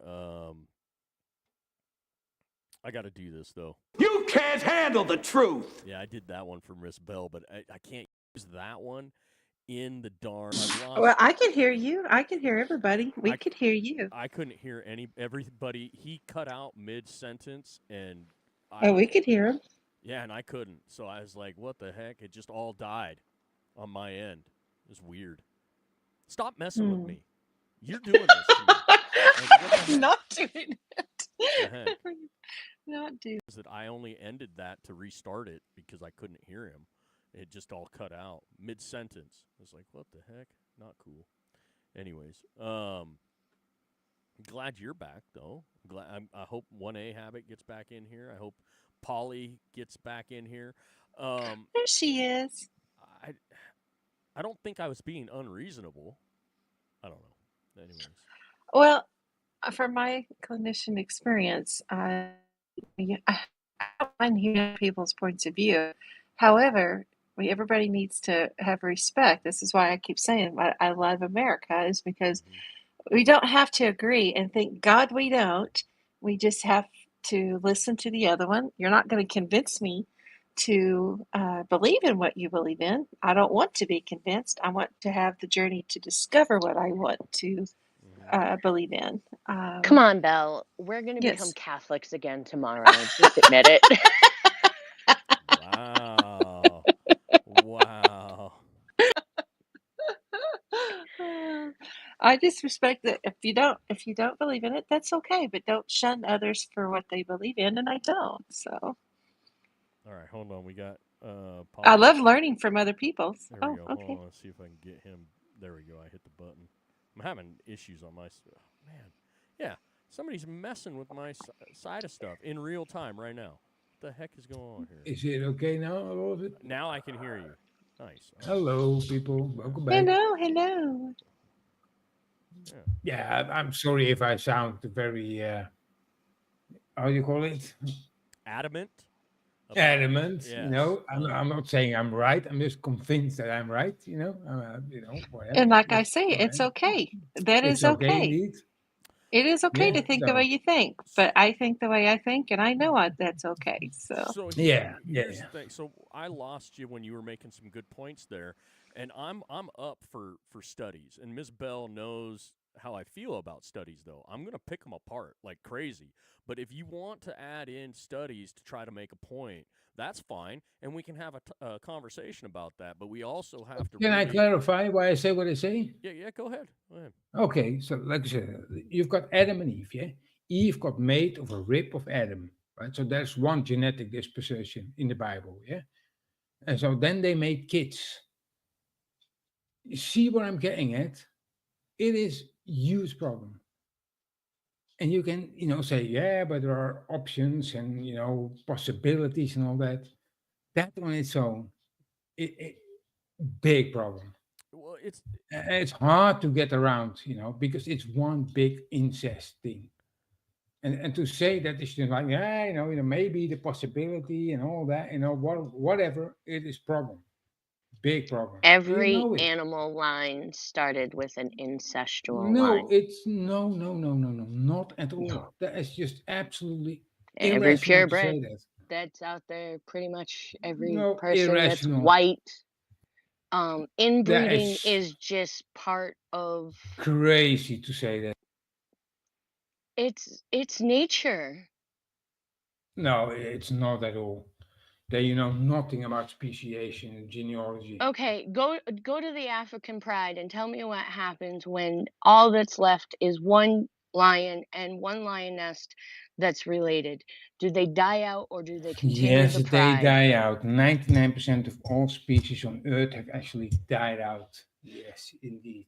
This is How do the you know nature of this? existence. Yeah, Because of what we found in the actual fossil record, most of species have actually go extinct. On itself is quite a big thing. It's not easy.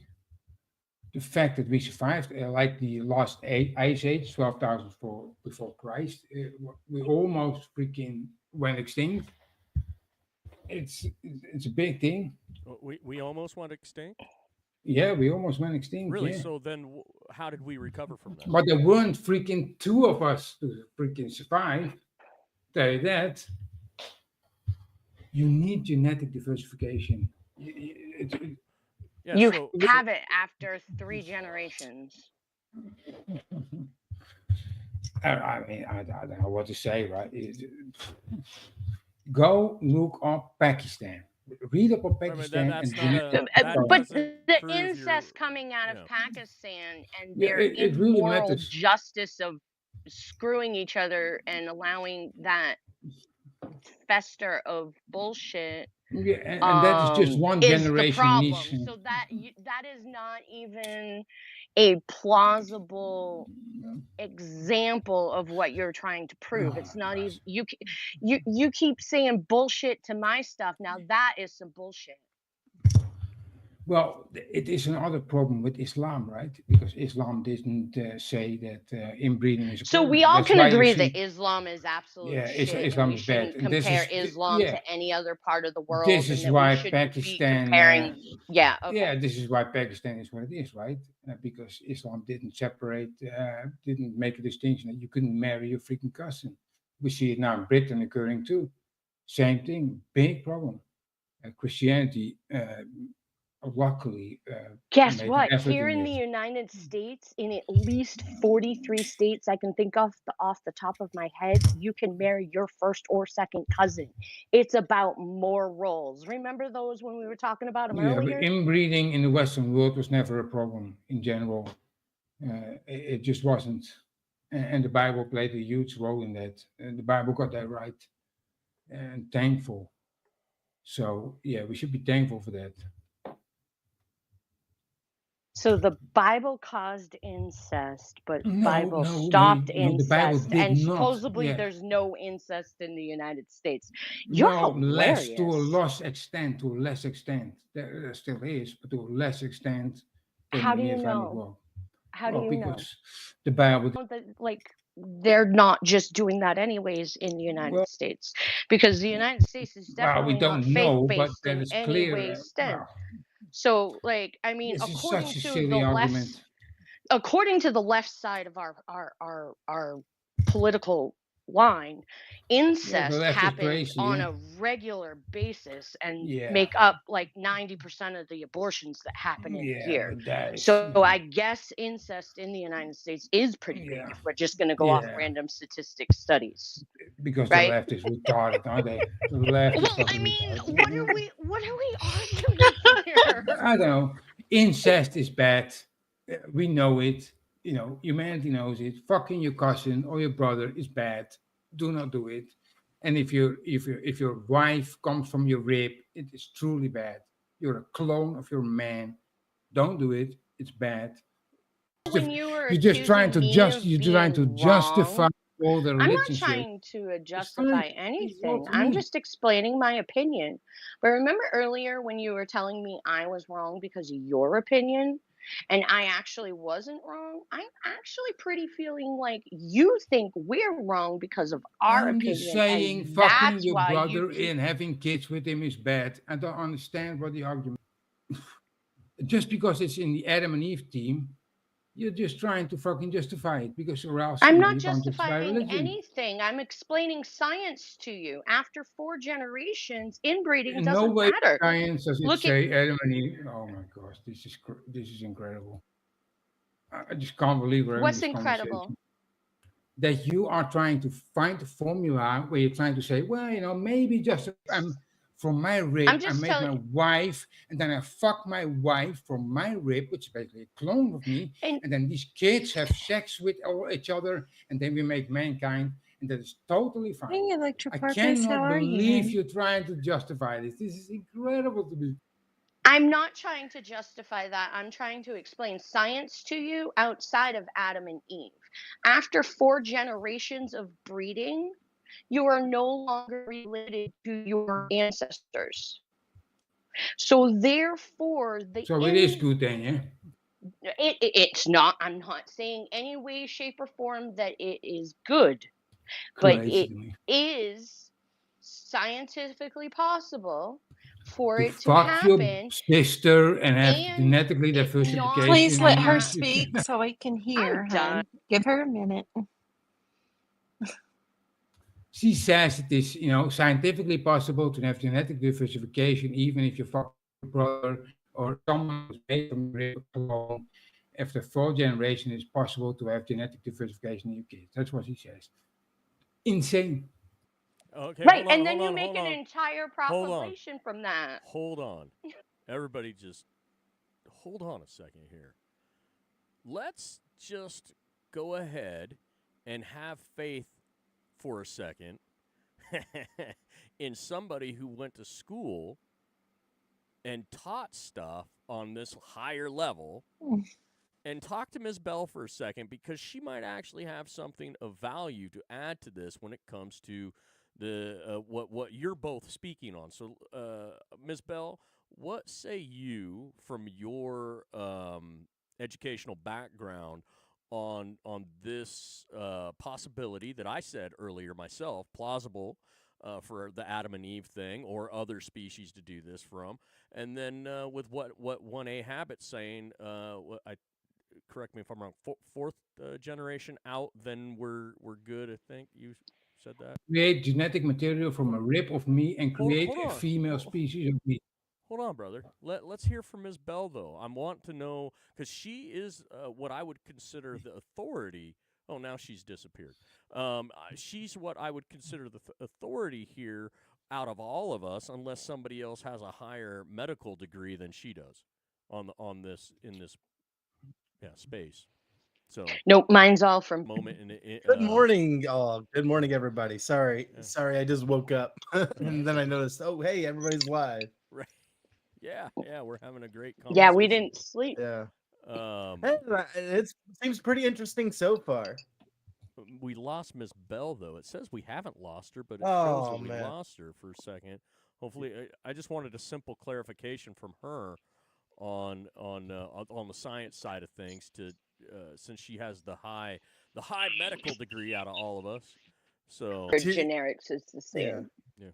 Go ahead. Because what Polly Chaser was saying and everything, I was listening in just only for a small bit here, and just thinking about like the only genetic diversity that came between Adam and Eve was that the X chromosome. That's basically it. Oh boy. That's the only same. And then boom, we have all these people. Yeah. With like different characteristics, which in part is made because of genetic mutation over the countless inbreeding sessions. Now, I have a question. Do we really know how much our genetics differ from each other? I guarantee you it's less than 1%. That's what I was thinking. I was thinking it was a very small chance because, I mean, like, granted, there's a large population now, so, but. Oh, yeah. Because now, Polly Chaser says he can't hear a word. He was kicked out. Ms. Bell probably was kicked out. Apparently, nobody We're on a hot button topic. Well, yeah, nobody wants us to have a nice conversation, apparently. So, it is what all right, we'll be back. See you in a minute. All right, so there we go. Very steamy pause for a second. I'm going to re-up my stream here and see if that might help as well. I don't know what's going on here.